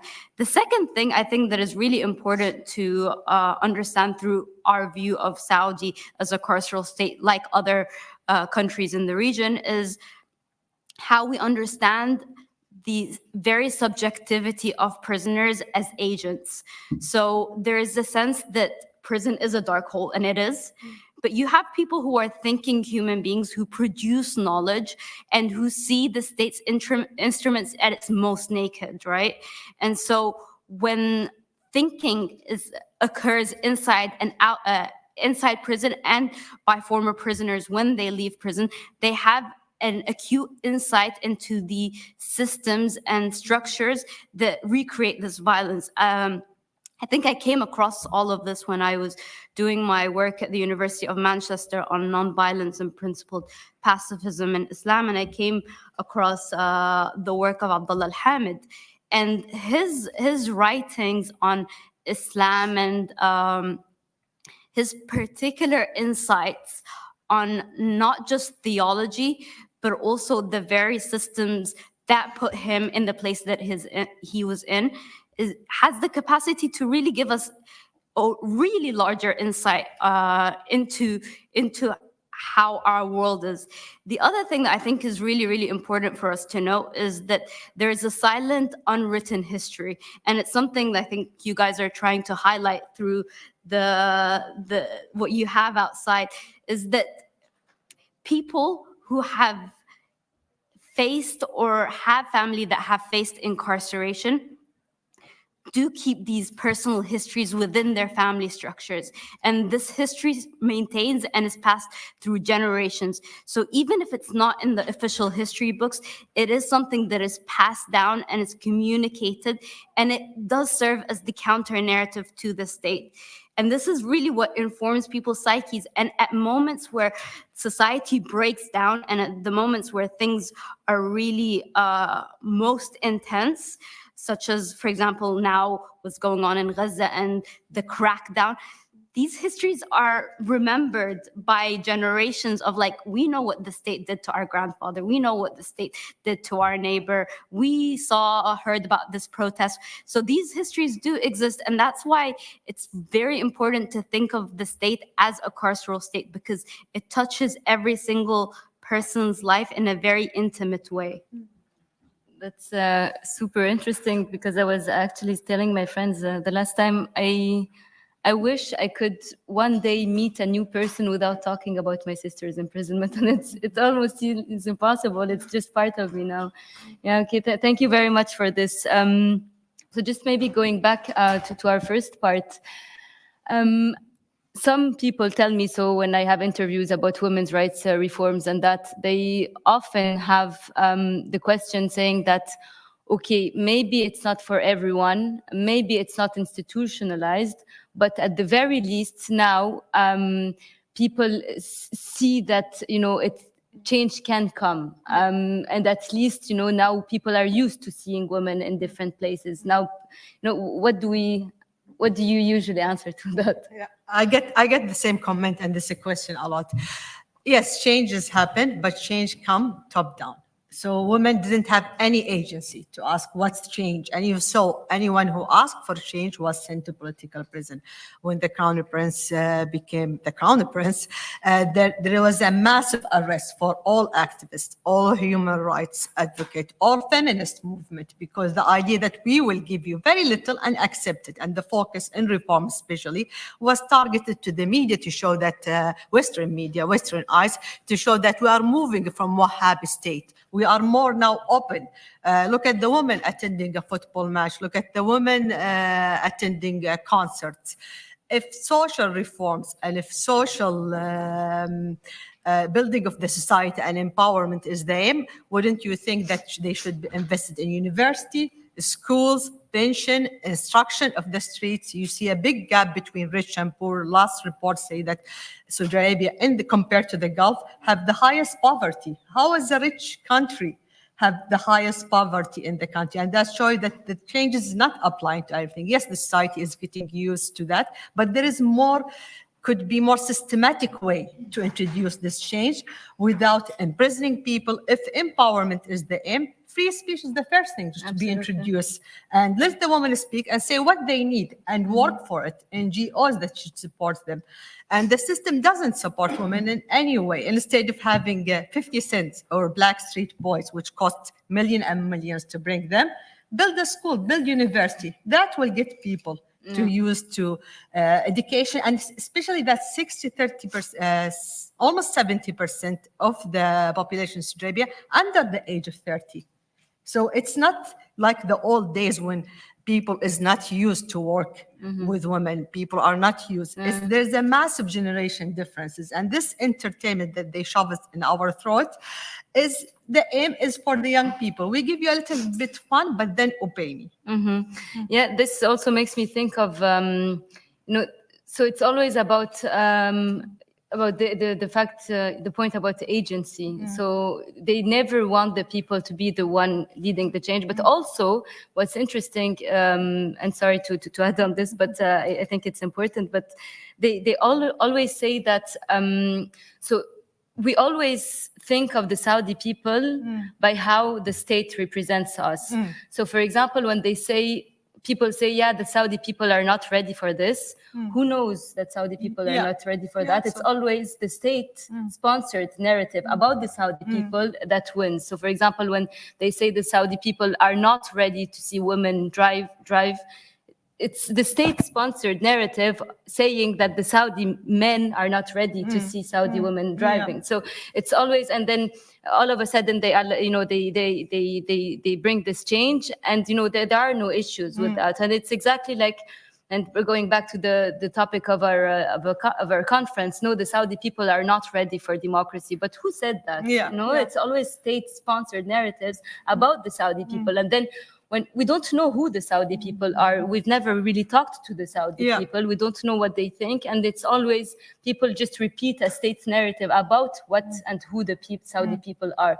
And this is really where I think that we need to reclaim our voices as well as Saudi people. Absolutely, absolutely. And this narrative is reproduced and reproduced and magnify in the Western media to show that Saudi is lazy, Saudi doesn't want jobs, they only want managerial jobs, and that's not true. When a society is not ready, how do you know? It's just the story that have been created to maintain power. Absolutely. No, this is absolutely true. Thank you very much. I don't know if you have anything to add, maybe just on the carceral status. I mean, just to your point, I think there's also this really, and it's a very convenient kind of mobilization of an Islamophobic discourse, that these people are just, they need to be restrained. If they're not restrained, they're going to eat you up, right? And they need the strongman autocrat in order to make sure that, they maintain this like very autocratic liberal order. Which recreates itself. And in the context of prisons, it's the mobilization of like the war on terror tactics and rhetorics and discourses. Like the thing that always strikes me, so back to sort of like the security kind of exchanges, a lot of the tactics that the US invented to sort of discipline and torture essentially people in Guantanamo has been then exported abroad, like the use of light, the use of weather control, the use of solitary confinement in particular ways. And so it's so fascinating that these discourses on this like Eastern savage is then upheld by like our own in order to say, well, if they don't have someone to control them, then they're going to go crazy on everyone. Absolutely. And just to add to this, and it's quite a good important point, and we saw it also in Gaza as well, that how is Israel as presented as the pigeon of civilization and the only democracy in the Middle East, and therefore Gazan people is okay to die. And also the blaming of men, like we couldn't even grieve Palestinian people because this idea that had been created in the media that the Palestinian peoples are controlling, producing the control over their women. And how do you create that? Just to control and produce the same ideas. And you see that also in Saudi Arabia as well. Thank you very much. That was really an important point, I think, about Islamophobia as well, and the war on terror. I mean, my sister Lujain was sentenced as a terrorist. Manahal is being sentenced as a terrorist, but also, for example, Sheikh Salman al-Auda is being sentenced as a terrorist. And in the West, it's much more easier for me to say that Lujain is not a terrorist because, she's not veiled, she's a woman. But it's much more, difficult to advocate for someone like, Salman al-Auda. And, this is, Islamophobia is really something that also we have to work on as people, and unite against this war on terror that, is, on one hand, they say, oh no, like Saudi Arabia is using this war on terror to criminalize dissent for people like Lujain, but they wouldn't want to hear it for someone like Salman al-Auda, for example. So this is very frustrating for us as well as activists, these double standards and, being heard on some of the cases that are seen, legitimate to defend, and the others that might be more difficult here in the West, at least. So that's it for me, I think, for this panel. Do you have anything to add? Anyone has questions? But maybe just for the cameras, and people online. But people online can't hear you then. I will ask you a question, any of you, based on a conversation I had with Nawal al-Saadawi in Cairo, Egypt, about 30 years ago. She and I were members of the first Pan-Arab human rights organization, which was based in Giza, Egypt. So we had lunch after that. She was she was interrogating me actually. She doesn't, she wanted to know where I am from, what my background is, why am I in this organization, I'm from Saudi Arabia. And then she told me at the end of the conversation, you have a long way to go, boy. I said, I think you are right. But then she followed by one thing that I always remember. She said, the only hope for the Arab people are women. And as an Arab man, my ego was bruised a little bit, So I kept that in mind and went back and reviewed my past and the way I grew up in Saudi Arabia and a nomadic life. And I began to believe what she was telling me was probably the case. I want to ask you, do you agree with that statement that she made? Based on your experiences, upbringing, you grew up in Saudi homes, I assume, upbringing, and what you have done that is different of what Saudi men activists and non-activists are doing. So this is easy question, and when I listen to your answer, I have to go to another meeting here. Yeah, thank you.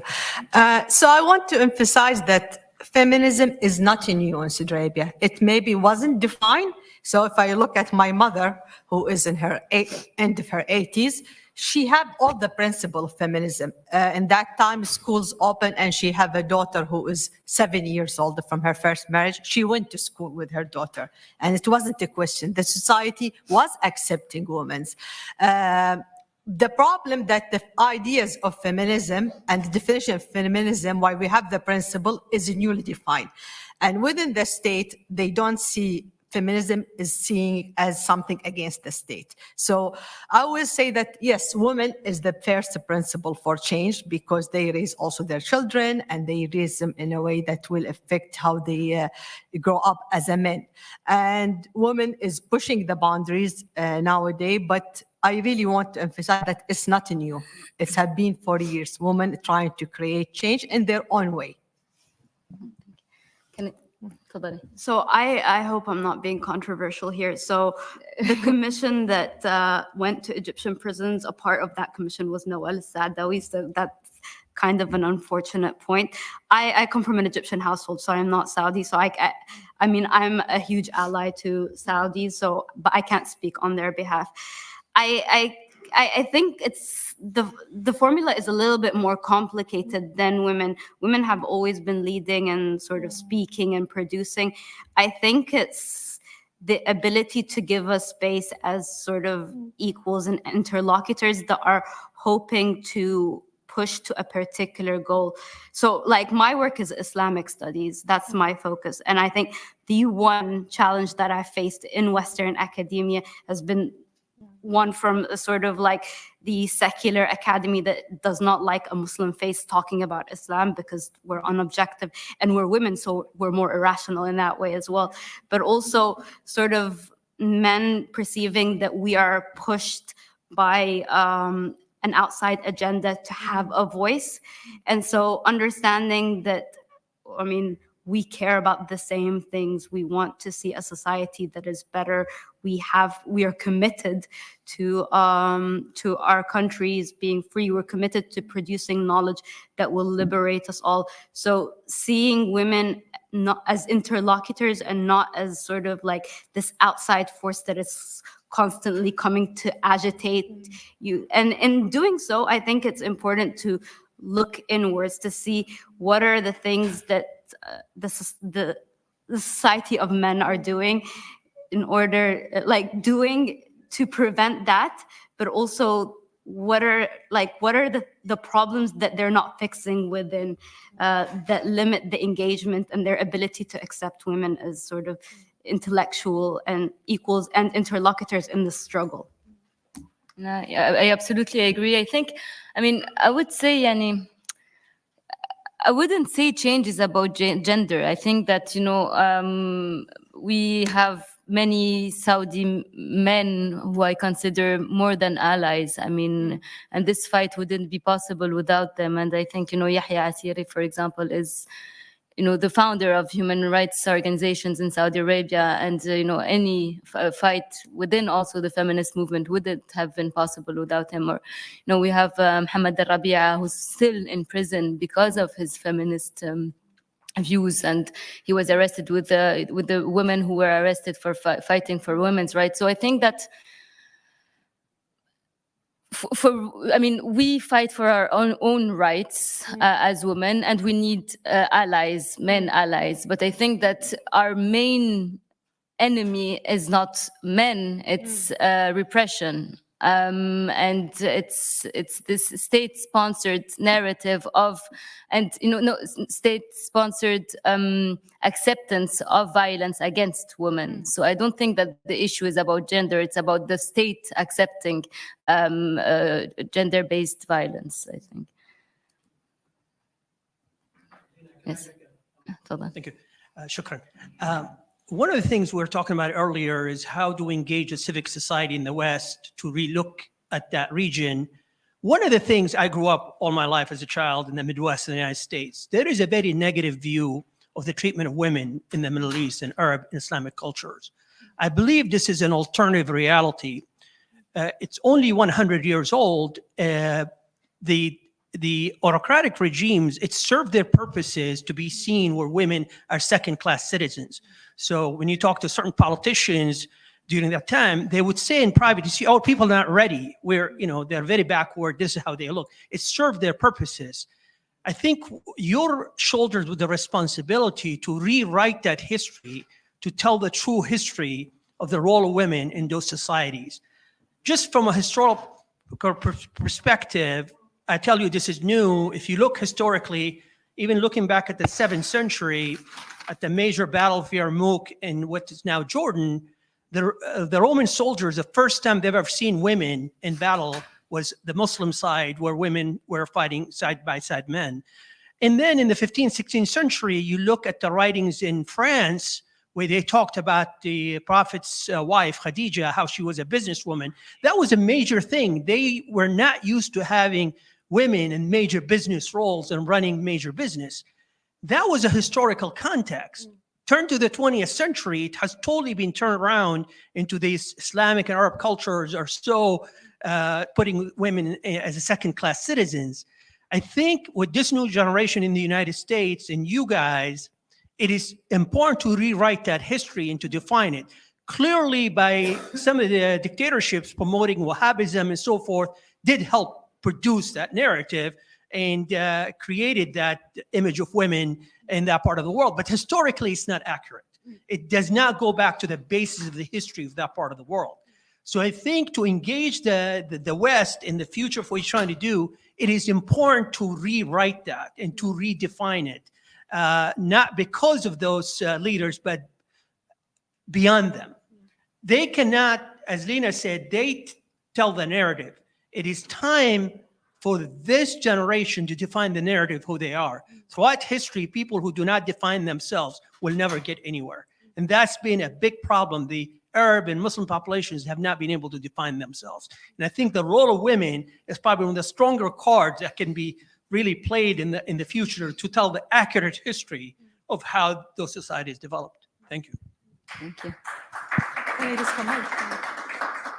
Just to follow up in this point about what you said, that the idea that Arab women is victim of their men. And this is very typical colonization idea, that those women are victim for their men. And we saw it in Palestine, we saw it in Saudi Arabia. And the main idea, and I hear it from the most educated people, they saying, but when you argue that Palestinian women are killed and they are majority of the victim, women and children, they will say, but they are killed by their men as well. So those stereotypes have been from generation, and it's developed from the colonization time that all those women is victims of their men and they need the saviors by the West. And that's absolutely wrong. Are we trying to re-emphasize that point? And there is a lot of people that wrote about that. It's quite important to highlight it as well.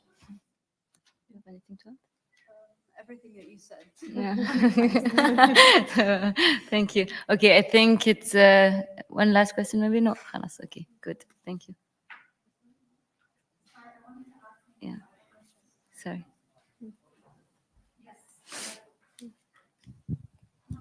Just quickly, I thought it was really interesting that you talked about reclaiming your voices, and you also talked about allies.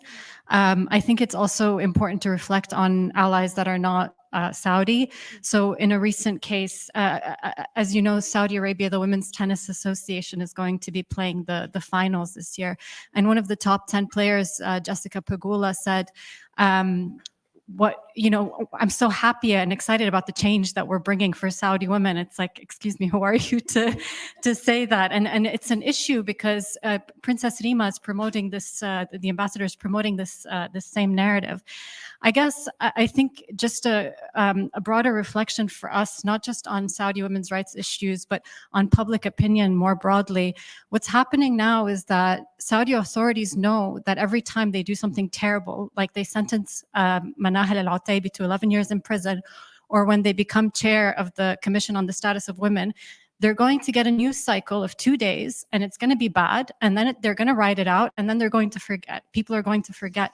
So how do we, the people in this room, figure out what our long-term strategy to build power is, And I think we need to look outside of civil society. Like maybe we need those dirty PR men on the table figuring out like how they're going to challenge the billions of dollars in PR that Saudi has. I think there's excellent campaigners in this room, but we have such a huge challenge ahead of us. This conference has honestly given me so much hope.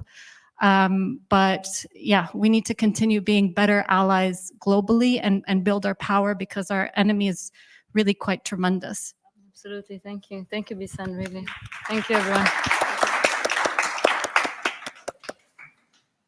I think it's okay. Last question, I think here. معلش والله.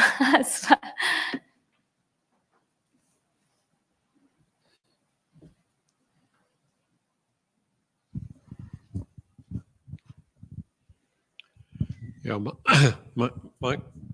yeah. Sorry, I'm a journalist, so I want to ask actual fact. How big is the political prisoner population of Saudi Arabia today, and how many women are still in prison? In Saudi, it's very difficult to speak about with numbers because there is no transparency, because prison have been, it's a very opaque system. But what we see is that for everyone here, almost every Saudi here, they know someone who is in prison, if not more than one. So it is very big. So at Al-Quds, we've documented hundreds of political prisoners. But again, what has to be known is that families are retaliated against if they talk about their relative being in prison. Families are put under travel bans once a relative is in prison. So it's very difficult to get an exact number of political prisoners, and women are more and more targeted as well. So again, in Saudi, we can't speak with numbers for the fact that yes, we have so many information coming every day, but then if we don't have the consent of the relatives or the people who have shared the information, we can't share it. But yeah, I mean, I can't give numbers. Just really. to give you indication, there was where I live, there was a decent size political jail, but it wasn't enough. It was massive. It's almost like massive. They open a new one for the additional political jail in the desert. And that's give you indication how it's growing with time.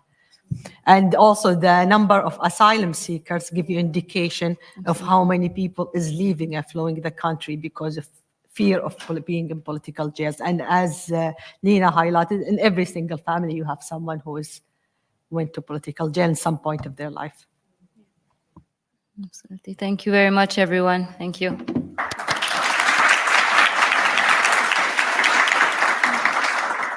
Thank you so much.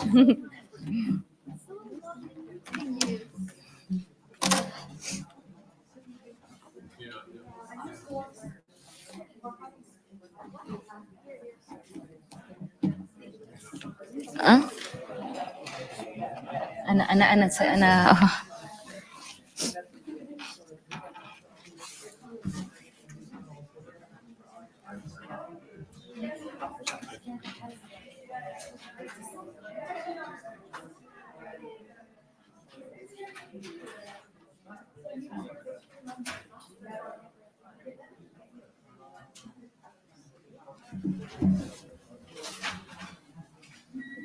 بس بقدم الكينوت سبيكر في فيديو.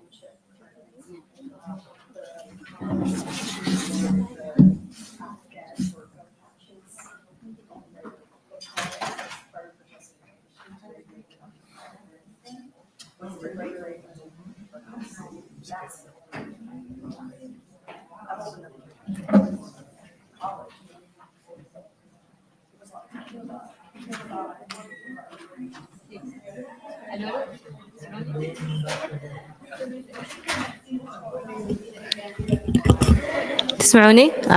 hello. Okay, that's me. Okay. So now we have another keynote speaker.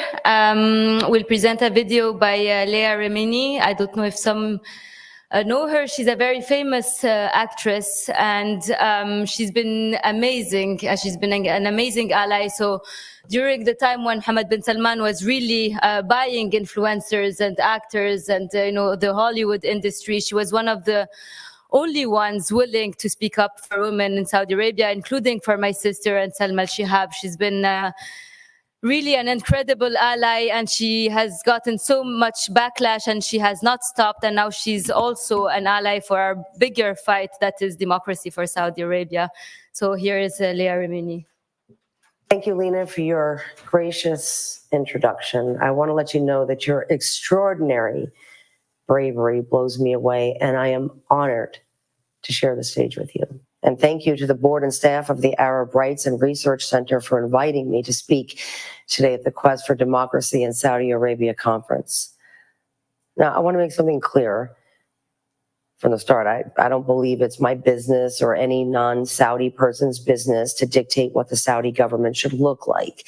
Those decisions are solely up to the Saudi people. But I do believe every human being has the right and responsibility to advocate for every other human being's most basic freedoms. Among those freedoms are freedom of speech, freedom of religion, freedom of association, freedom of movement, and equal rights regardless of gender. Under the rule of Saudi Crown Prince Mohammed bin Salman, those rights have been diminished more than ever, and MBS has turned the kingdom of Saudi Arabia into a brutal police state while selling it to the world as a reformed, mostly secular monarchy. Unfortunately, he has fooled influential people in the media, sports, and politics into normalizing him and his regime. Some of these people have failed to employ the most basic common sense and critical thinking, and others have decided to cynically accept money in exchange for whitewashing MBS. At the same time, these same people claim to be progressive here in the United States. This absence of courage is an infuriating and heartbreaking reality I'm familiar with, and one of the main reasons I agreed to speak at this event. I wouldn't believed you if you have told me 10 years ago that I would speak at a conference about Saudi Arabia and democracy. From the time that I was 8 years old, I was a member of Scientology, an organization that is often referred to as a cult, but is more like a fascist state and cult of personality. I'm not going to bore you with the details, but Scientology engages in many of the egregious and horrific behaviors that most fascist states do. Scientologists are imprisoned and held against their will, families separated. Scientology's global intelligence agency engages in transnational repression of its members and beyond. Scientology engages in renditions and kidnappings. Journalists and advocates for victims face harassment and surveillance simply for doing their jobs. Scientology also engages in multi-generational punishment Now, while all this is happening, the US government and many other governments worldwide do nothing to stop it. Judges do nothing to stop it. Major institutions do nothing to stop it. Scientology even managed to harass and bully its way into being granted tax-exempt status by the IRS. Now, that tax-exempt status has allowed Scientology to amass billions of dollars in cash and real estate. The tax-exempt status has also given Scientology a cloak of protection in U.S. courts, which has allowed it to act with impunity. Scientology is controlled by an autocratic leader who micromanages everything, is physically and psychologically abusive, psychopathic, petty, who has made his own family members disappear when they got on his wrong side. He has also weaponized Twitter and other social media platforms against his perceived enemies. Sound familiar? But his name is not Mohammed bin Salman. His name is David Miscavige. And I want to tell you how I ended up here today. Until 2021, like many Scientologists, I only had an 8th grade education. In 2021, I decided to push past my fears and insecurities and pursue my dream of attending college. I applied to NYU and was accepted. Attending NYU as an undergrad when I was 50-something years old opened my eyes to a new world. For example, I learned so much about the history of the Middle East. I now earn my associate's degree and I'm working on my bachelor's degree next. Learning what I have in the past few years has made me realize what a bubble I was living in, not just as a member of a fascist cult, but also as an American. Learning about foreign policy from an academic perspective opened my eyes to my country's role in the region, which has impacted people in the Middle East and Americans in the United States. For example, the Iraq War and all of the mistakes made along with it have contributed significantly to the destabilization of the region, but also left our soldiers returning home as veterans in a state of crisis without proper medical care, housing, or mental health care. Learning about the world has made me realize that America needs better and braver leadership. And we desperately need basic human decency in our leaders. We don't all live by the values we preach to other countries in the world. The world desperately needs leaders. Leaders don't need to have a formal education or authority. You don't need to know political systems inside and out. After all, our politicians don't know these systems inside and out. I have learned over the years that when actors and other celebrities speak out on issues unrelated to the entertainment business, some will tell us to shut up and stay in our lane. I will never accept that premise. Our lane is to use our privilege and platforms to speak out on important issues. I'm reminded of lessons like this when I speak out on issues not related to Scientology. In 2022, when I tweeted a thread about Salma, the Saudi student and mother who is serving 27 years in prison for tweets and retweets about human rights, I was shocked when I learned how little support and advocacy Saudis have in the world when compared to the wealth and power the Saudi royal family has. After Jamal Khashoggi was murdered in the Saudi consulate in Turkey, I know some of you were cautiously optimistic after MBS faced a massive fallout for his direct involvement in this operation. It must have been surreal to watch major corporations, celebrities, and governments thoroughly condemn him and step away from doing business with him, as they should. I know that I had that feeling before any time a documentary or major story came out about Scientology. I get hopeful and I wonder, is this finally the moment where people will open their eyes and realize what's been happening?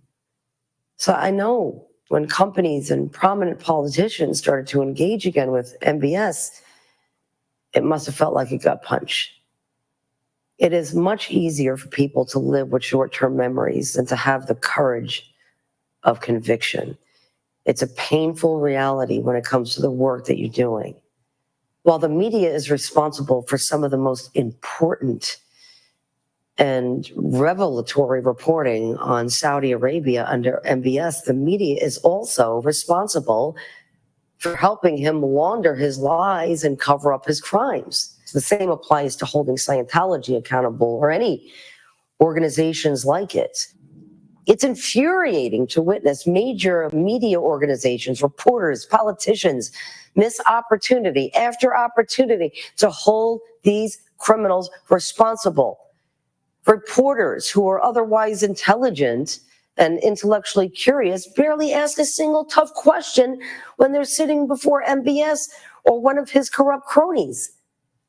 I'm not going to sugarcoat it. These reporters, their editors, media executives, and politicians are complicit in the oppression. As much as some of us want to frame it this way, there are no two sides to human rights issues. Either you're on the side of the oppressor or the oppressed. I believe reporters and elected officials are responsible for being on the side of the oppressed. We must realize that while thinking of the bigger picture is essential, yes, we all have to call out these reporters, politicians, and other enablers, and sometimes call them out publicly. Now, I've worked hard over the years to push reporters and other advocates to use the appropriate terms and language when talking about Scientologists and oppressors like it. It sounds like a simplistic, obvious message, but it's critical. Language matters. And when people don't use the correct terms and language, they almost always aid the oppressor rather than the oppressed. One example of the misuse of language is how they refer to those who stand up against autocrats. While preparing for the speech, I Googled some of your names and other names of Saudis like Jamal. And what showed up was very familiar to me. Many of you, including Jamal, were referred to as critics. I'm often called a critic.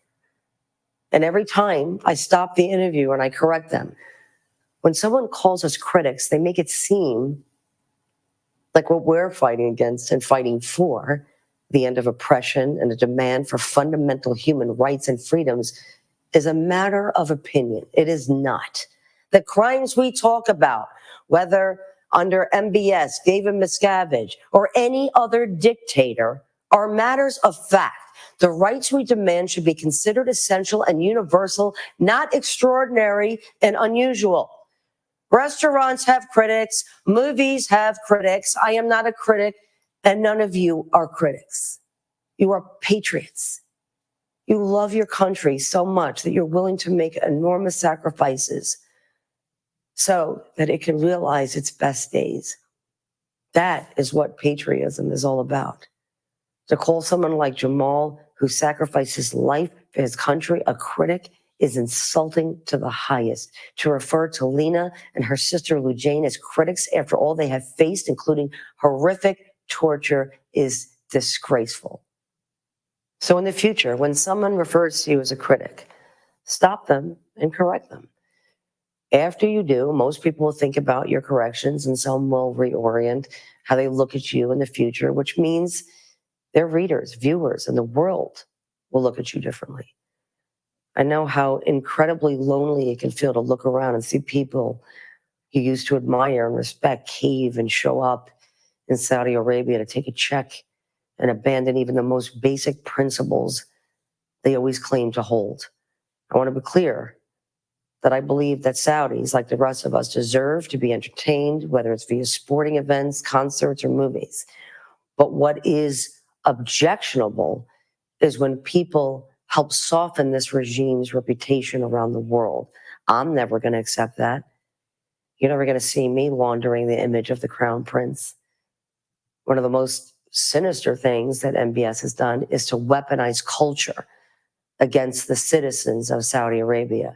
He has weaponized it by lying to the world and telling them that because Saudis can go to concerts, the movies, and sporting events, somehow things have changed significantly with respect to human rights in Saudi, when they haven't.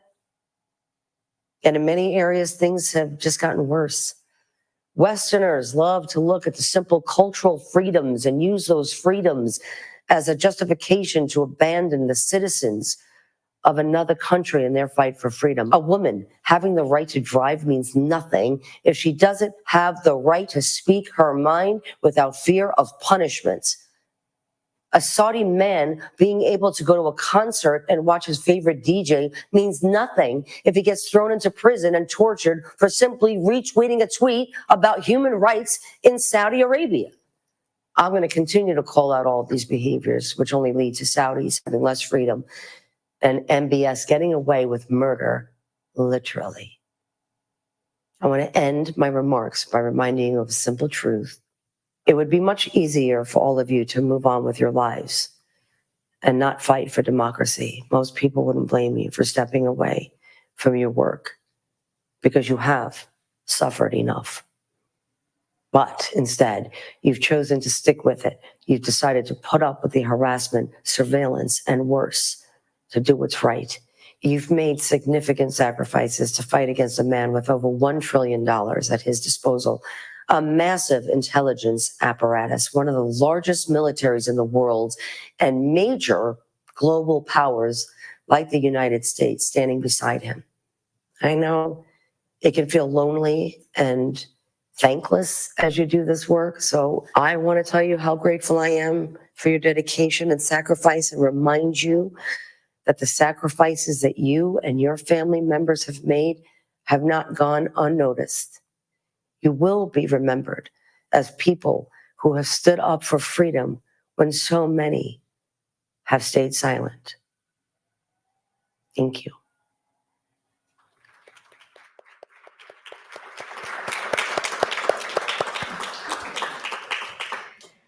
Yeah, thank you very much. That was a very touching speech. So now it is our last but not least panel with Umayma al-Najjar here, who will be our moderator. Umayma is a Saudi activist who is also a signatory of the People's Vision. She is also part of Al-Qist and a project today that, actually I'm going to talk about this. We have worked on a project, Umayma and myself, on Saudis in the diaspora. So it was a survey of 100 people interviewed. And we will be sharing the outcomes of this survey very soon and the analysis, but also hopefully a documentary also exposing the difficulties of being in the outside and why Saudi Arabians are leaving the country. So now for the last panel, Human Rights in Saudi Arabia with Umayma al-Najjar.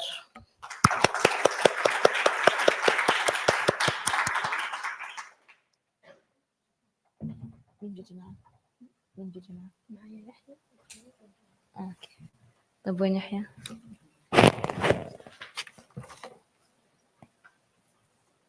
Thank you, Lena, for this lovely introduction. I can. Can you hear me? Thank you, Lena, and thank you, everyone, for coming and staying after lunch. I know everybody is tired, but this session is going to be very brief, hopefully. I'd like to welcome my guests, Joey, a researcher at a Human Rights Watch, Flor, a researcher at Amnesty, and Yahya Asiri, the founder of Al-Qist for Human Rights Organization. This session theme is about human rights, and it's about sports washing and the counter-terrorism law in Saudi Arabia.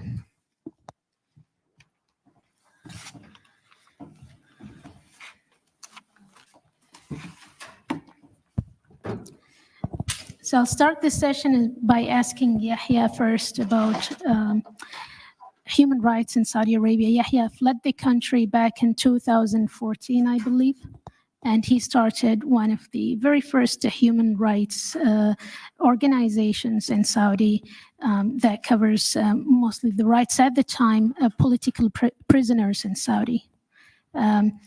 Yahya, can you tell us about human rights evolution in Saudi Arabia from the history of Saudi Arabia? I mean, Abdullah Al-Auda covered a bit of history on the movements and the revolutions that happened as early as the 50s up to now. Can you tell us about the human rights situation in Saudi Arabia since then till now? Okay, thank you, Umayma. As you mentioned, Dr. Abdullah, he mentioned some of the steps in the movement for the political or for the reform in Saudi Arabia, but that includes some of the human rights and some of the other political movement.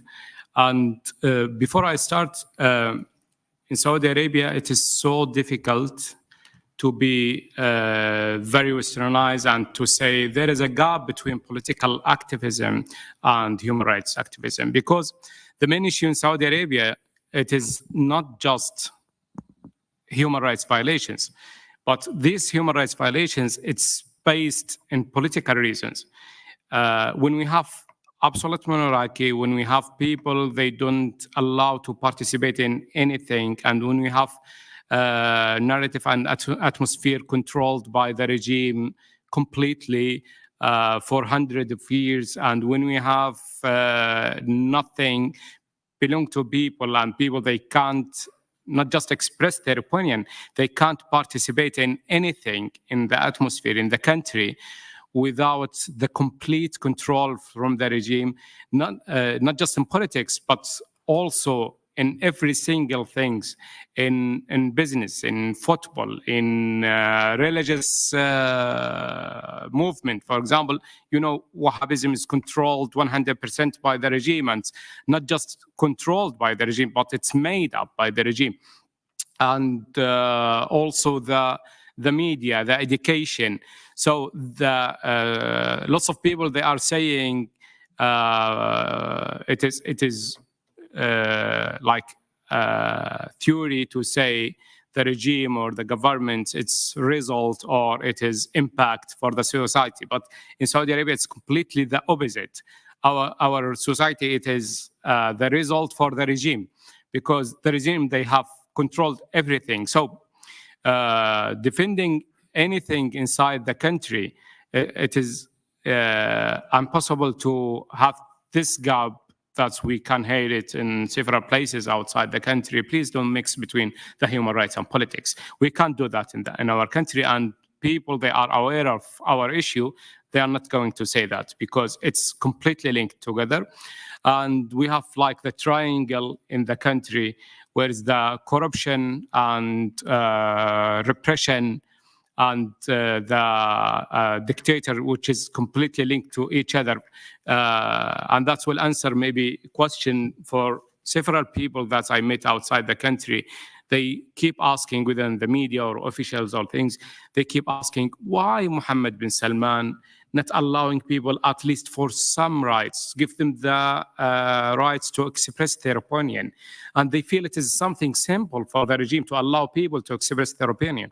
No, this is a huge thing. They can't do it, because if they allow people to express their opinion, the first thing will do, they will criticize the monarchy, they will criticize the corruption, they will criticize the violations, they will start to ask for their rights. So, and that will start to destroy the building for the repression, because it is one building, stone by stone, built together.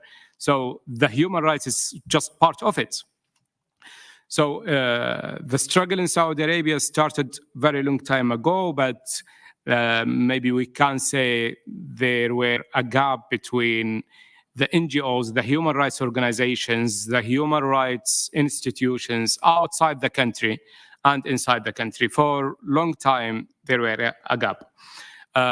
Several people, several activists, they keep trying all the time to fill this gap, but it was so difficult in the past. There's so many initiatives, there's so many brave people, they did a lot, but before the internet in Saudi Arabia, it was so difficult. I believe the main thing made the huge change in Saudi Arabia when we have in 1999 or 2000, when we have the internet for the first time. And we started as Saudis and as activists to talk to each other. And it was the first time for us. So we shocked about it. And you can notice that by seeing the Saudis at that time, one of the most population around the world using the internet. And also when we got the Facebook, the Saudis, they are one of the most. And when we got the Twitter, the Saudis, they are the most. Why? Some people, they said because they are free. No, not because they are free, but because they don't have any platform to express their opinion unless in this place, in the social media. And some people, they believe the real life, it's on the ground, and what is on the social media is completely different. In Saudi Arabia, it's different. No, what's going on the ground, this is not the reality, because people, they need to act to make sure they are not going to be arrested. But they express themselves freely in the internet. So we are more real on the internet than what's going on the ground. So when we got the internet in Saudi Arabia for the first time, this is maybe, it was the biggest chance. I'm not going to say the first time, but it was the biggest chance for us to contact the people outside, to contact the NGOs. And that's made the first big change, maybe. In 2006, there is several people, some of them friends of mine, and some of them maybe friends of some other people here in this hall, including Saud al-Hashimi and Musa al-Qarni, he passed away, rahimahullah, and al-Khareji, Abdulaziz al-Khareji, and several people. They gathered together from different backgrounds, Islamist, liberal, lefties, and they were from different backgrounds. And they gathered and they called themselves Jeddah reformers. And they asked for reform, and they were gathering to ask for political reform and human rights reform. And for us, this was a very big step. Because before that, there's several brave people. They did a lot, including Dr. Abdullah al-Hamid, who was the father for the reform in the country. But the regime for a long time success to isolate Abdullah al-Hamid and his friends from the people. After the internet, their initiative has become more popular, especially when we have the three reformers, Ali al-Dumaini and Abdullah al-Hamid and Matruk al-Falih. They asked for constitutional monarchy, and there are several people, they signed the petition at that time. There is thousands or maybe hundreds of people they signed at that time. After that, they keep saying about Abdullah al-Hamid and the Dumaini and Matruk al-Falih, they are liberal, they are against the religion, and they got a fatwa from the high supreme muftis in Saudi Arabia to say they are against Islam, against our culture. They want constitution made by human, while we have the Quran and Sunnah, which is our constitution made by Allah. And lots of people, they believe that, and that at that time, the Wahhabism, they still strong at that time before Mohammed bin Salman used them wrongly and destroyed them by mistake. So at that time, they isolate those people. But when Jeddah reformers came, some of them, they are Islamist, and some of them, Saud al-Hashimi, he's close to Salafist. And Musa al-Qarni, he was close to Brotherhood. And so it was strange for us. They gathered together. And at that time, I heard Saud al-Hashimi, before I met him for the first time, I heard him saying, and this clip available on the YouTube, he said, our issue, it is not from Shia or Sunnah. It's not from the tribes. It's not from people from Al-Qasim controlling the power. This is the narrative from the regime. Or from the people from the south, all of them, they are working in the intelligence and mabahith and arresting people. And it's not from people in Jeddah and Mecca. They are coming from outside the country. They are not real Saudis. And this is not our issues. Our issue is the repression. Our issue is the dictator regime. We need to gather together and to build the shared ground between us. We need to build something to granted all the basic rights for each one in the country, disregard the differences between us. And that's like, it was like a huge spotlight for lots of youth at that time, including myself and lots of activists inside the country or outside the country at that time. They have been arrested in 2007. And at that time, myself, it was the first time for me to contact human rights organization outside the country when I contacted Amnesty to report about the arrest. And we started to learn how to work with NGOs outside the country from our brothers in Qatif and Al-Ahsa, most of them from the Shia minority, because they learned from Bahrainis and we learned from each other, and we started to contact in NGOs. And we noticed at that time there is brave people, amazing people outside the country. They are not Saudis. They work with NGOs or with media. They are trying to support and help, but there is a gap. They don't understand the situation on the ground. And for us, there is a gap. We don't understand how the organizations work and what's the Human Rights Council. And we started to see, for example, I have seen the report, the UPR report for Saudi Arabia, keep submitting reports for the Human Rights Council. And at that time, and you can go back to the archive for the Human Rights Council, they keep saying at that time, it's different now, they keep saying the execution, it's coming from our religion, and the punishment, it is from our religion. This is our culture. This is our people. Our people, they like it. Our people, they accept this rule of Islam. And I assume if I am working with Amnesty, for example, or Human Rights Watch, and trying to have counter-argument with Saudi represented at the Human Rights Council, saying that I will feel difficult to counter that argument because I don't want to interfere in the cultural thing and religious things, so it will be difficult for me. So we noticed that they are using the religion and culture to justify the violation. And this was the biggest element to cover and to justify their violations outside the country. So things keep changing from, I can say, from 2000.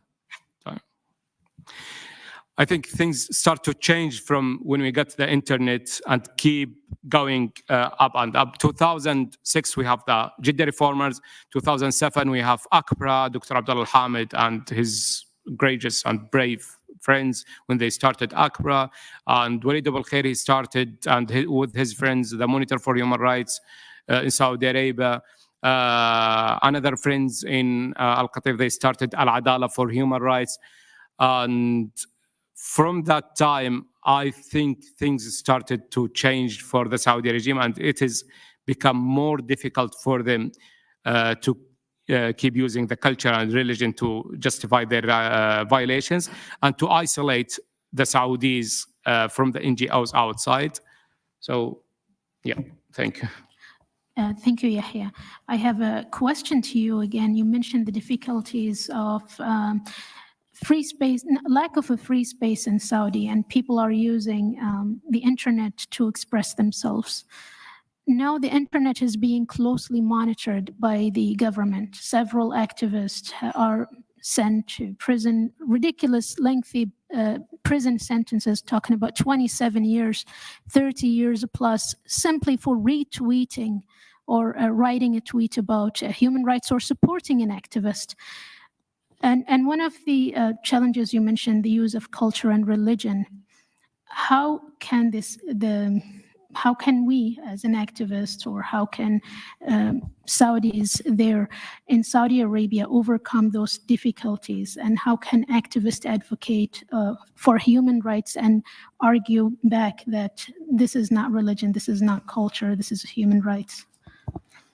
I think the main important thing is to make sure the elements that's used by the regime that's not effective like before, and to try to get rid of these elements.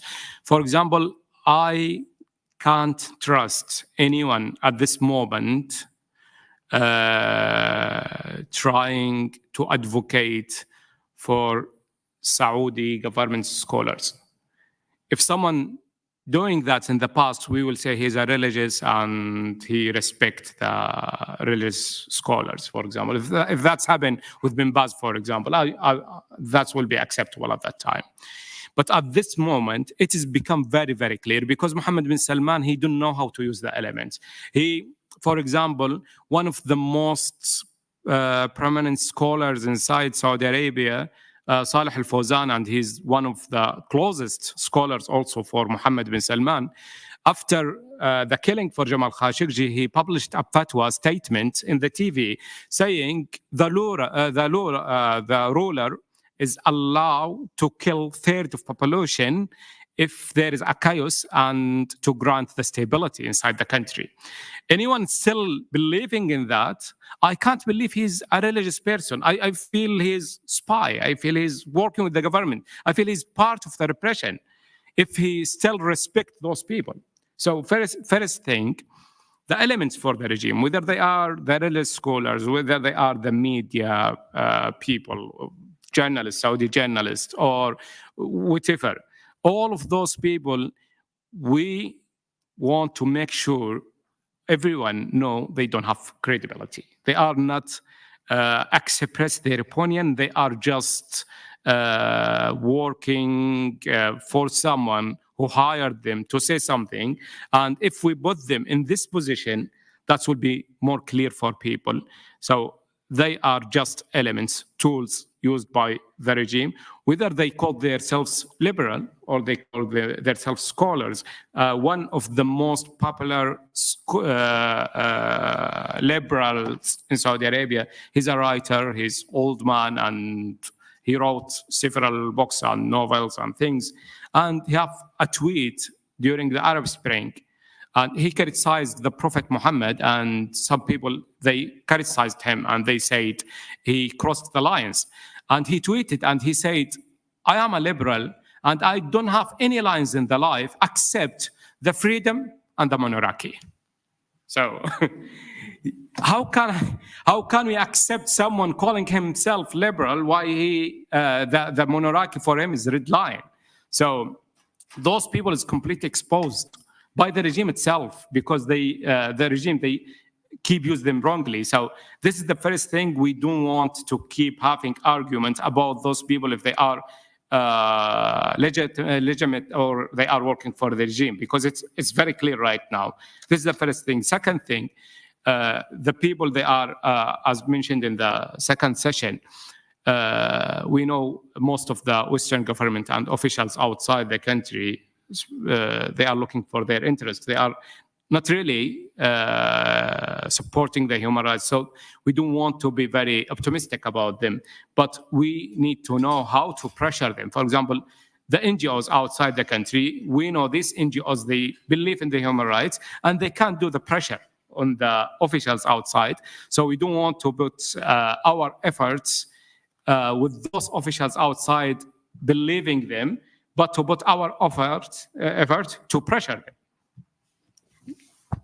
Thank you, Yahya. Before I move to my next question, I'd like to play a 30 seconds video, which is relevant to the next question that I have for Floor. Do you mind playing the video, please?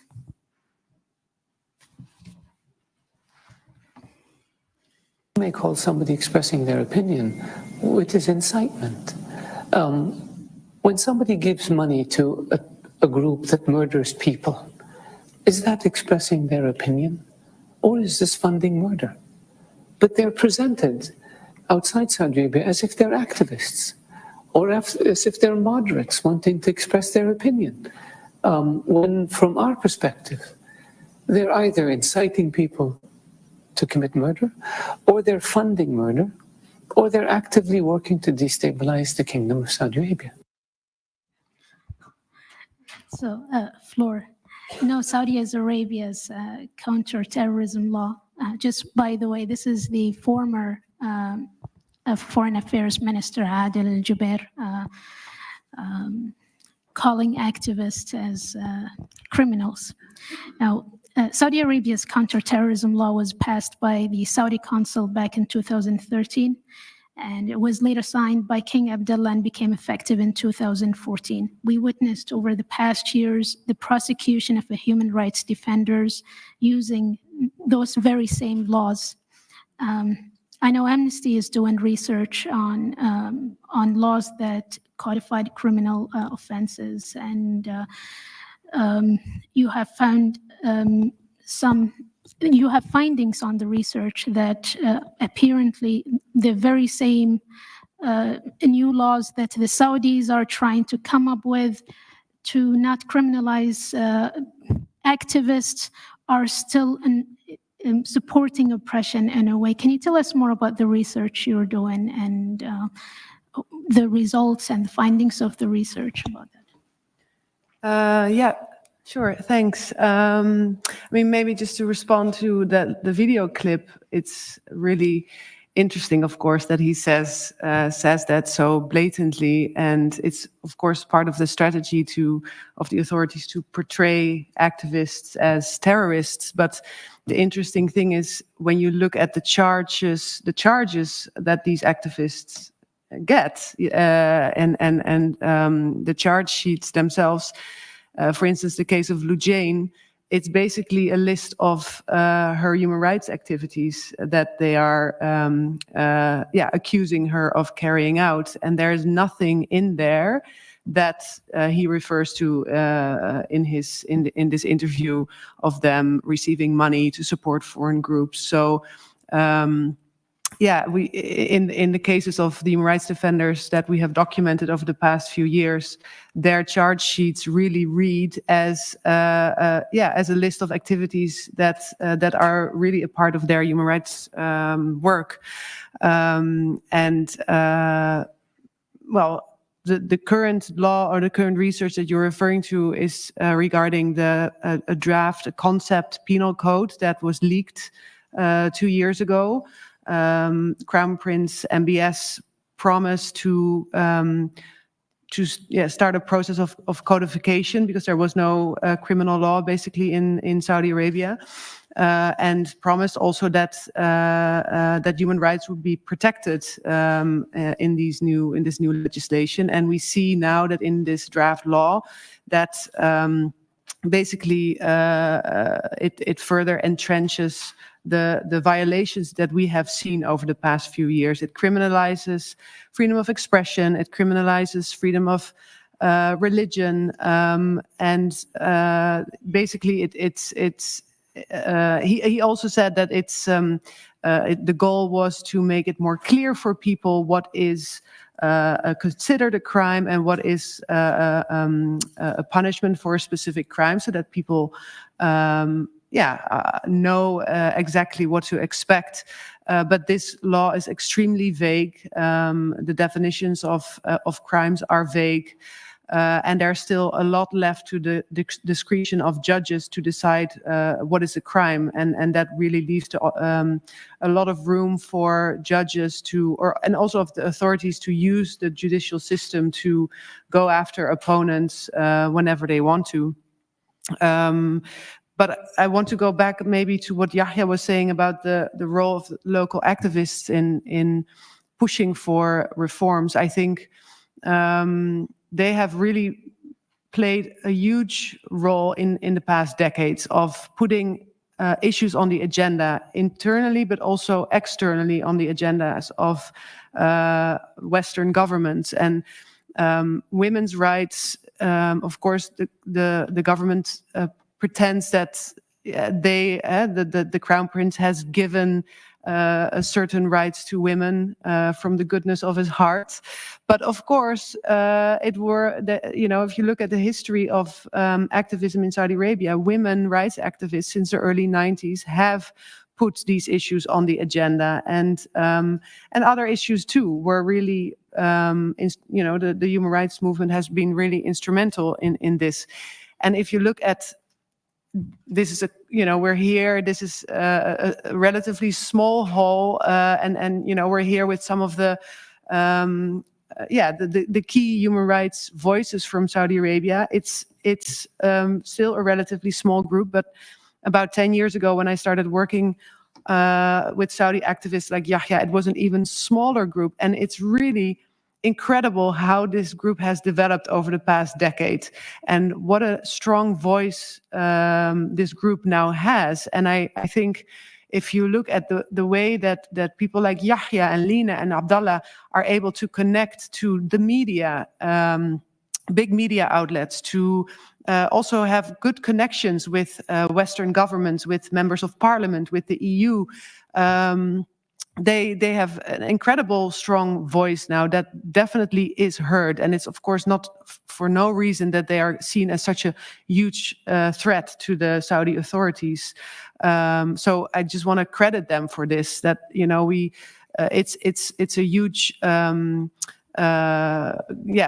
powerful government that they are fighting, and considering the fact that it's a relatively small group, they are doing an amazing job, but they need more support. And I think the least governments can do, Western governments, is support the Saudi activists abroad, either by funding organizations like Al-Qist, which is doing really incredibly important work. Without Al-Qist, human rights organizations like Amnesty, like Human Rights Watch, we would find it incredibly difficult to do our research. We really depend on the trust that Al-Qist people have built in Saudi society to share information about what's going on. So there will be a lot of human rights violations that otherwise we wouldn't know of. But an organization like Al-Qist needs a lot more funding, and it's been very difficult to convince governments to fund Al-Qist, and not just for an occasional grant, but really for sustainable long-term funding, so they can build their capacity to keep documenting human rights violations. And also want to reiterate what Tess was saying earlier about the importance of visibility for these activists, and increasing the legitimacy by being seen with them. And I have many times gone to talk to Western governments, to ministries of foreign affairs, for meetings where we bring in Saudi activists to tell their story. And afterwards we ask them, can we take a picture with you? And they would say, no, this is something, we just don't do, which is nonsense, of course, because they do it with the Saudi authorities. They are happy to go to be in the picture with the authorities, but also with human rights defenders from other less controversial countries. They are happy to be in the picture. And I think this is ridiculous, and it's really important that governments start being seen with these activists, so they show, they give these people legitimacy. And I think that also will help other Saudis, whether they are students abroad or in Saudi itself, see that that's a group of people that they can be a part of, that they want to be a part of, because they are a strong and important voice. So I'll leave it at that for now. Thank you very much. That actually answered my next question, which was, what is the role does the international community have in advocating for human rights? Unless, Yahya, you'd like to add something to that, or Joey. Flor, another question is, the international community, along the U.S. government as well, is very keen to keep their good relationship with Saudi Arabia because their economic relation. And do you think that there is a way to push and advocate for human rights reforms in Saudi Arabia and still maintain good relationship with the Saudi authorities? That's a good question. I definitely think they could do a lot more. I think there's a sort of a myth around in Saudi Arabia that you, as a diplomat, cannot raise any human rights issues, especially publicly, or else there will be huge repercussions. And diplomats we talk to always refer to the Canada example, that when I think that was in 2018, the Canadian Minister of Foreign Affairs tweeted something about Samar Badawi, and it created a huge issue between the Saudi and Canadian authorities, and that lasted for many years. And they always say, look at that. But we also say, but who supported Canada at the time?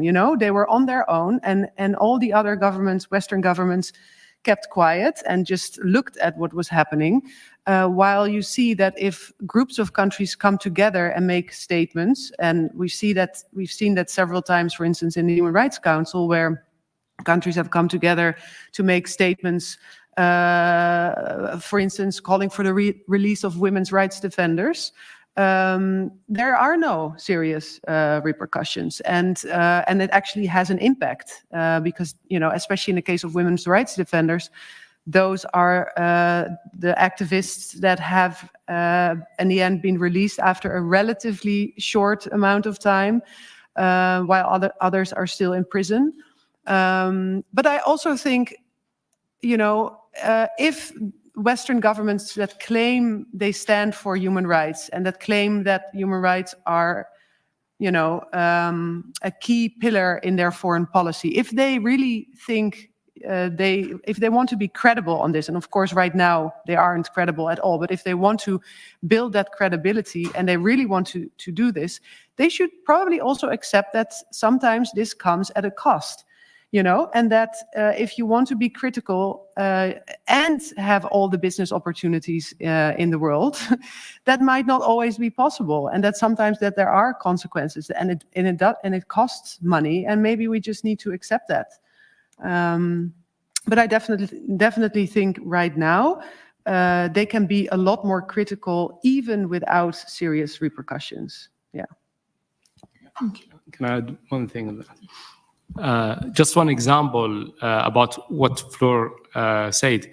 When Germany stopped arming Saudi Arabia, when they stopped the arm deal with Saudi Arabia, UK and France, they took advantage of that and they sold more weapons to Saudi Arabia. Then at that time, that's mean who get punished is not Saudi Arabia, it's Germany itself, because Saudi Arabia, they got the same things, but from different countries. But if they work together, like as Flo mentioned, when they signed, for example, the potential for the joint statement, it was 37 countries they signed together. And Saudi Arabia, it was so difficult for her at that time to stand against all of them, because they are 37, most of the European countries, including Canada, Australia, different countries around the world. So the only things that happened, Saudi Arabia was under pressure at that time. So, yeah. Thank you. Billions were invested in the Professional Golf Association tour and recruiting famous football players that they play in Saudi team. And they're also act as tourism ambassadors. And recently, FIFA has announced a partnership with Saudi Arabia's state-owned oil company, Aramco. Julie, the question is, how does this negatively impact the human rights situation in Saudi Arabia with all those billions being spent on sports washing, the human rights violation? Thanks. I think this, is a very important question, especially as Fleur mentioned, this need to support Saudi activists and funding and the central role that Al-Qist plays. I don't quite know Al-Qist's operating budget per year, but I suspect that it is significantly less than that of the Public Investment Fund, which I think at this point is valued at around $750 billion. Under Vision 2030, Mohammed bin Salman has an explicit plan to make it the largest sovereign wealth fund in the world by 2030. Bringing it up to $1 trillion as his goal. I have no doubt that he will achieve that goal, given that most of the PIF's growth over the last few years has been from the transfer of shares from Aramco into the PIF, and also from the 2019 Aramco IPO. So the scale of these investments into sports, entertainment, other high-profile events is absolutely mind-boggling. And this is a problem now for the human rights movement and Saudi activists, and it will be a problem for decades to come. And I think we see the impacts of this whitewashing, sports washing very tangibly. Many of us have been working on this case of the Saudi activist in Bulgaria who was initially denied his asylum application because the Bulgarian authorities, decided that Saudi Arabia was indeed, reforming.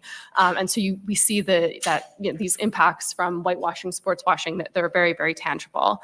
To go back to the PIF just for a moment, I think what's important to note is, Mohammed bin Salman, when he came to power, he consolidated security political power, but he also consolidated economic power through the PIF. And he exercises an immense degree of unilateral personalized control over the fund. He is the fund's, he oversees CETA, which is the the committee that oversees it. And he's, as Prime Minister since 2022, he has the power to appoint every single board member of the PIF. And of course, in the PIF's own sort of operating procedures, they do lay out a sort of robust safeguard strategy, but this really only just exists on paper. The reality is that MBS circumvents these institutional safeguards as he pleases, and ultimately has, this vast amount of large amount of control over vast amounts of Saudi public wealth. So yeah, and we're seeing so much of the investments that the PIF is making in sports washing, the World Cup, Live Golf, these exercises that seemingly have very little economic, if the point of the PIF is to diversify the country's economy away from oil, these sports investments in and of themselves, they are not the source of growth of the fund. And we know Saudi Arabia is likely to host the 2034 Men's World Cup since Australia is not bidding. And we recently read the news, and I'm sure Human Rights Watch is aware, on the 27th of March incident where Saudi police summoned hundreds of football fans for chanting Shia while cheering for their teams. And one of the core values of large sport entities like FIFA is no discrimination. What do you think is what power does large sport bodies have in promoting human rights? And would you say that they might be able to promote human rights in Saudi Arabia, or maybe make it conditional to participate for big events like that? Yeah, I think, human rights maybe should be a core value of global sport institutions like FIFA, but, particularly in the case of FIFA, I think we've seen time and time again that it is most certainly not. And, in fact, the opposite. Sports does provide a very important platform, folks who are not usually involved in politics or civil society, engage through sport. So it could be an important venue for people to understand more about the human rights situation in Saudi Arabia if that was, if FIFA wanted to put that on the table. But, unfortunately, given our experience with the Qatar World Cup, it's the FIFA's human rights commitments, its stated commitments fall, far below. And I think, businesses have an important responsibility to not become complicit in human rights abuses. And that also involves reputation laundering. And unless there is, a robust public due diligence process that is followed through and the results, as I said, made public, I think it's very difficult to see a scenario where the World Cup goes to Saudi Arabia and FIFA is able to uphold its human rights commitments. I think we saw egregious violations of the rights of migrant workers in the years leading up to the Qatar World Cup. In Saudi Arabia, we're coming out with a report in a few weeks or months about the situation of migrant workers in Saudi Arabia.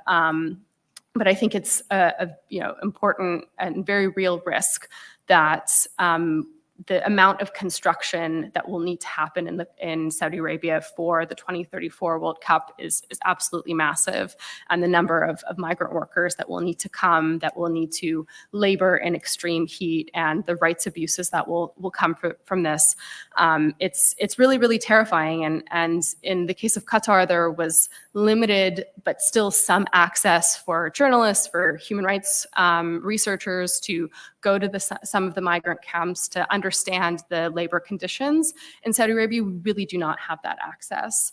Human Rights Watch, amnesty, were not able to go and to visit this labor sites, visit the conditions that these construction workers will be working under, and it's it's really, really terrifying to think of the deaths, the health impacts that these workers may face, in addition to these abuses that may be potentially directly connected with the World Cup being in Saudi Arabia. There's, as I was speaking about before, a huge risk of reputational laundering through this event that for the next decade people will be excited about the World Cup in Saudi Arabia and not thinking about Salim al-Shihab, Mohammed al-Ghamdi, and the scores of other political prisoners in jail.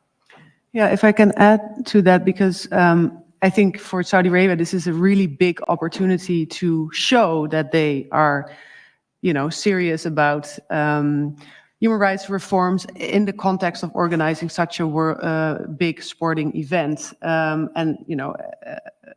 If I was a PR agency advising them, I would also say, do it right and follow the human rights policy that the FIFA has, according to which they have to hire an independent company to do a human rights assessment before they submit their official bid in July, I think.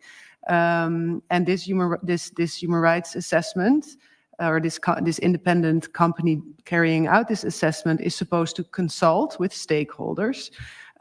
So, I mean, I don't think Al-Qist has been called. Amnesty hasn't been called. Human Rights Watch hasn't been called. It's July in 2 months. I'm really curious now what this bid document is going to look like, who they have spoken to, because some of the most important local national human rights organization has not been consulted, and so that doesn't bode very well, I think, for how they're going to include guarantees for human rights that are linked to organizing the World Cup. But they still have 2 months, so let's see. Thank you to the panelists and to the audience. If anybody have the question, we have a few minutes. We can still have, we can receive questions if anyone. The gentleman in the back there. Thank you. I really appreciated your comments have all been getting me thinking about the next campaign possibilities. And I'm wondering, we have the issues you've raised with regards to FIFA. We have the People's Vision statement. We have the statements of the NAS political party. I mean, what do you think might be ideal demands to make of potential sponsors of the World Cup or other businesses that might affiliate?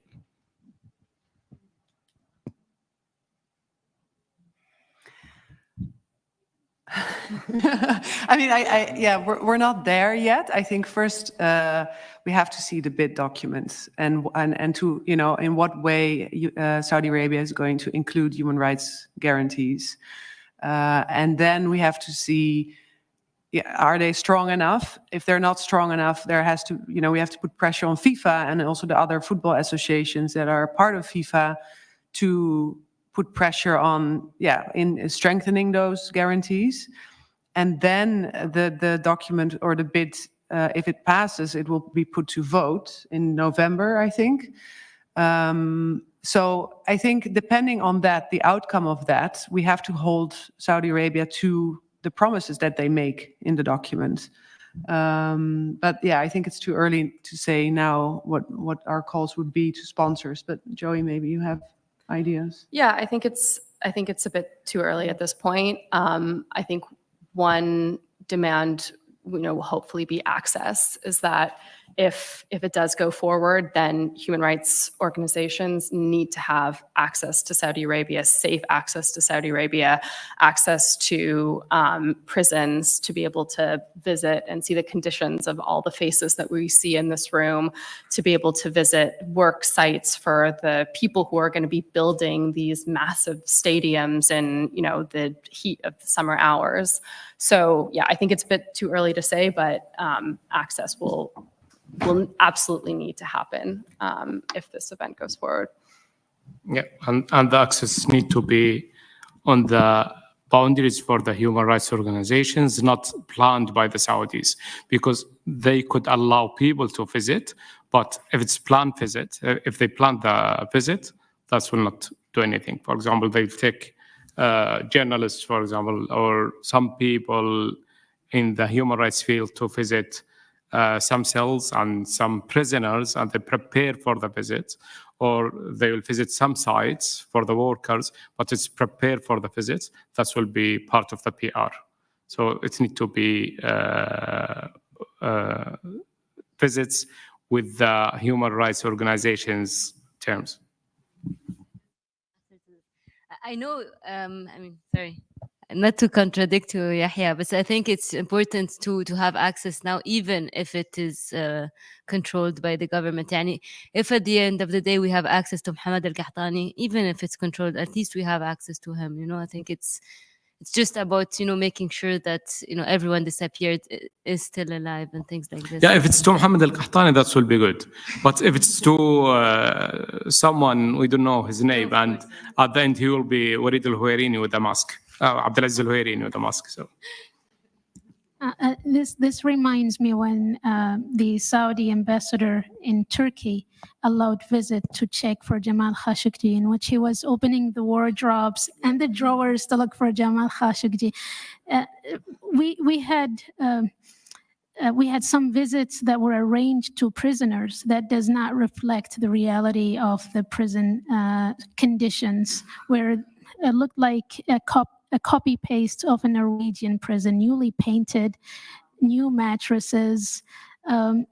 PlayStation as well. Yeah. So of course, unplanned regular visits as well would be, in my opinion, I agree with Yahya on that, is important. Anyone have any other question? Yes, lady.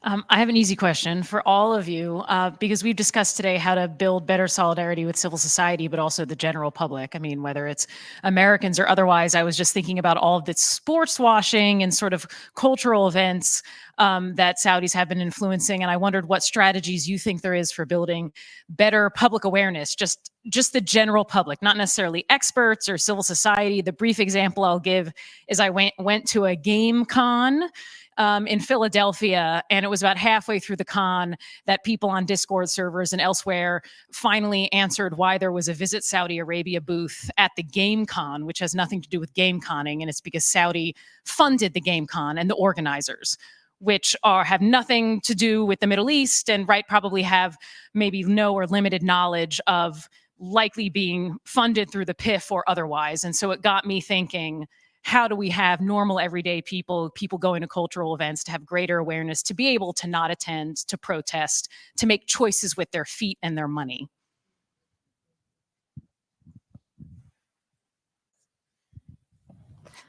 I think it's about communicating to the public, but I also think we need to do a better job at communicating to businesses and the risks of doing business with the PIF, and the potential for complicity in human rights abuses and the responsibilities that they have, not just through reputation laundering, but at HRW we've documented, of course, in 2017 in the context of the corruption crackdown, that some of the assets seized outside of any legal process may have wound up in the PIF.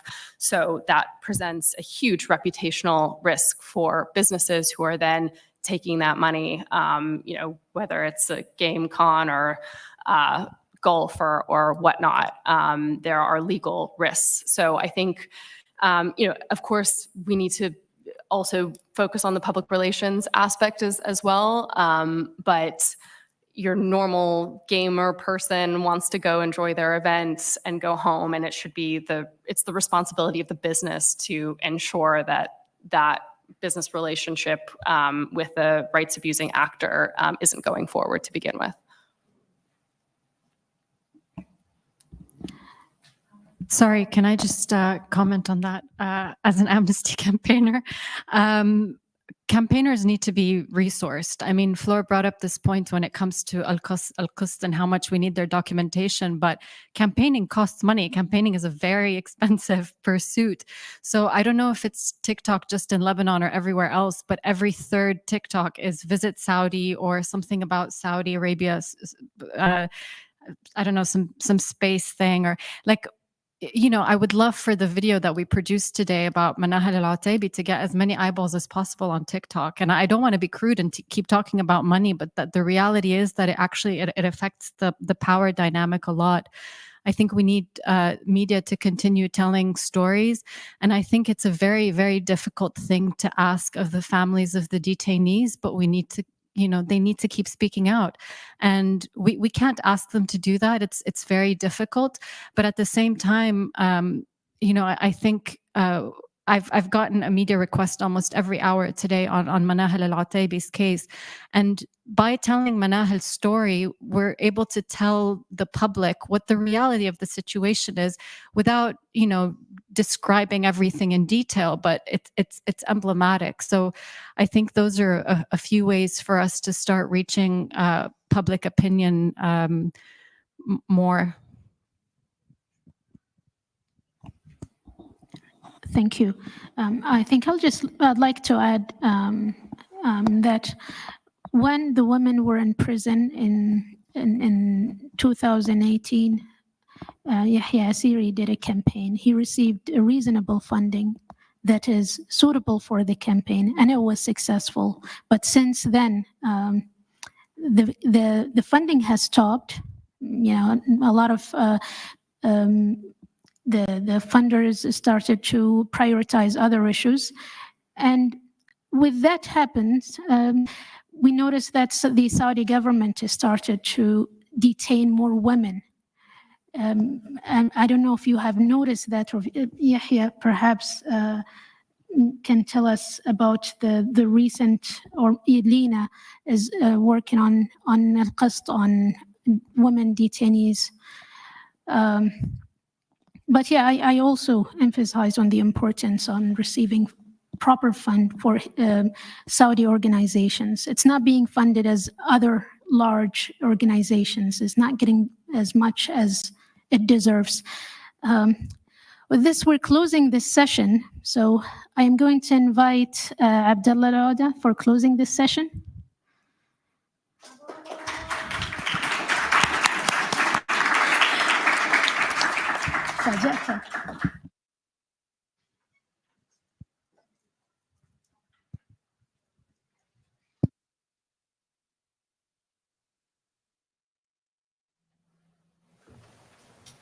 Closing remarks.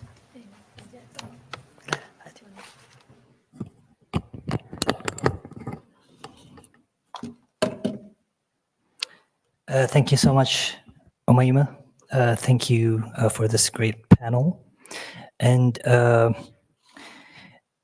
before I start, I want to tell everybody that yes, how many we have in the room, the people watching us live right now is more than 16,000 people.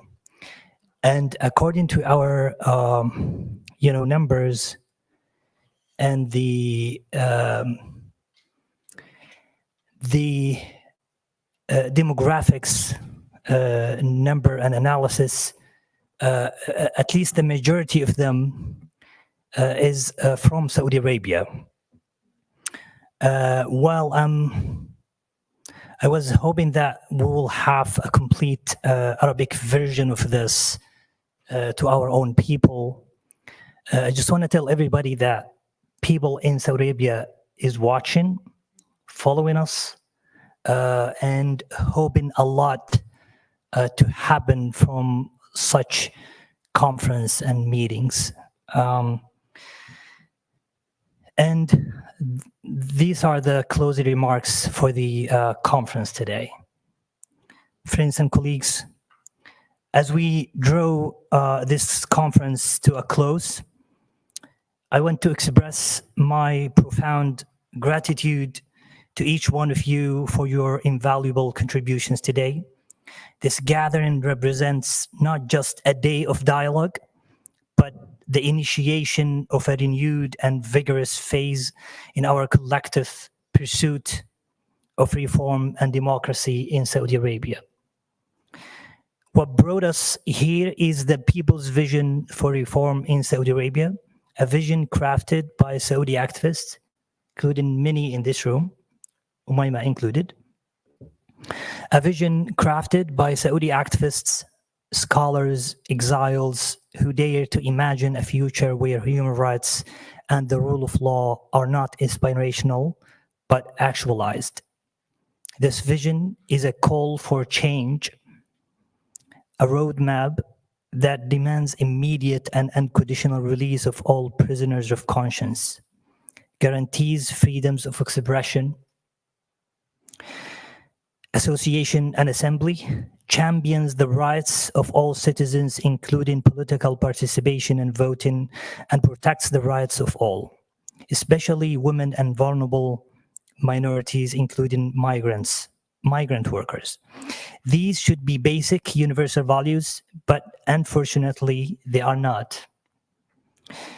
Our discussions have illuminated the harsh realities of authoritarian rule under Crown Prince Mohammed bin Salman, who's probably watching us, by the way, one of the 16,000 people watching us today, live.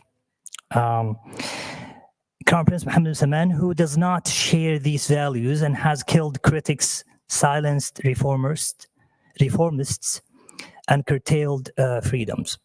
They have also underscored the crucial role of international support in advancing the Saudi people's aspirations for a democratic and just society, and at the same time, its role in providing a blank check for dictators like MBS to rule with an iron fist because Mohammed bin Salman, people like Mohammed bin Salman, sit on top of oil wells.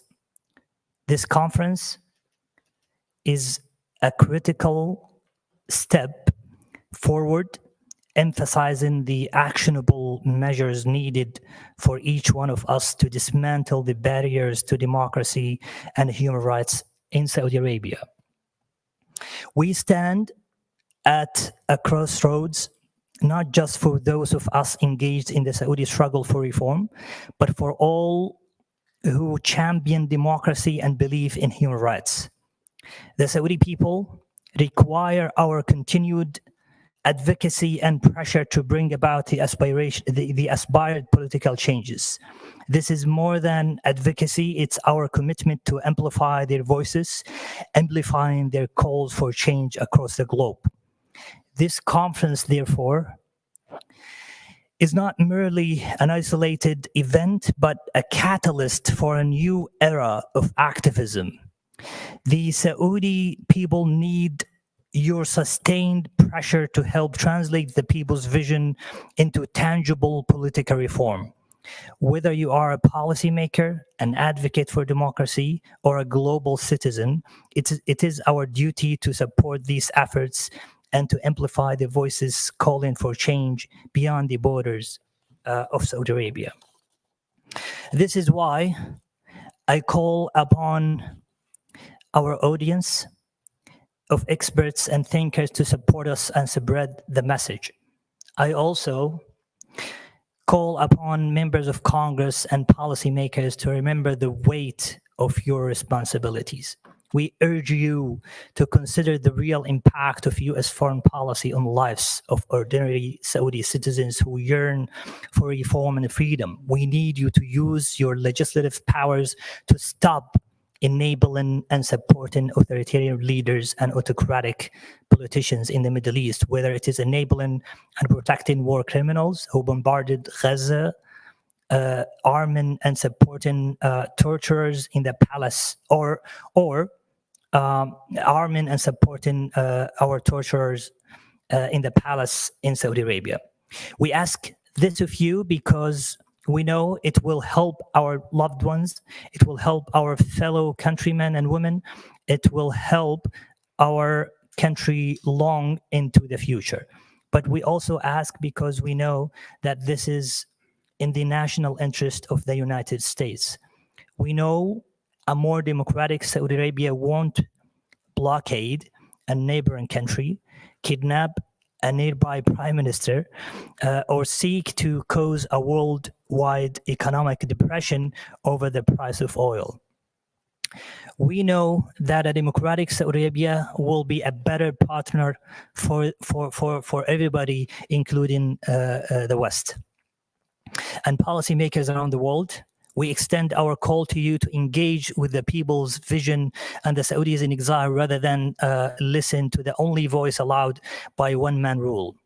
We call on you to read the people's vision and not just His Royal Highness's Vision 2030, which masks the real intentions and ongoing repression to create a dystopian future through consolidating power and stifling dissent.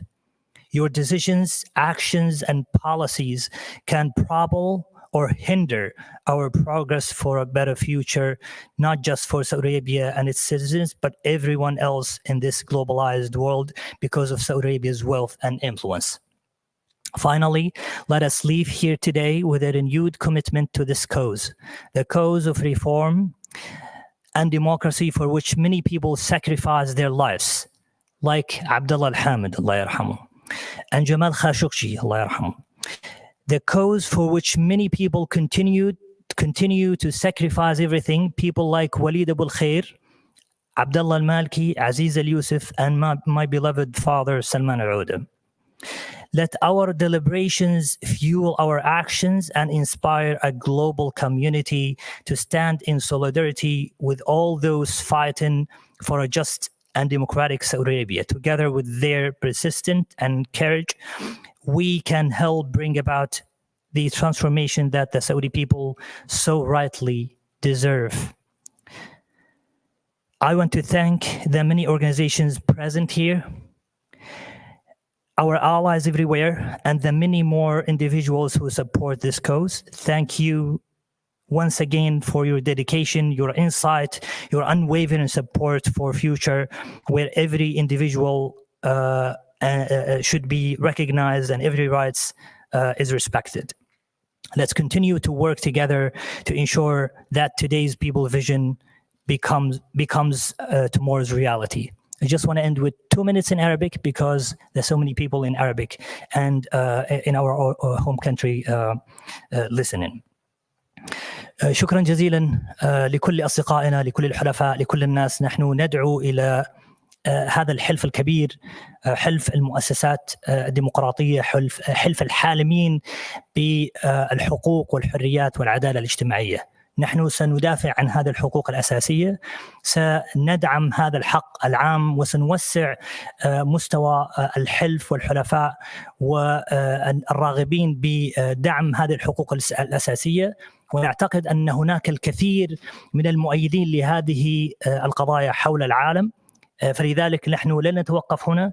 هذا المؤتمر اليوم هو فقط بداية بإذن الله تعالى لمرحلة جديدة من العمل والكفاح والنضال، فابقوا معنا. وكما يقول صديقي عمر عبد العزيز، كونوا أحرارا. والسلام عليكم ورحمة الله تعالى وبركاته.